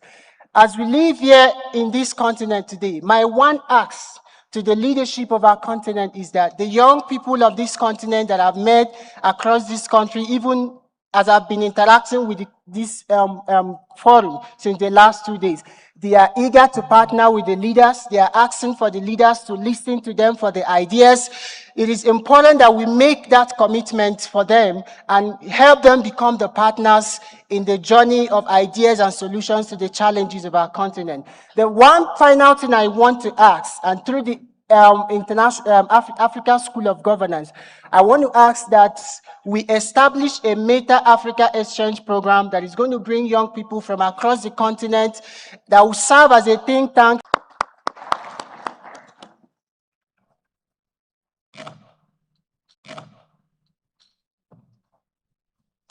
Good afternoon, everyone.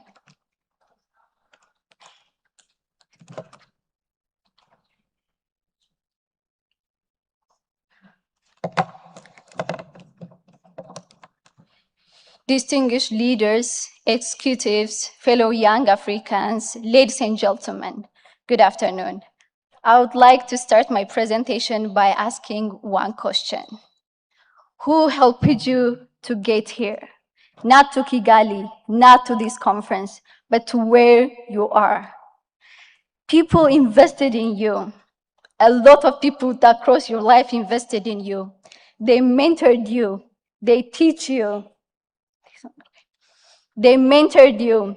They teach you. They believed in you. They opened a door for you. They share an opportunity for you. Right? That's why we are here. I believe that I am here today because a lot of people invested in me.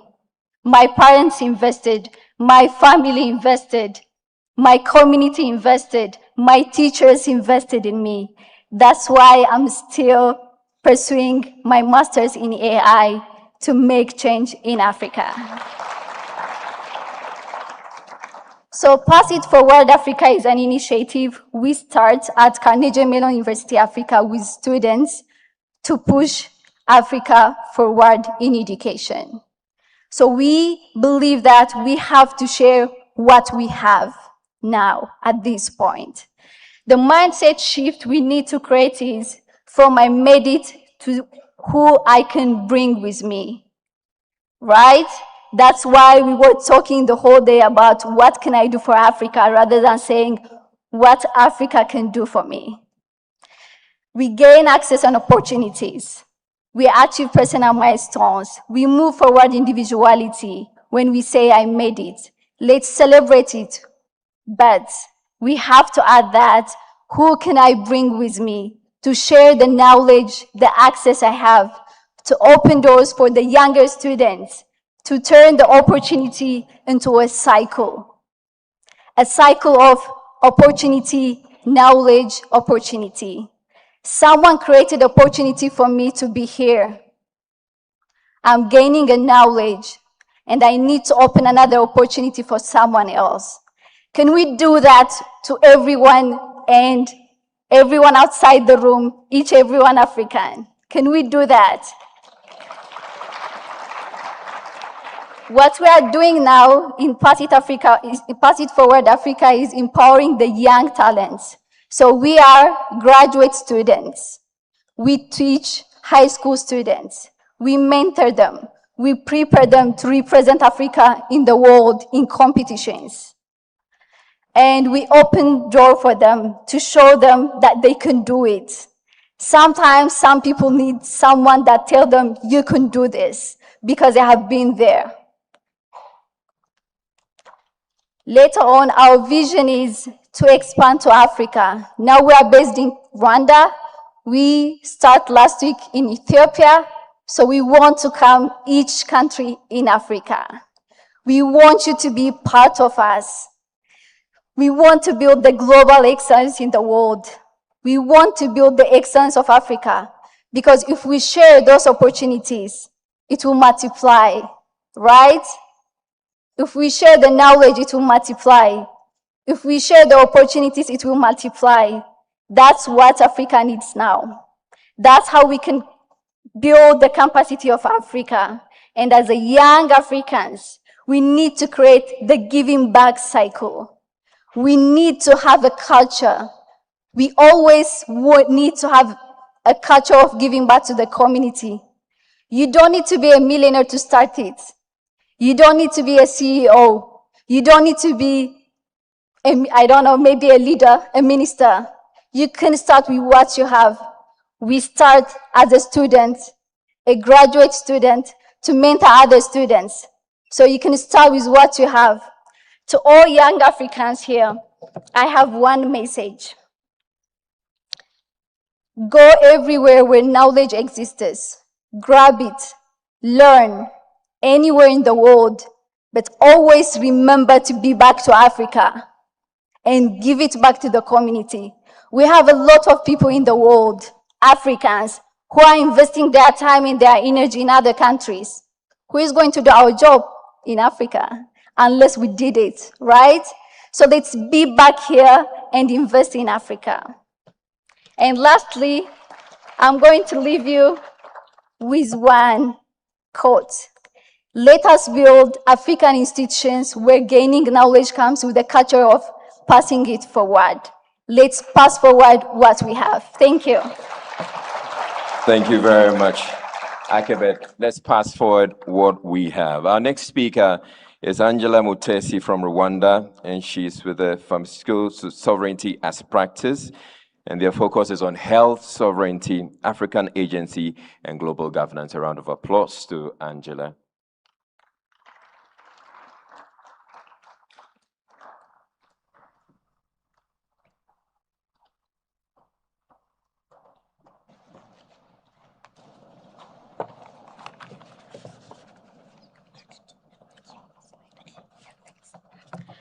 Good afternoon.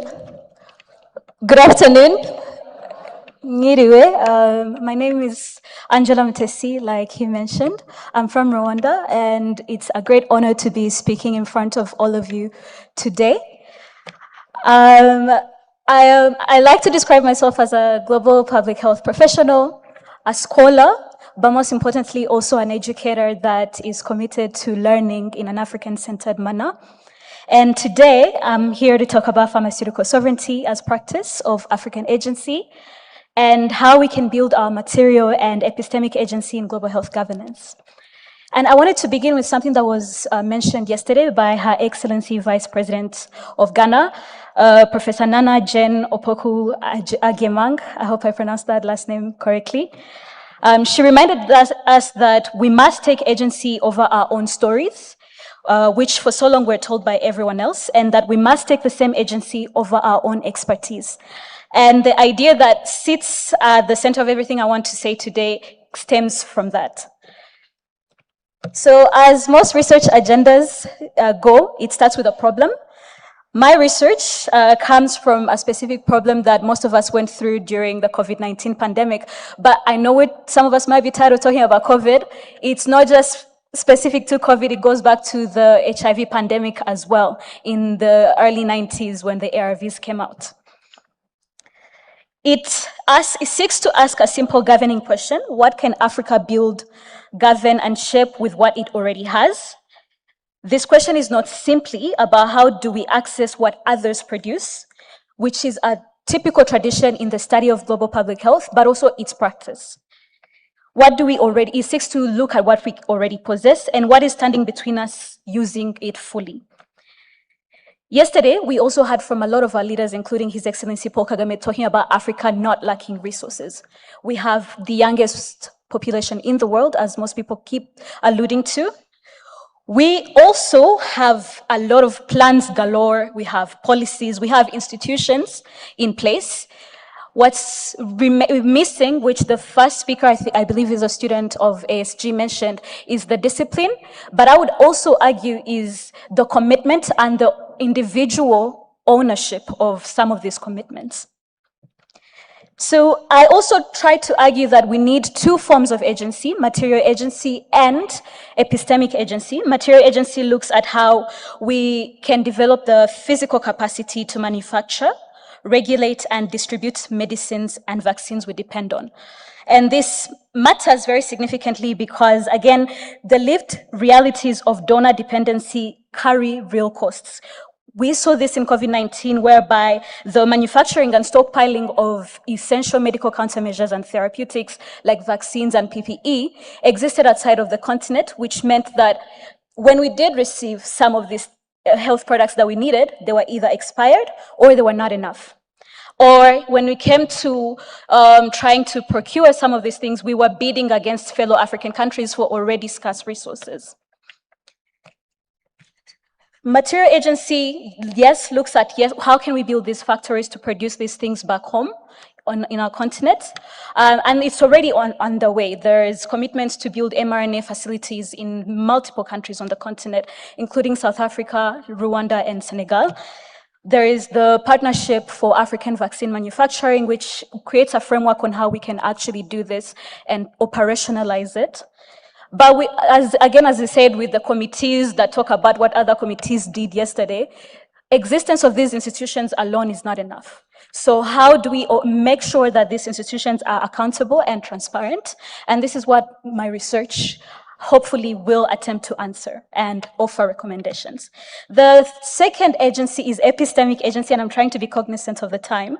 Epistemic agency requires us to develop authority over our own knowledge systems. For so long, we have been citing researchers and theorists who went to some university in Cambridge, Massachusetts, when there is expertise that we can also refer to on the continent. So, and this, what epistemic agency requires us to do is what Chimamanda termed as a rejection of single narratives of depravity on the continent. So what that means to me is that as an educator and an aspiring higher academic professor, like Professor Lumumba over there, is to be intentional about my choices of the literature that I'm teaching to my students. So if I'm going to be teaching about pharmaceutical sovereignty, instead of citing some philosopher like Michel Foucault, who's a very important theorist of power knowledge, perhaps I could also look at people like Frantz Fanon and Ngugi wa Thiong'o. If I'm going to teach about literature, perhaps I could look at Mariam Abba and Nawal El-Saadawi instead of focusing only on Jane Austen. Studying international material and literature is important, but it shouldn't mean that we're rejecting and removing credibility from our own knowledge systems. I would like to thank all of you for taking time to listen to me. My commitment as Angela is to continue asking the questions and doing the work. And I hope all of us are making individual commitments to the work that we want to see move the continent forward. Thank you so much for your time. Thank you very much, Angela Mutesi. Now we have Najet Bemabrouk from Tunisia, and the organization is She Leads Oasis, focusing locally, impact globally. And the focus is women's economic leadership, agri-food systems, and grassroots agency. A round of applause to Najet as she makes her way up.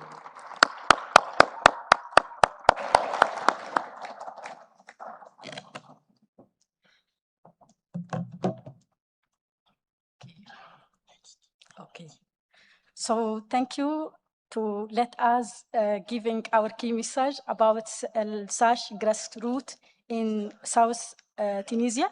So my name is Najat. I'm a project coordinator of She Leads Oasis as a scale-up project for 3 times. So the Oasis need to change in order. Okay. So the story behind this is She Leads Oasis Scale-Up project begin when I am volunteer with local association. I see often the women farmers are seen as invisible work. And then I try to thinking about how to help these women members of local cooperative. So that's why She Leads Oasis is created. And that's why the change mindset is needed there. So among the Oasis system, there is like 18% farmers are women's workers. So they need to boost innovation and economic rights and also advocate for their rights in the municipality. So we will begin for the need assessment as the main stakeholder, not just beneficiary. Then we will talk from the writing proposal and negotiating within the donors, and grateful to the donors and the local sponsor that believe in us. So the change begin when I thinking how to change mindset within the local farmers and especially the women, because I had like a storytelling from my grandmother. She is like fighting the inequality there and like a vulnerability area. She is very, very hard to fight the in writing and inequality. So we will begin with stakeholder mapping. Then we will write a proposal for 3 times and for 3 versions. Then we will go through the negotiation and from the national to regional to international within the FAO. Then we go through the scale-up project. We will retake again from this area to another. Just we will optimize the idea from this area to another area. It will be different because the mindset change and also the women capability and ability to believe in us. And then we go to the capitalization of the project. And after that, we will highlight it, the storytelling behind the local farmers. So the storytelling begin when I believe in the women and the hard work they do in the such oasis region, in the desert. So we highlighted plus 20 episode oasis cast. It's related to Shulit oasis. And then we will create like oasis think tank. So we will need to a multi-stakeholder like a dialogue, and we will facilitate this dialogue between the local partner, municipality, and also the local policy leader. We will see the women from the local farmer to the policy leader. And we will succeed to do that because now, as soon as possible, one of these cooperative, she will integrate the trade of charter, and they will be independent within the mediator of commerce. So all the benefit of the economic, they will be for the cooperative. And also we succeed to draw and design their economic model based on what they do and based on their private review. So now what is change and what is matter? Chile Oasis like a scale-up project that can be scaled up everywhere, every agri-food system in Africa. For example, now in Tunisia, we have a lot of oasis, data spell. And also in Africa, we had like a agri-food system specificity, like a banana, coffee, area, and also tea, and also maize, soja. So we can, this panel is an open call to all youth around and across Africa to scale this project, and you have the right to draw as you want. And also, I think the key message from me as persona, as Najat, behind the story from Tunisia to Kigali, I think we need just 2 things. Kind soul and white hair, and we will do all the mindset reset. And thank you.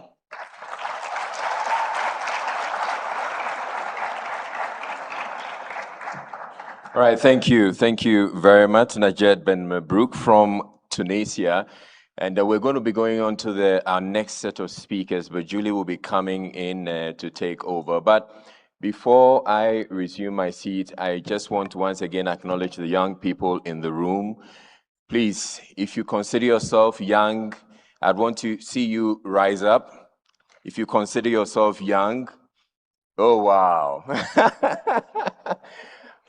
And I want to give you this message. The fact that you are found in this room means that we're taking you seriously. And I must say a big thank you to the African School of Governance for putting us together and making sure that 80% of the people in the room are young. And it's evident by the number of people who are standing, right? Give yourselves a round of applause. And please go leave this place with a commitment that you are indeed going to be the change makers wherever you come from. All right? You are indeed going to be the change makers wherever you come from because you were brought into this room. Thank you very much. You may resume your seats, and Julie will take over from here. Oh, by the way, I have more chocolates. Ghanaian chocolate is winning, huh? This one, it's winning. So thank you so much. We're nearly at the close. There were 2 young people that I had cited for questions, and we didn't manage to ask them in the last. So please, where are the mics? Can we go very, very quickly to the lady at the front in the white dress, she's standing, and the gentleman right at the back in the beautiful print top. As quickly as possible, thank you. In Kenya, they say haraka haraka haina baraka. Hurry, hurry has no blessing, but today it has blessing. Okay, over to you. Thank you. Hi, everyone. Hi. Aslem in Tunisian dialect. So thanks a lot for giving me this chance. I'm Jihan Rahal from Tunisia, from North Africa, and I'm so happy for being here, returning to my roots. So I want to talk about something discussed before in the panel about the immigration. Today, all African people are suffering because of this problem. And I want to talk as Tunisian young girl, like seeing news every day about like big numbers of people are dying in like in front of ocean because of what? Because the dream of Europe, of the dream to live in America or Canada or what else. So like His Excellency, the President of Rwanda, he said that the others, they are not like better than us. So what if we coordinate between each others, like to put hand on hand in like between African countries? We can do many things. And the immigration, not immigration, like to do the open visa and open Africa to collect and to coordinate between each others and like saving many people from the death. And other thing, please, for the others, stop seeing Tunisia the savior of the European borders. And Tunisia isn't the protector of the Italia or Europe borders. And let's put hand on hand and coordinate between each others and save our youth from this death. Thank you, thank you. Ladies and gentlemen, let us stop making Africans die literally to leave Africa. This is our home. There's no Canaan. This is our Canaan, and we have to fix it. Young man, over to you, please. Yes. Thank you. Thank you. Literally, thank you for the great recognition. I go by the name Carter Menlo, and I'm a student of the Kigali Independent University, and I am from Africa ODS Republic. I am from the republic who stood with Africa in terms of sovereignty. I am from the republic that saved Africa from slavery. Ladies and gentlemen, I am from the Republic of Liberia. So fast forward my question. Before I say anything, I would like to honor my mentor. He doesn't know he is my mentor, but his name is Professor Patrick Lumumba. I respect you, sir. So my question is like this. With all of the conversations circulating in this hall from yesterday to today, what was the key thing I captured is all of the conversation was circled around youth. But yesterday, there is non-African president who is below 25 years. All of the conversation was circled around youth, teaching the mindset of youth, teaching the mindset of this. And looking at the team from Pan-African to Meta-African, while I was there, I believe that the Pan-African for the older one and the Meta-African for the younger one. So my question goes like this. Firstly, before I say anything, I would like to thank His Excellency Paul Kagame. He has been one of the greatest presidents I've ever met, the Republic of Rwanda. Thank you. So my question is like this. Thank you. If Africa possesses the people, resources, markets, culture, and knowledge necessary to shape its own future, what is the one fundamental mindset or institutional barrier that African leaderships must dismiss today and must concrete an action being immediately? What is that one thing? Thank you. Thank you for the question. Because you are the final comment from young people, give him back the mic. Answer the question for us. From your perspective, what is it?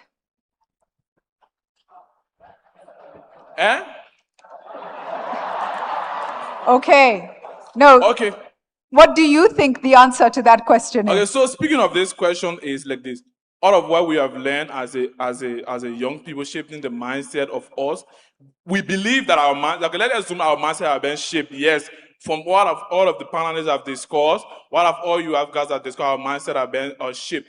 If I were to be the president, like my professor said, we should implement, and His Excellency Paul Kagame said yesterday that what we admire, what is awesome, instead of all to bring it in Africa and say Africa has everything it takes to be successful, which is true. So from those resources mentioned, from those oil and gas that were mentioned here, as a young Pan-Africanist I am, I will use it to implement or structure a good governance in accordance to His Excellency Paul Kagame. I salute you, sir.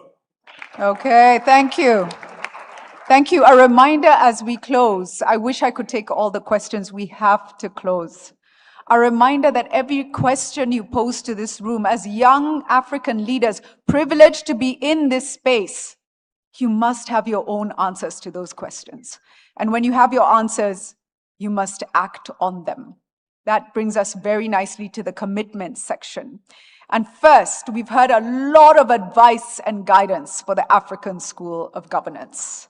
And we have also heard that this school is a school for Africa, created by Africa. Can we just once again recognize the importance of this?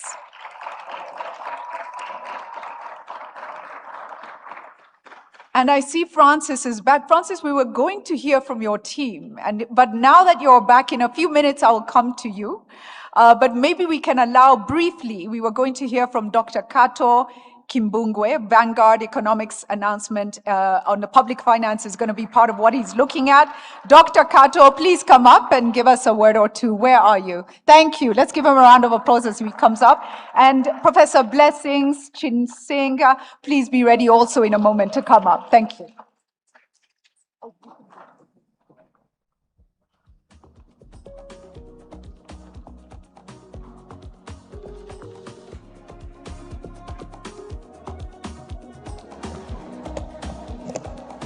Good afternoon, and I'm glad to be at this very, very transformational forum. First of all, I would like to thank Francis and the team that have put this event together, because this has been an amazing event that is essentially aimed at reawakening and making sure that we deliver on our African dream. So in that frame, one of the initiatives that we're announcing today, in particular, is a partnership between Vanguard Economics. This is a firm which I run, together with the Africa School of Governance. We've been doing a lot of research on public financial management across the continent, supporting a lot of countries. And one of the biggest gaps that we've seen is a challenge around how African governments put to use the scarce domestic resources they have. You'll be surprised to know that a lot of African governments at the end of their budget year have funds that are left unspent, mainly because of failures within their public financial management systems. And that failure is also mainly down to capacity challenges within these ministries, but also we are heavily reliant on technical assistance that comes in once in a while from the World Bank, the IMF, and none of this fully understands or contextualizes the challenges that we face in our ministries.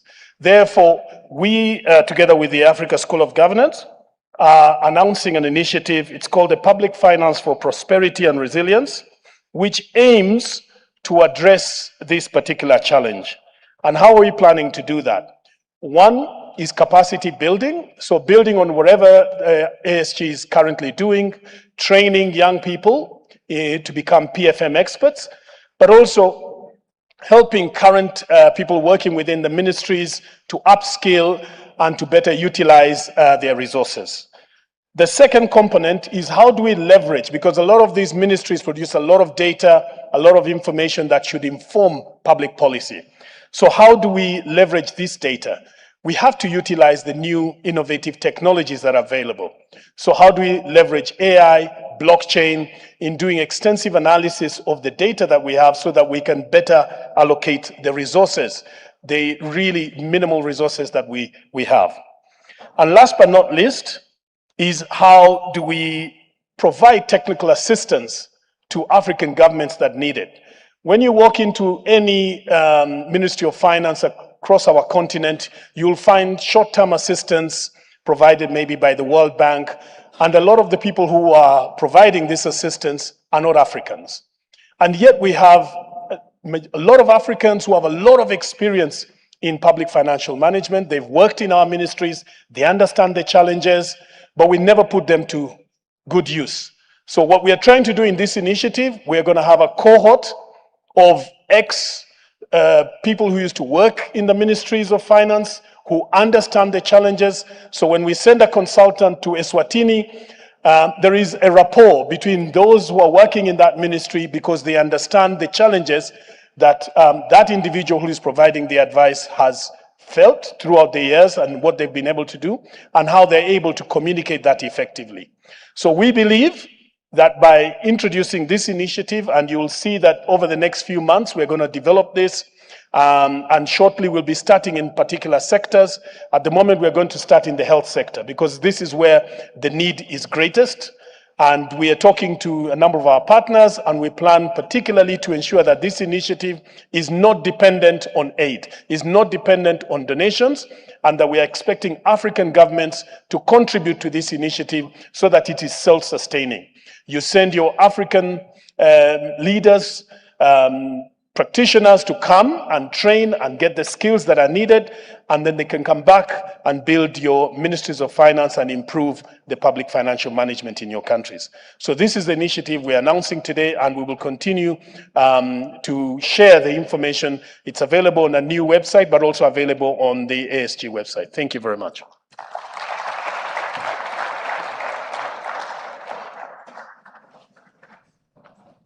Thank you very, very much for that. Professor Blessing, please make your way up. Thank you.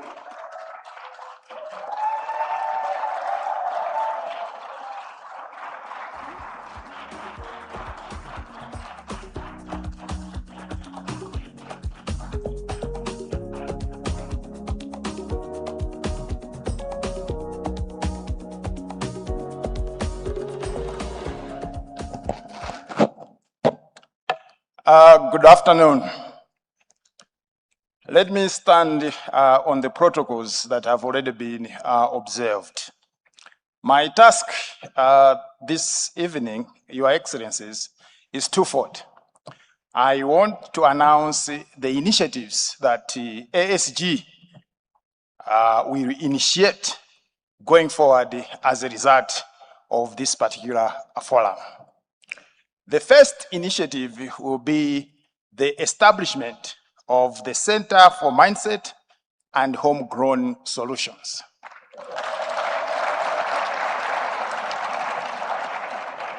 The rationale is very simple. Development is primarily a battle of ideas. And all this while, as a continent, we have been on the receiving end. So going forward, we want to transform the continent from being a consumer of ideas to a producer of ideas so that we undertake development on our own terms. So basically this center will be the home, the intellectual home for ASG's emerging intellectual and political thought about Africa's transformation centered on mindset and agency. And basically, the center will be preoccupied with asking one simple but fundamental question. What kind of mindsets, what kind of values, what kind of institutions, and what kind of behaviors will be required for us as a continent to collectively create a future we desire?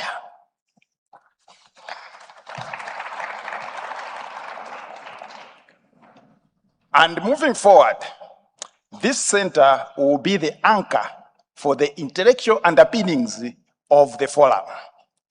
I think it has to be stated here that this forum is going to be a yearly event.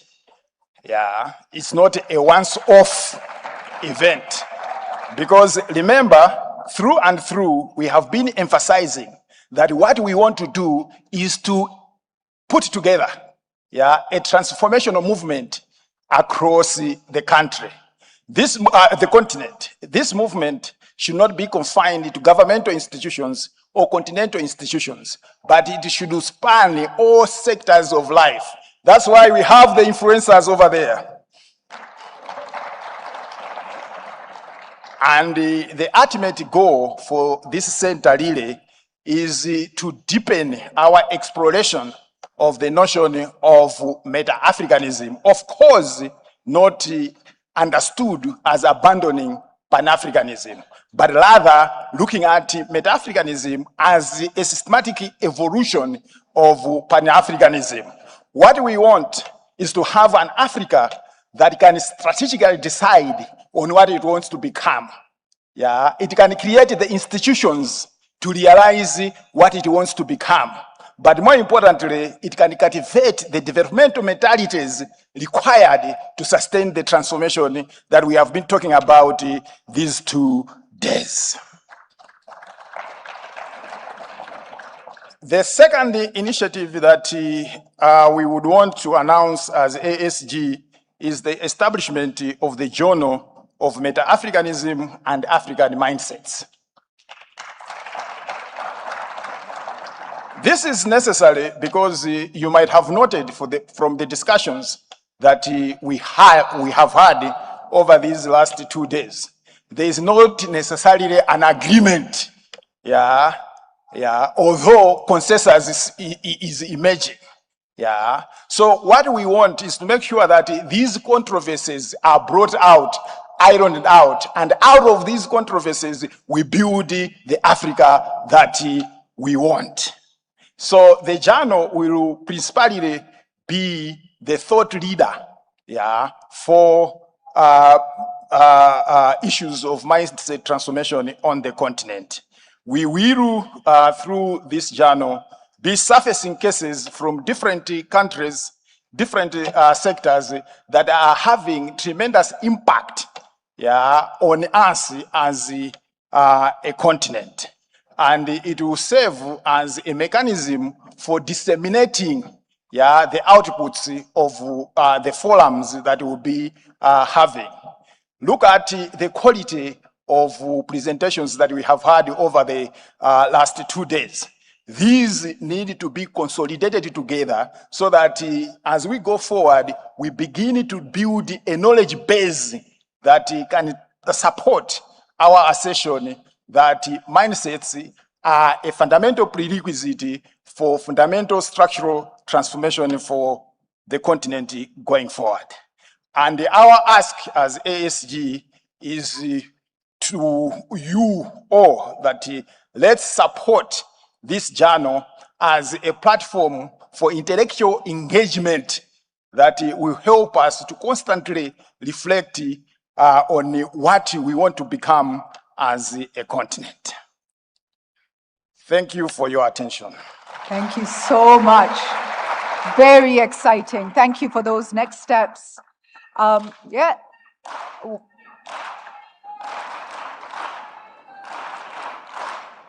Wonderful, wonderful, wonderful. Next, let us hear from Dr. Frederick Goluba Mutebi. He is an independent researcher and a writer. Frederick, can you please come up? Let's give him a round of applause as he makes his way up. Thank you.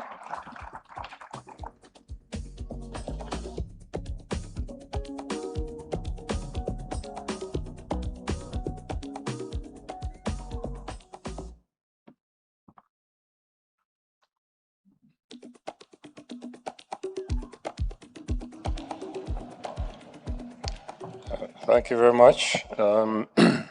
Your Excellencies, distinguished guests who are here. Let me clarify immediately, I'm not here to present any new initiative. I was assigned a task by the African School of Governance to listen to the discussions throughout this conference and pick out those things that strike me as important or as requiring further discussion. There have, of course, been so many interesting things, important things, and I think we could spend another 2 days going through them. So what I did is I picked up one thing that I want to highlight, or that I want us to go away reflecting on. Now, before I start, let me point out that Africa is doing well, as Dr. Korir from Kenya pointed out. That's undeniable. But yesterday, during the president's panel here, we had the question, how do we get the Africa we want? Now, if Africa is doing well and has been doing well, and we are still asking the question, how do we get the Africa we want? It means that Africa is not doing as well as it should, or as well as it would if certain things were to happen. Now, the question about how to get the Africa we want is one that I want us to reflect on. And this morning, I found the presentation of Archer Leke very instructive, in that he showed how Africa possesses the vast majority of natural resources that the world needs for all kinds of things. But we simply export raw materials. This stuff goes and is refined elsewhere, and then exported back to Africa, and we pay for it at a premium. Now, how do we get Africa to stop doing this? My reflection on this is that Africa needs to decide what we want to do and to execute consistently. Now, what does consistent execution require? I think that a consistent execution requires, first of all, political stability. No doubt about it. From my observation of how we do politics across the continent, we normally do things that make sure that Africa does not get the political stability that we need in order for us to execute consistently with all the creativity and innovation that requires. Now, why is this? I think that the politics, or the approach to politics that every country chooses, contains the answer to this question. I think that we Africans have been taken up quite significantly by the issue of political competition. Now, how does competition happen across Africa? We have this thing called multi-party competition or multi-party democracy. Now, my contribution here is not about whether Africa should be democratic or whether Africa should have elections. My contribution here is about how do we manage our politics. Now, I have been making an argument for a very long time that the way we do politics, and here I'm talking about competitive adversarial politics, is destructive, D-I-S, destructive. It tends to distract us from a lot of important things that we should be doing. Because the amount of time we spend arguing and fighting over who becomes leader, which party wins, and so on and so forth, distracts us from a lot of important things. It is also destructive in the sense that it destroys many things. It destroys community cohesion, it destroys national unity, it divides communities. So that's usually when we have political campaigns in any country, as many of us would have observed, the violence that accompanies this leaves divided communities, angry politicians, it's wasteful of both human and financial resources. And so I would like to argue that we need probably in our respective countries to decide one thing: what kind of politics works for which country, in what circumstances, and what kind of politics is going to allow us to focus, create cohesion, ensure there is stability, create skills, and do all those things that can allow us to ensure that there is consistent execution of all the plans that we make that are going to take Africa forward.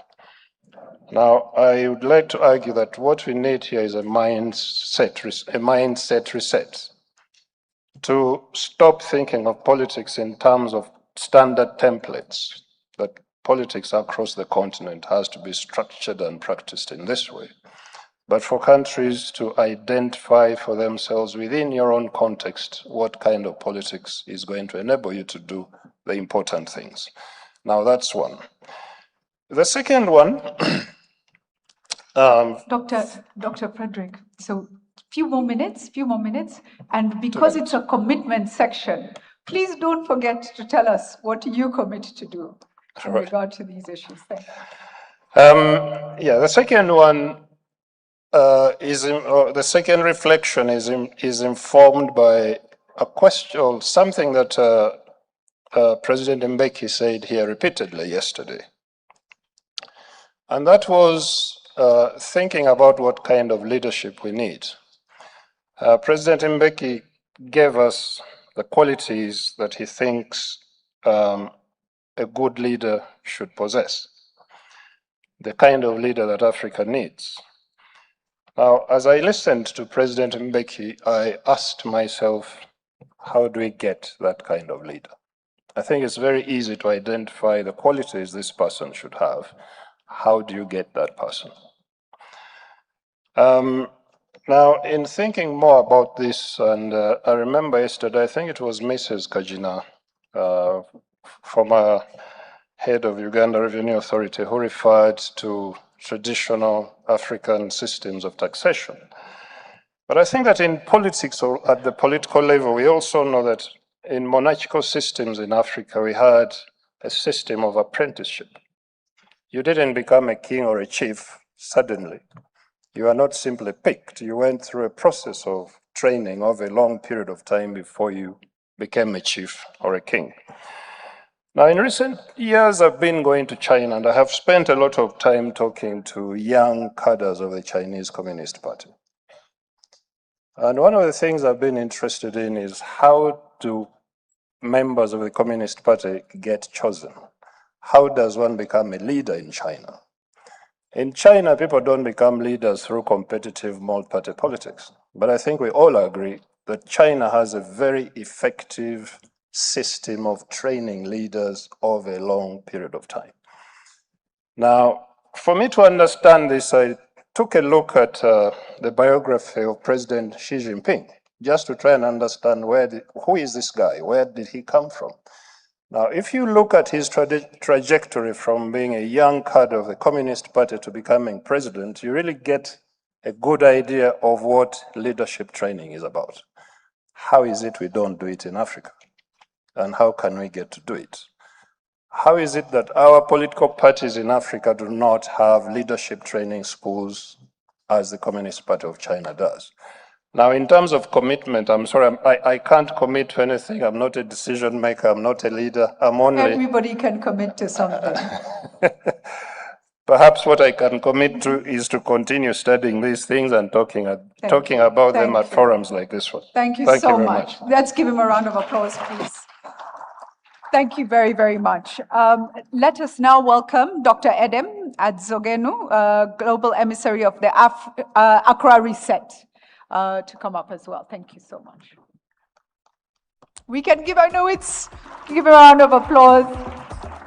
We heard from you on day one, and we'd love to hear your commitment moving forward. Thank you.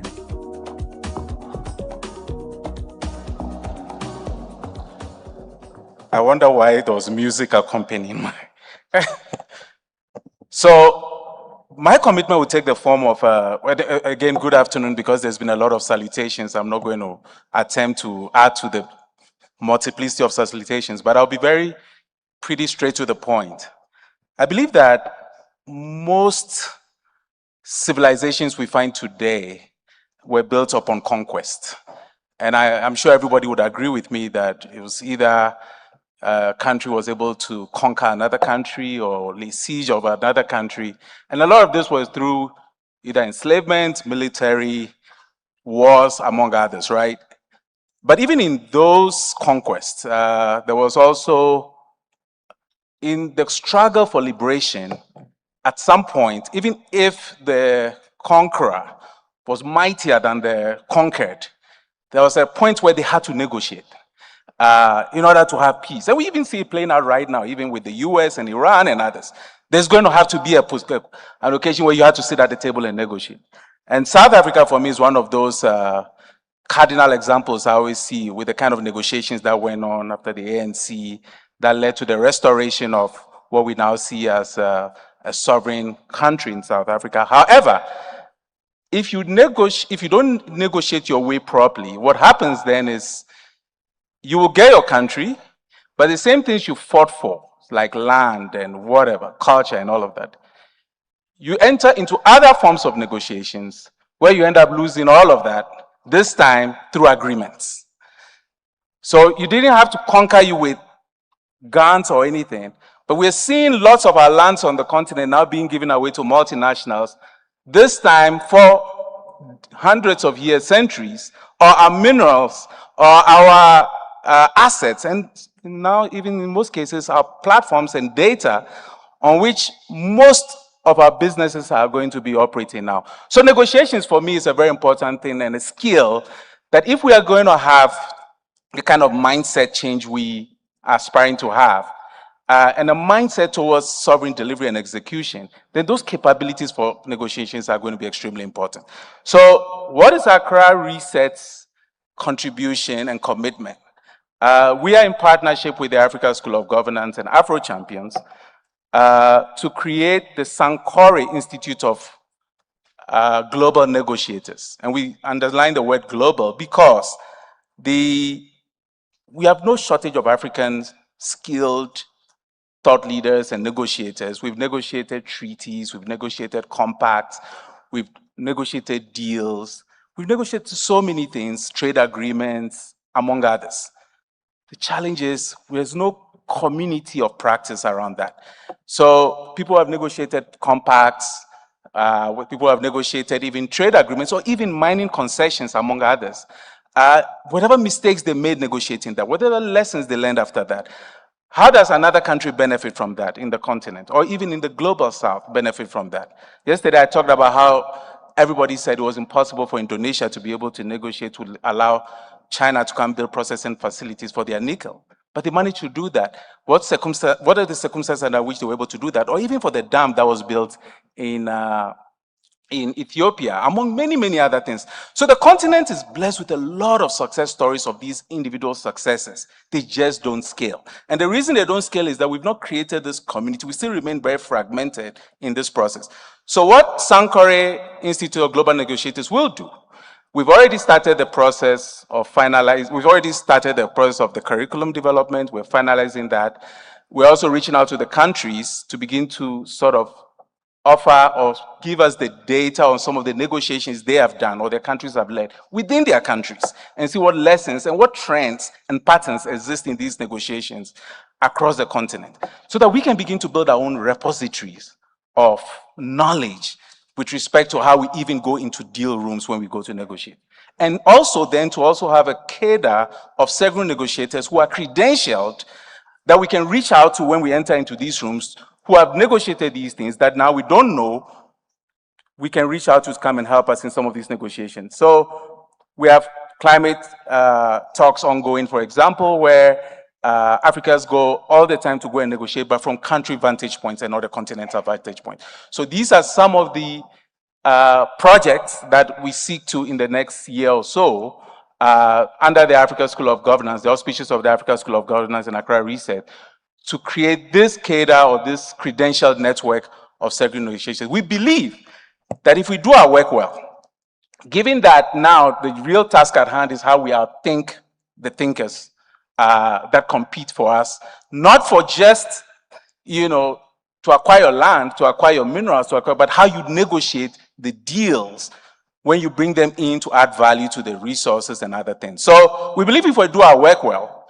we should have within the next 5 years, solid network of negotiators who will position us well enough to move from isolation to sovereignty, from sovereignty to delivery, from Pan-Africanism to Meta-Africanism, from the knowledge of identity to the knowledge of transformation and redemption, and more so from the individualistic nature of doing things or fragmented nature of doing things to a more holistic nature of doing things.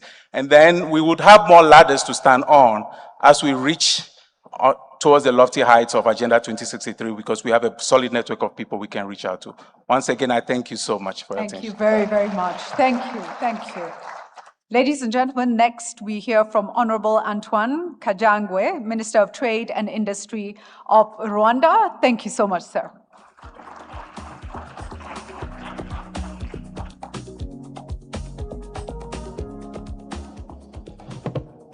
Thank you very much, Excellencies, distinguished ladies and gentlemen. Good afternoon, good evening. I was asked to speak on commitments of action from this forum. But commitment of action must stem from the outcome of our discussions here today. What do we want from this Mindset Reset Forum? And I want to share with you two key outcomes that I'm taking home with me and which have helped to inform the commitment that I want to put to this forum today. The first is a delivery mindset. And we've been talking about this for a long time, and this has been shared frequently. And there's nothing new to how we must deliver or the purpose of delivering. Earlier, and this was said yesterday by His Excellency President Kagame, that delivery must not result or be meetings and committees in themselves. It must be results. And I think that's an important point to take back with us. Setting up a committee to study a problem that will do a study cannot in itself be the delivery that we want to see on the African continent. So there has to be results-oriented action, something that you can take back, that you can feel, and that can have an impact on your day-to-day lives. But our delivery as Africans and as countries and as policymakers must also move from rent-seeking to development. I think this was said by His Excellency, former Prime Minister Desalegn. Our commitment and our delivery must be to develop our economies and our continent. Second outcome that I've taken from this forum, and I have heard this even during our sessions this afternoon, the Africa we want. But former Vice President of Ghana reminded us that the Africa we want, we must work for the Africa we want. We know the Africa we want, but it must be one that we work for day in and day out. And there's tangible results and tangible examples of where the Africa we want has resulted in tangible progress, and that is the AFCFTA. I remember in 2018, obviously I was not a minister then. In fact, I was working protocol in this very room to help ministers and presidents negotiate and sign the agreement. And I remember in 2018, seeing the AFCFTA come alive, signed as an agreement. Today, it's a living, breathing agreement and framework that allows trade to happen on the continent. That is delivery in action. But that in itself must translate and must progress into tangible and expansive trade that benefits our people, our communities, and our businesses, and ultimately our countries. So, continuing to support the AFCFTA is one commitment of action from my ministry, from our country, to continue to support Secretary General Mkele Mene and the Secretariat, and together with other partner states, to deliver on the outcomes of the AFCFTA. But a more ambitious commitment of action, and perhaps I should say this cautiously, but one that I'm very passionate about, is how we can effectively implement the single air transport market in Africa. And beyond the agreement itself, how do we ensure the reduction and the lessening of fees that have impacted and that have led to the cost of airline travel on the continent being as high as it is? A lot of this is taxes, it's fees, it's levies that governments put in place, one, to rent seek, but two, to also finance very many different infrastructure projects. But I believe there's a way and an avenue and something that we can do as policymakers, sitting with the private sector, sitting with other stakeholders, to lower those costs that can then allow transport and travel on the continent to thrive and grow, and to allow more opportunities for leaders and business people to make this continent move forward. Even if Rwanda is to do it unilaterally, we will do it unilaterally. But it's something that we must begin to do. We've seen it work with the visa openness policy in Rwanda that then led to many other countries doing and implementing a similar program and similar policy. And we hope that an ambitious action like lowering fees and taxes and others for airline travel will lead other airlines, other countries, other partners to do likewise. That's our commitment. Wow. Thank you. Wow, thank you. Thank you, thank you, thank you. When you take the lead, others will follow. Inspire, continue to inspire us. How young is he, ladies and gentlemen? He told you just a little while ago he was here working protocol. For the young people in this room, you are just a step away from policy. Give him a round of applause, and from changing Africa. Now, we're nearly coming to the end. Karen Wakoli, you heard from her yesterday on the panel, and she's been sitting listening. Karen engages a lot of young people and has been listening, and she has written a poem synthesized from what she's heard and what people have said. The poem is called I Am Africa. Africa is my responsibility. Let's give her a round of applause as she comes up to deliver it. Thank you.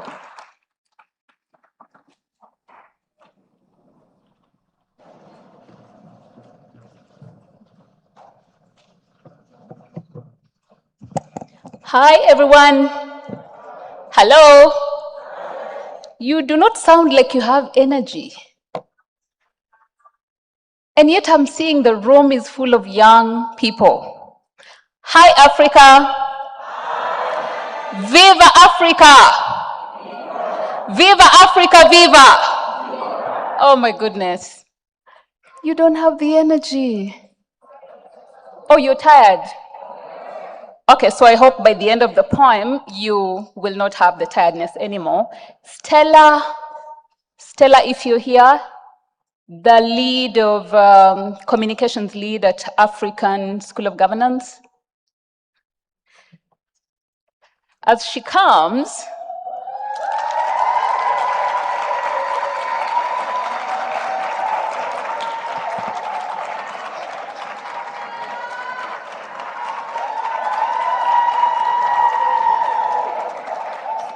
so Stella here is the communications lead at the African School of Governance, and she loves to play the saxophone. And guess what? She was the first female Rwandan saxophonist.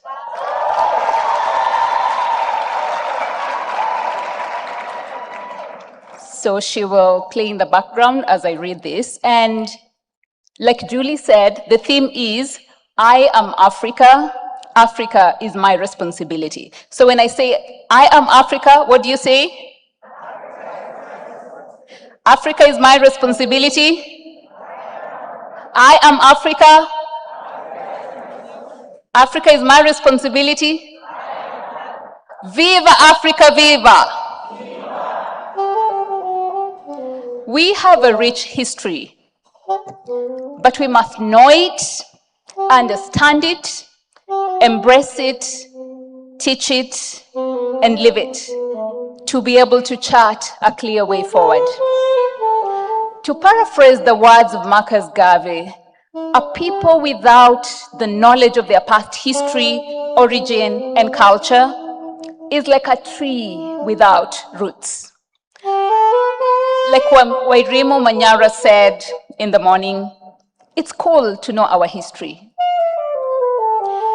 We come from a long line of men and women who dared to believe in the beauty and in the power of Africa and Africans. Leaders like Julius Nyerere, Thomas Sankara, Nelson Mandela, Professor Wangari Maathai, just to mention but a few. They dreamed, they fought, they sacrificed, they did their part. This is our time to play our part. The mindset reset must begin with us. I am Africa. Africa is my responsibility.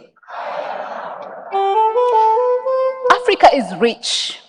We have minerals, we have land, we have great ideas, and we have the people. We have been challenged to add value right here on our soil, to feed ourselves, to fund African ideas, to build African wealth, to create African jobs. Let us work together for African dignity. I am Africa. Africa is my responsibility. And we are building Africa with every gift that we have.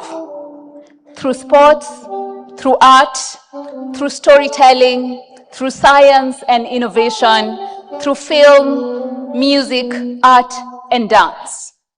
It's cool to create African. It's cool to buy African. It's cool to be African. Most importantly, we must tell our own African stories. We shape our lives by the stories we tell. As the African proverb goes, until the lions learn to tell the stories of the hunt, the stories of the hunt will always glorify the hunter. Let us take the pen, let us take the microphone, let us sit by the fireside and tell our stories. Africa's story is ours to tell. Africa's future is ours to build. I am Africa. Africa is my responsibility.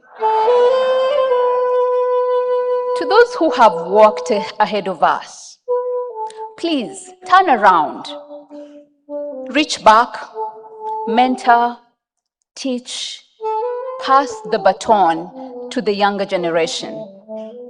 And to Africa's young people, take the baton. Do not wait for a title. Don't wait for permission. Do not wait for tomorrow. Start right where you are with whatever you have. Africa needs builders. Africa needs servants. Africa needs true leaders. I am Africa. Africa is my responsibility.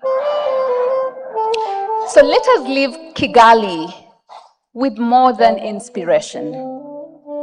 Let us live with conviction, with a unity of purpose, and with the resolve to act. We will not get the Africa we merely wish for.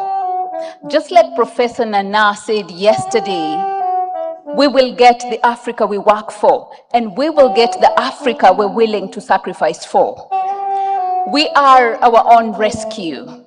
Like Julie Gishuru said earlier on, we are not here to talk, no. We are here to change Africa. And so let us build, let us create, let us serve, let us lead. Africa is rising. Africa is unstoppable.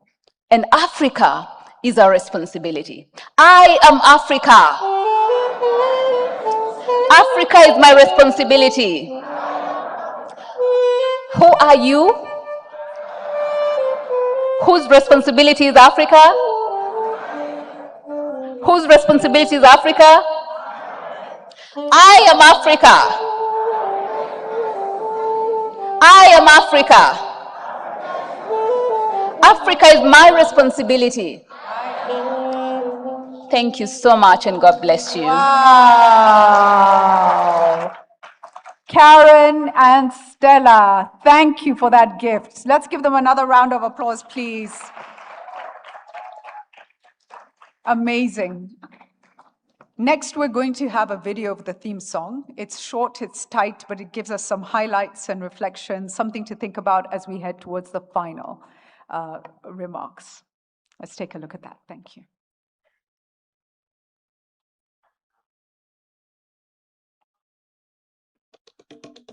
Africa, it's a new day today. Our motherland, making it greater.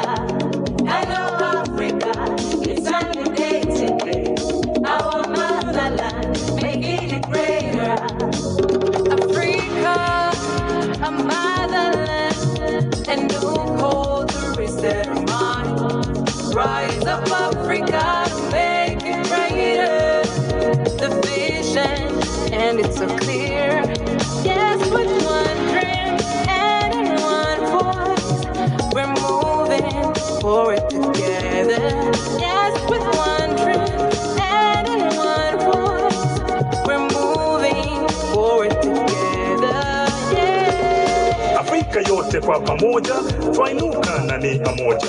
Mwenendo moja, tusonga mbele, hatuna shaka twaamini. Wakati nao umefika, kubadili mtazamo wetu. Kubadili mtazamo wetu.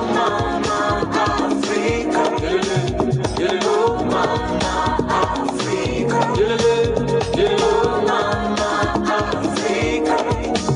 Keep on moving, we are moving forward. Oh mama Afrika, oh mama Afrika, oh mama Afrika. Keep on moving, we are moving forward. Baby, softly, baby, softly.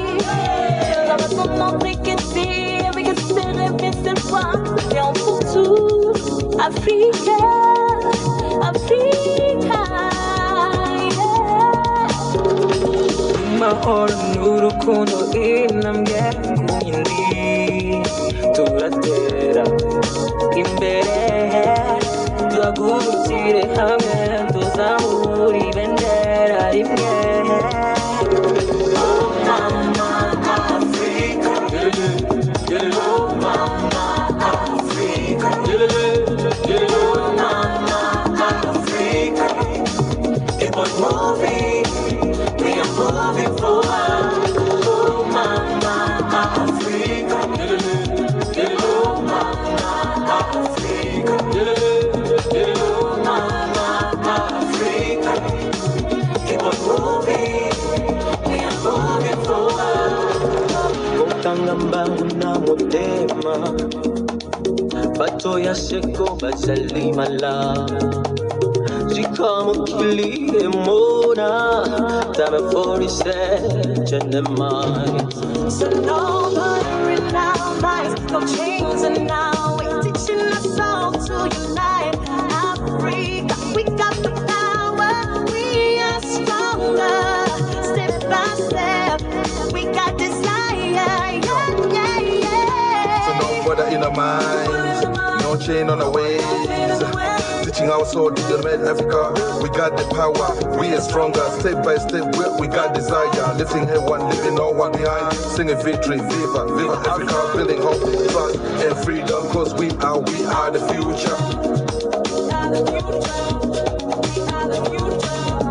Oh mama Africa, oh mama Africa, oh mama Africa.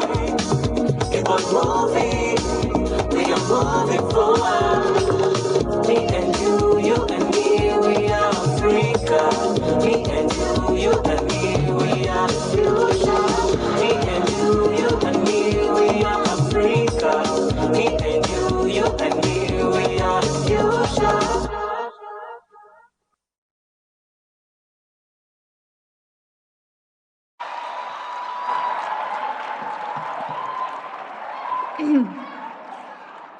Wow, that's made me quite emotional. What a continent, what a people, what a gathering. So the question, what do you do when you leave this room? Take that energy home. Francis, this is your mission. You're doing incredible things. Thank you for the work of the Africa School of Governance. Let me ask you to take the floor and give us some remarks before we welcome His Excellencies to do the same, please. Thank you.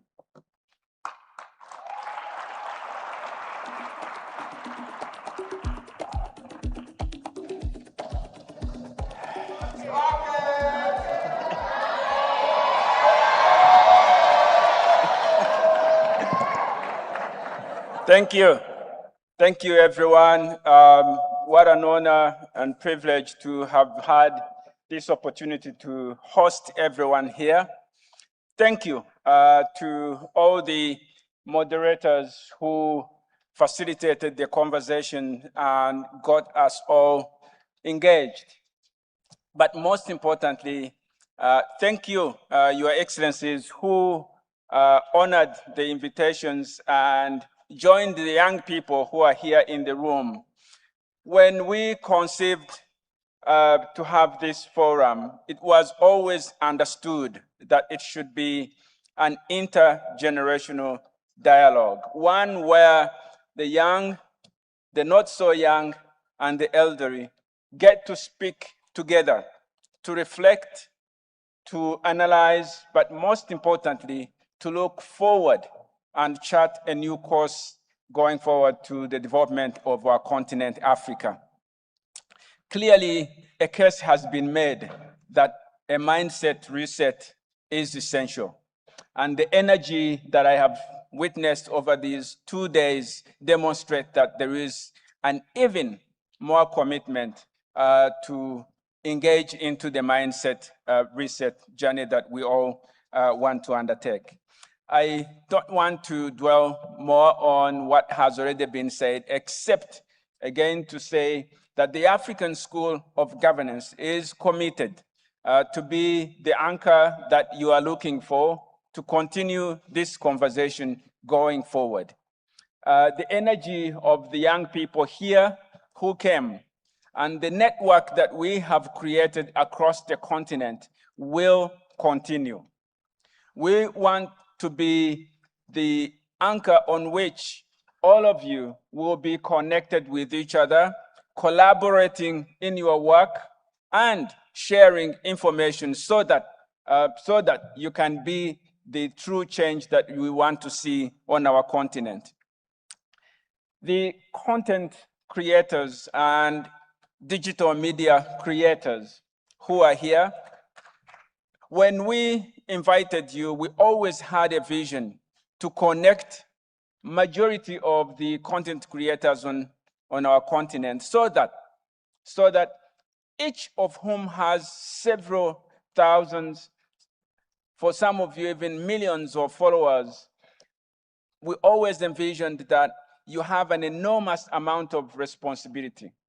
Those people who follow you, listen to you, feed on your content quite regularly, you have to exercise this authority with responsibility.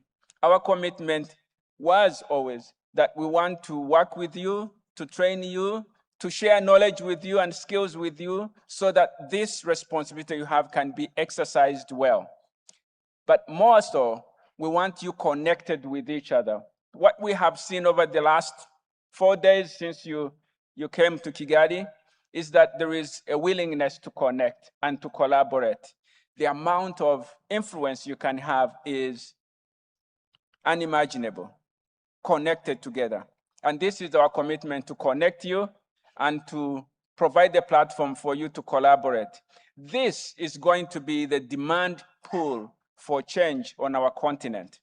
This is where the true power, influence, and impact of the Mindset Reset Forum will be exercised when we are collaborating, connected, and speaking the same language, asking for change.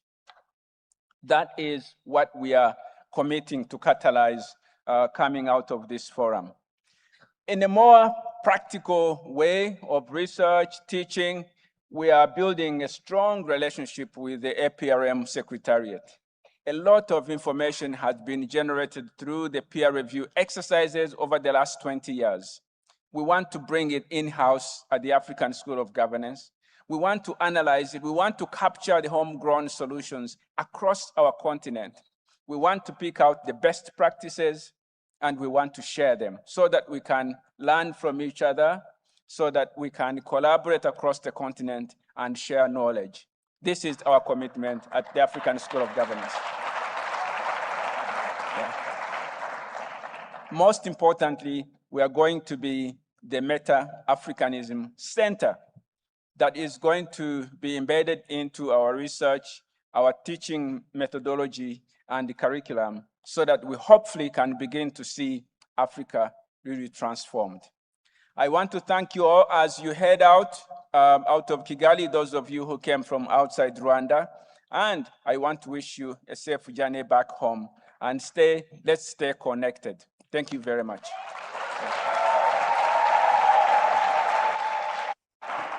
Wonderful.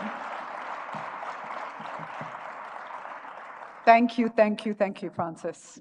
Now, ladies and gentlemen, we'll hear from our leaders who spoke yesterday. Final reflections moving forward. Let me welcome first His Excellency Wamkele Mene to come up and take the stage. Thank you.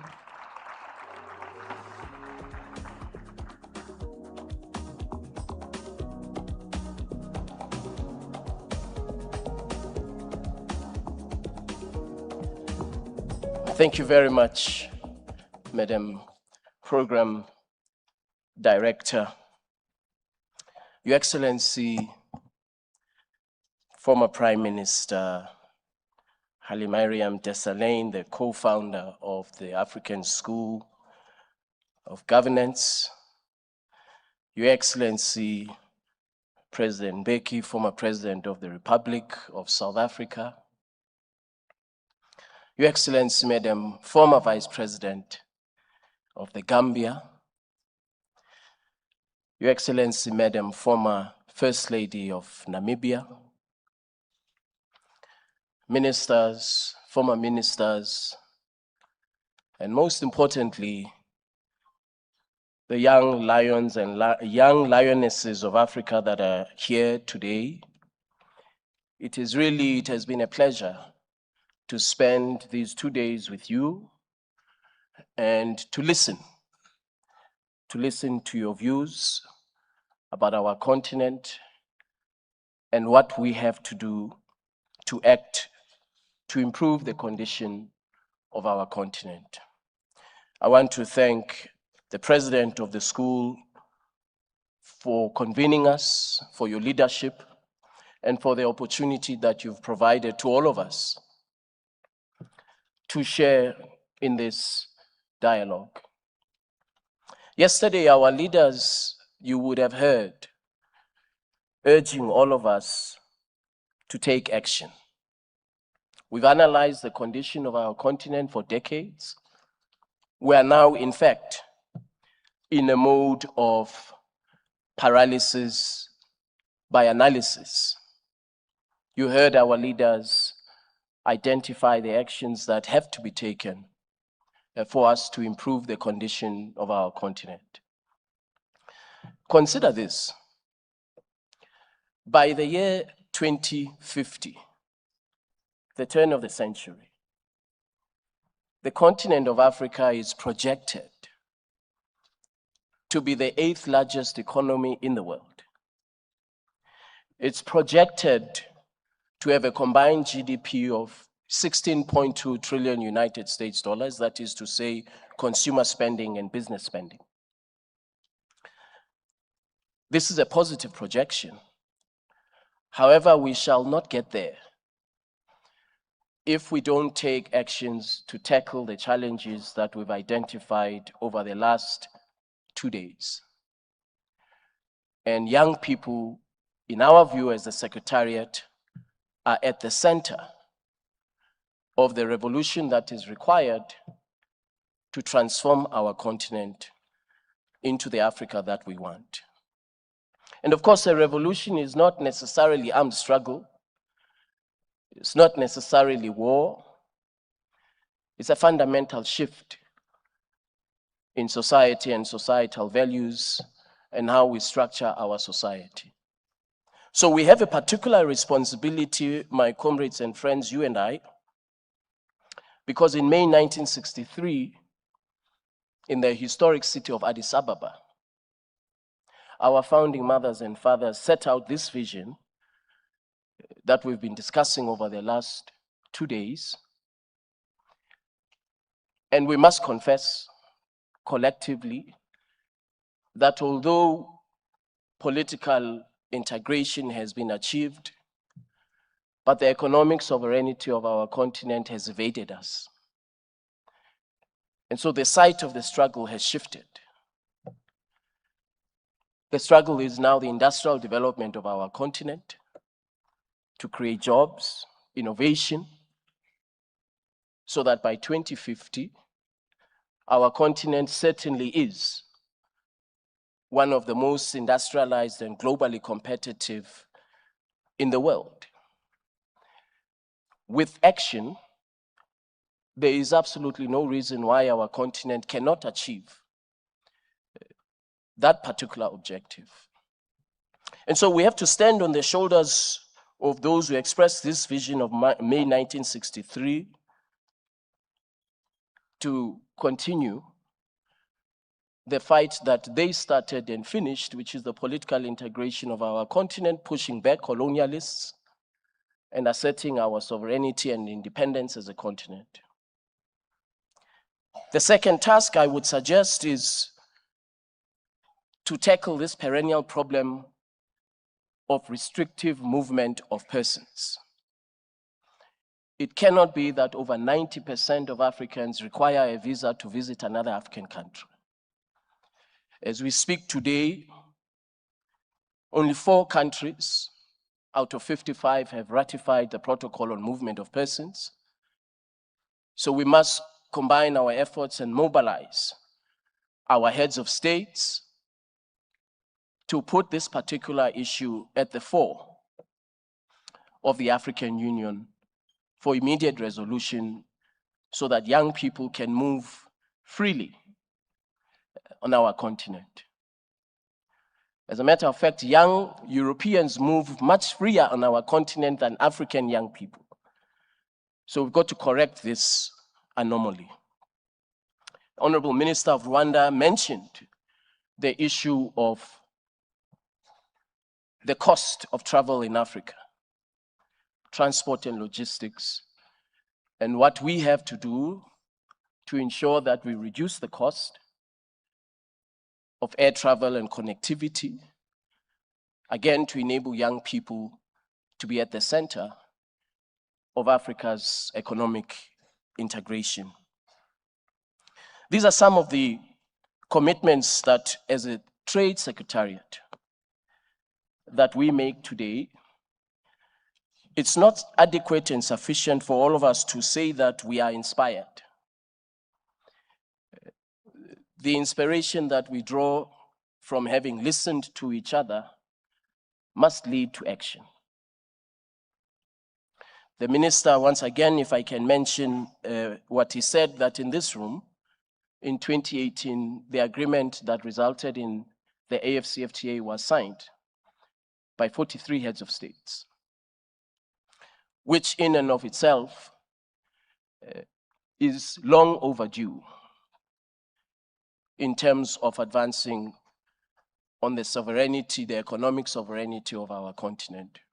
And so we have an overall objective, an overall ambition of the fundamental restructuring of Africa's economy to create jobs for young people, to be innovative, to be at the cutting edge of industrial development, and for us as Africans to hold our heads high in the Committee of Nations, and more importantly, to be faithful to those who came before us, who liberated our continent. And so these are our observations as a trade secretariat, and we commit today to partner with the school, with yourselves, in whatever, whether it is in commerce, in academia. We have a collective challenge, and that collective challenge is to address the underdevelopment of our continent. Somebody said earlier, about 30 minutes ago, that there are young people dying in the Mediterranean, being buried deep in the oceans of the Mediterranean in search of opportunities in Europe. That should not happen. We have a collective responsibility and an individual responsibility to make sure that the vision of May 1963 doesn't just become a vision, and that the projections of an Africa that is the 8th largest economy in the world with a combined GDP of 16.3 trillion United States dollars by 2050 is not just a projection, that it does indeed become a reality. Finally, I will just note that your responsibility as a young person is not determined by your age, or indeed the faculty that you are in. Your responsibility as a young African must be defined by your commitment to serve, whether you serve in academia or indeed in politics. You have a fundamental responsibility, and it must weigh heavy on all our shoulders. And so I want to once again thank the government and the people of Rwanda for having convened us here today. And I hope that when we come back next year, we will assess ourselves on the progress that we would have made, the shortfalls, and what we need to do to correct those shortfalls. So I'm inspired, but I'm also very conscious of the heavy responsibility that lies on all our collective shoulders for us to improve the condition of our continent. I thank you very much for your attention. Thank you. Thank you, thank you, thank you. Your Excellency Wamkele Mene, I think you can consider the people in this room and those who've been following beyond part of your army across Africa who want to see trade happen across the continent. We are with you. Are we or are we not? I know you guys are tired, but are we or are we not? We are, and we must be, and we must be. Your Excellency Thabo Mbeki, can we please hear from you? Ladies and gentlemen, let's give him a round of applause as he comes up. Thank you.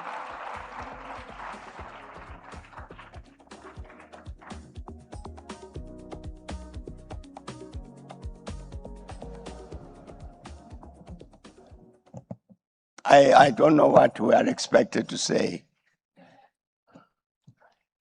but the African School of Governance took an important decision and acted on it to convene us here. And particularly these young people from across our continent. And so we've spent a couple of days here talking to one another. And also those of us who are no longer so young. In what he described Francis as an intergenerational interaction. Now, so during these 2 days, I think both the young and not so young have made many, many suggestions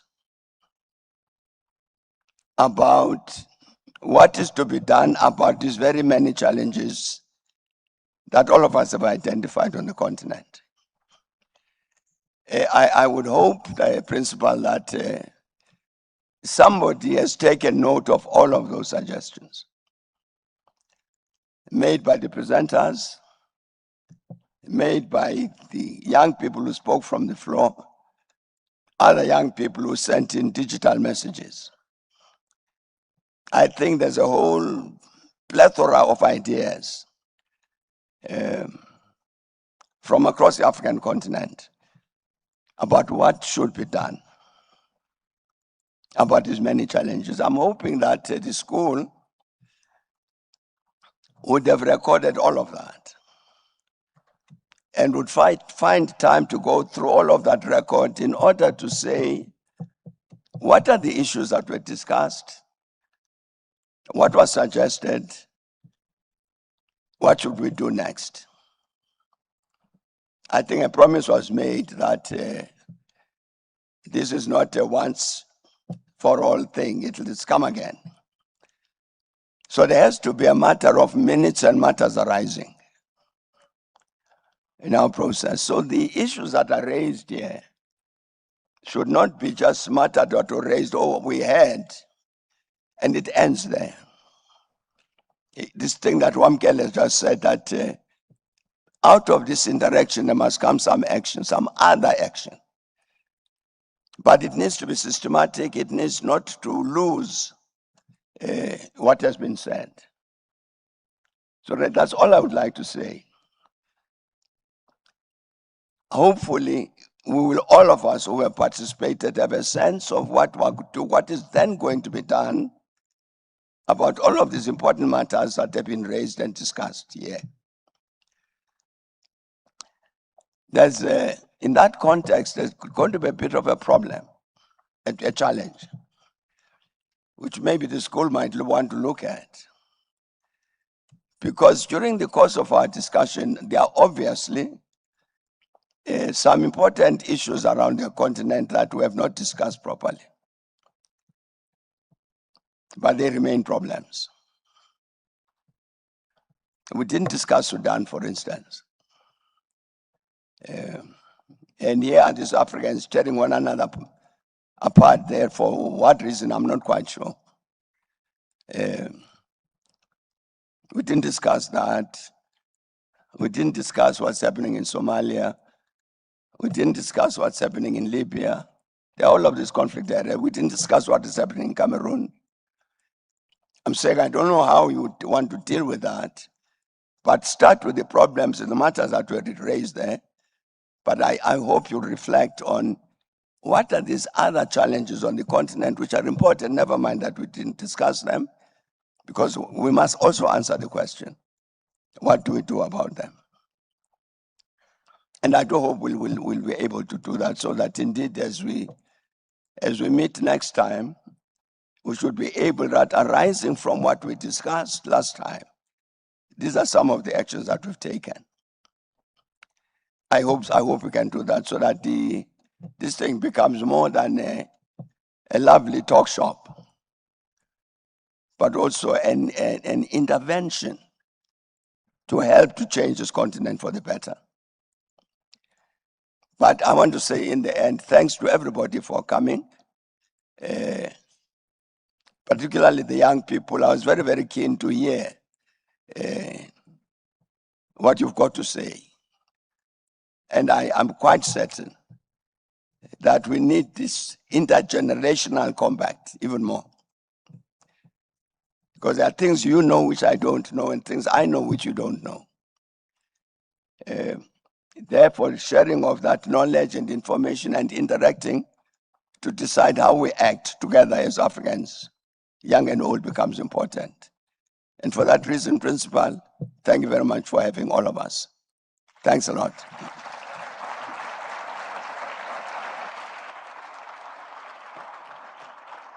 Thank you, Your Excellency. We do not take your time for granted.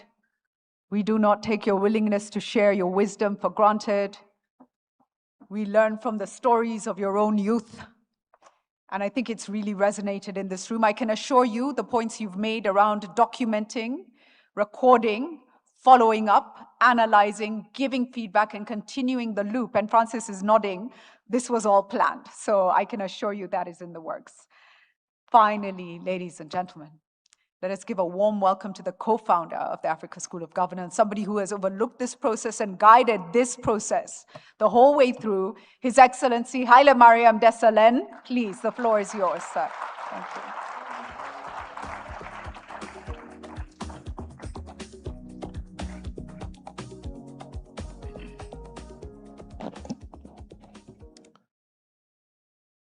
you. Your Excellencies, President Mbeki, Vice President Fatima,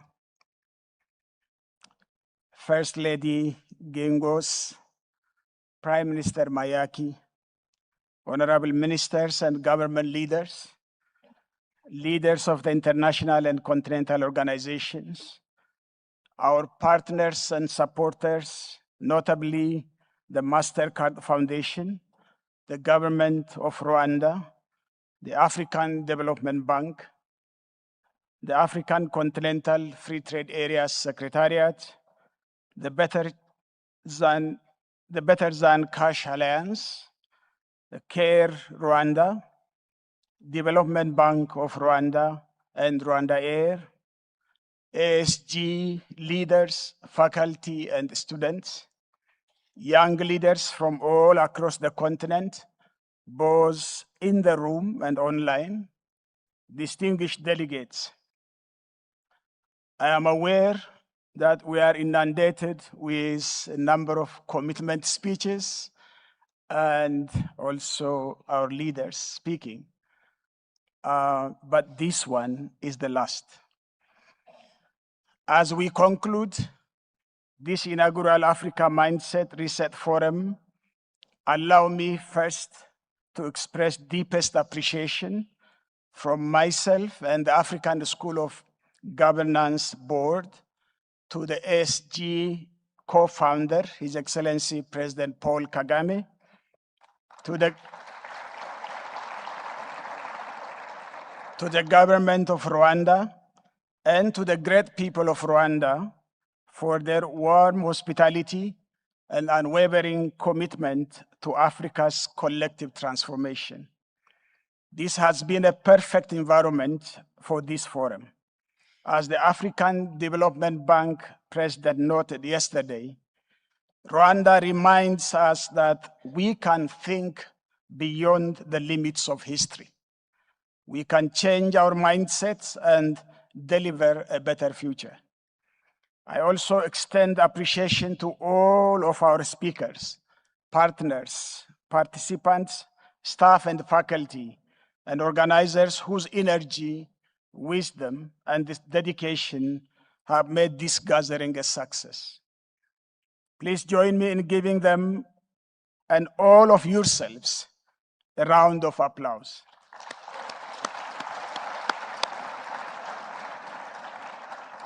Your Excellencies, ladies and gentlemen, over these 2 days, we have engaged in honest conversations about Africa's future and how to deliver the Africa we want.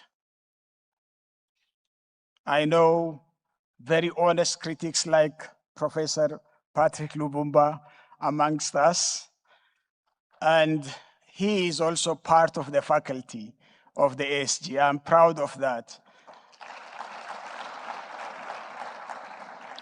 We have examined our challenges, but more importantly, explored our possibilities. We have reflected on leadership, institutions, innovation, integration, and the role of citizens in shaping the destiny of our continent.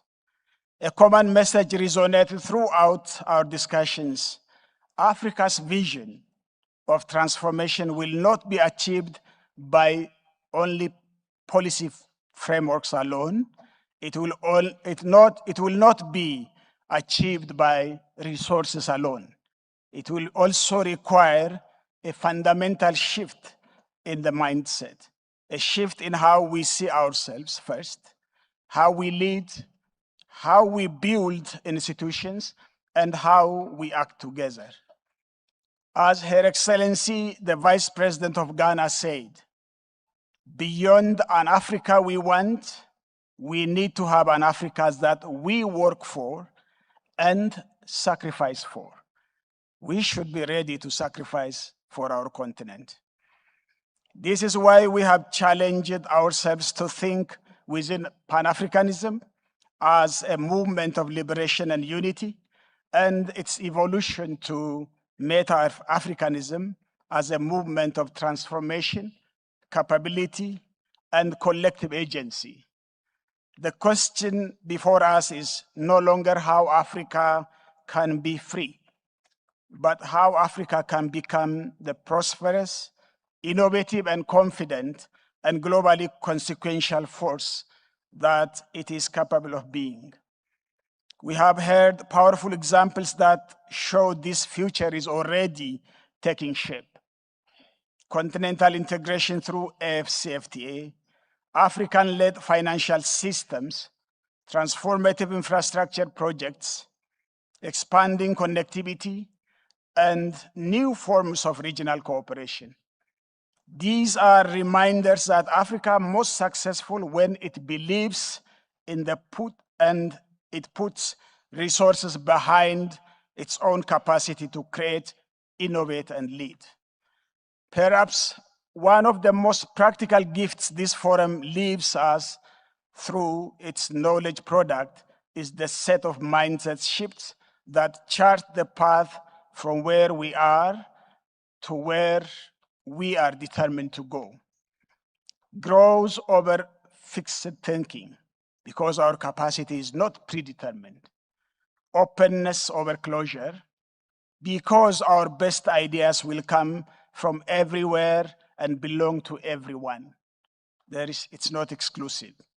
Possibility over pessimism because every challenge before us is also an opening, an opportunity.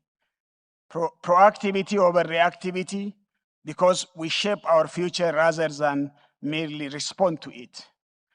Abundance over scarcity because Africa's promise is large enough for all of us rise together if we can increase the pie through value addition. And excellence over mediocrity because our people deserve nothing less than our best. There are not just slogans. These are not just slogans, but habits to be practiced daily by leaders, institutions, businesses, communities, and citizens, old and young alike, until they become who we are. Distinguished leaders, colleagues and friends, sons and daughters, let me close by stressing a few of the key points that have emerged during our discussion so that we may leave here with a clarity and unity of shared purpose going forward. We are all leaders here, and Africa's destiny will be shaped by the choices we make individually, as well as by the mindset we embrace. The intention of this forum was not to be an event. This is instead the first step, the opening chapter of a movement. I repeat, it is a movement. Though through which we aim to build a new generation of purpose-driven and ethical leaders with the mindset and capabilities to drive sustainable development all across the continent.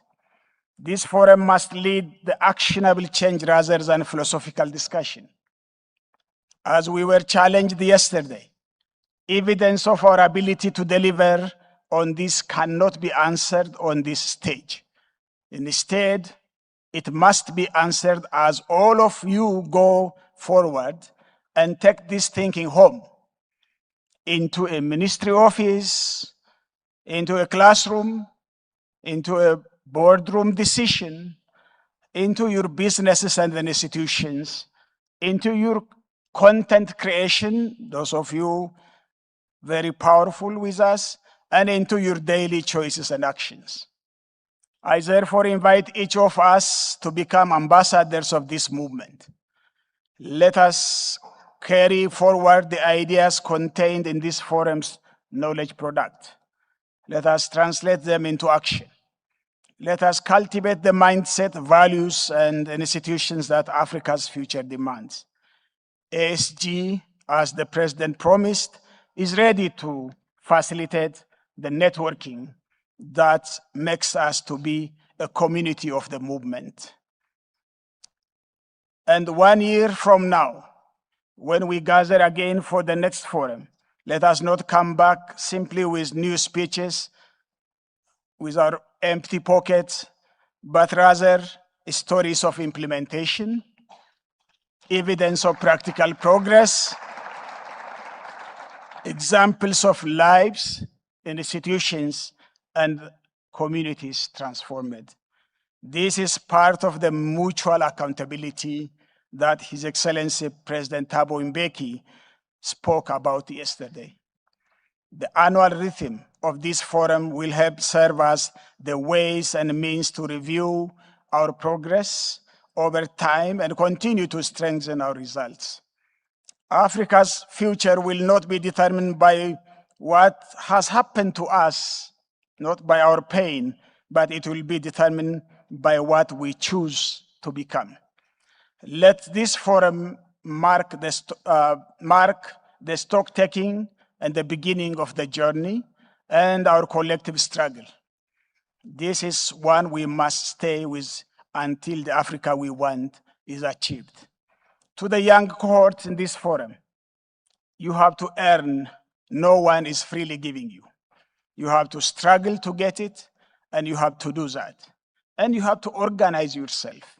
Otherwise, you are not a force for a change. I wish you a safe journey back home for those who come outside Rwanda, and an enjoyable days and months and a year from now to meet next time. I thank you, and God bless you all.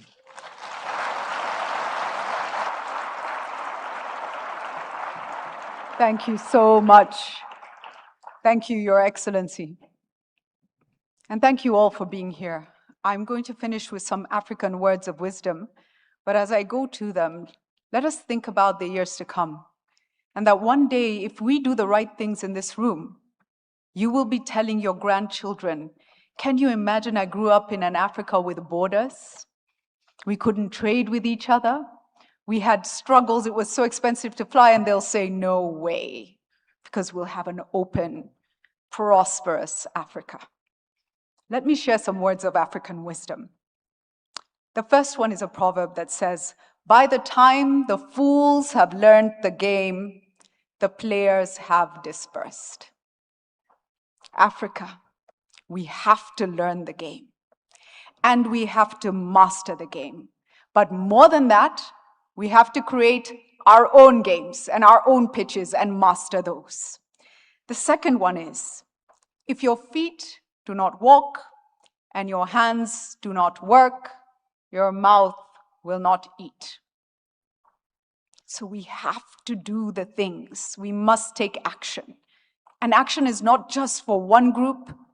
All of us have a way of doing something to make a difference. The final one. No matter how sharp your teeth are, they cannot chew water. What are we doing and what problem are we solving? Are we doing the right things? And so even as you go away, let each of us in our spaces ask ourselves, are we doing the right things, and collectively, how can we make a difference? I want to thank you all so much for being here. And the final thing as we go, let us remember those who have died for Africa. And I'm remembering Dedan Kimathi of Kenya. And when he died, the day before he was killed, he wrote a letter. And in that letter, he says, I do not fight for Kenya. I fight for East Africa and for Africa. This is my vision. And all those others who shed blood, and they could see so much clearer than we can. And so to honor them and our children and grandchildren, let us also see clearer, be smarter, do the right things, be stronger, and ladies and gentlemen, don't lose energy. I know some of you lost energy. Don't lose energy. With that, a round of applause to all of you. Thank you. To our leaders, to the young people, to those watching from far, far away, thank you. And we don't finish until we take pictures together. And so I'm going to just warmly welcome all the front row. Please come to the front. We're going to take a series of pictures. First and foremost, let me welcome the faculty of the African School of Governance to come up and take pictures with our leaders. Thank you. Please. Yes. All on the front row. Yes, please, please, please. Thank you, thank you, thank you.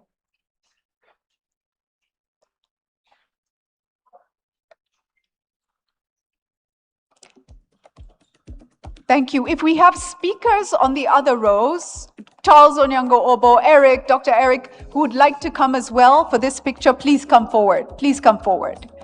Nshuti, if Nshuti must be in this picture if she's in the room. I see some of our speakers who are still on the second row. Yes, yes, please come forward. Please come forward. Thank you. And I'm going to join the picture as well.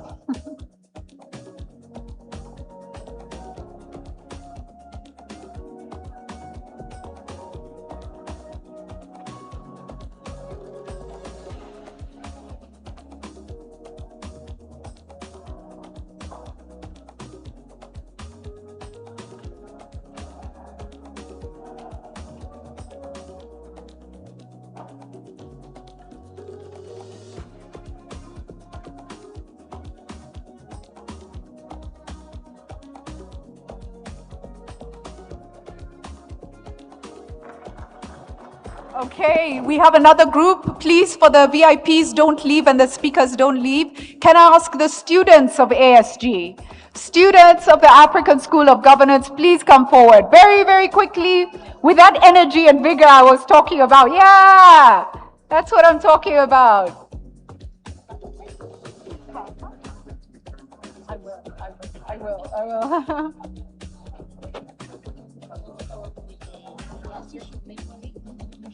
Yes, I'll try. Let me try. Go ahead. But go into this one as well. No, you're a speaker, so you were a speaker. Go ahead.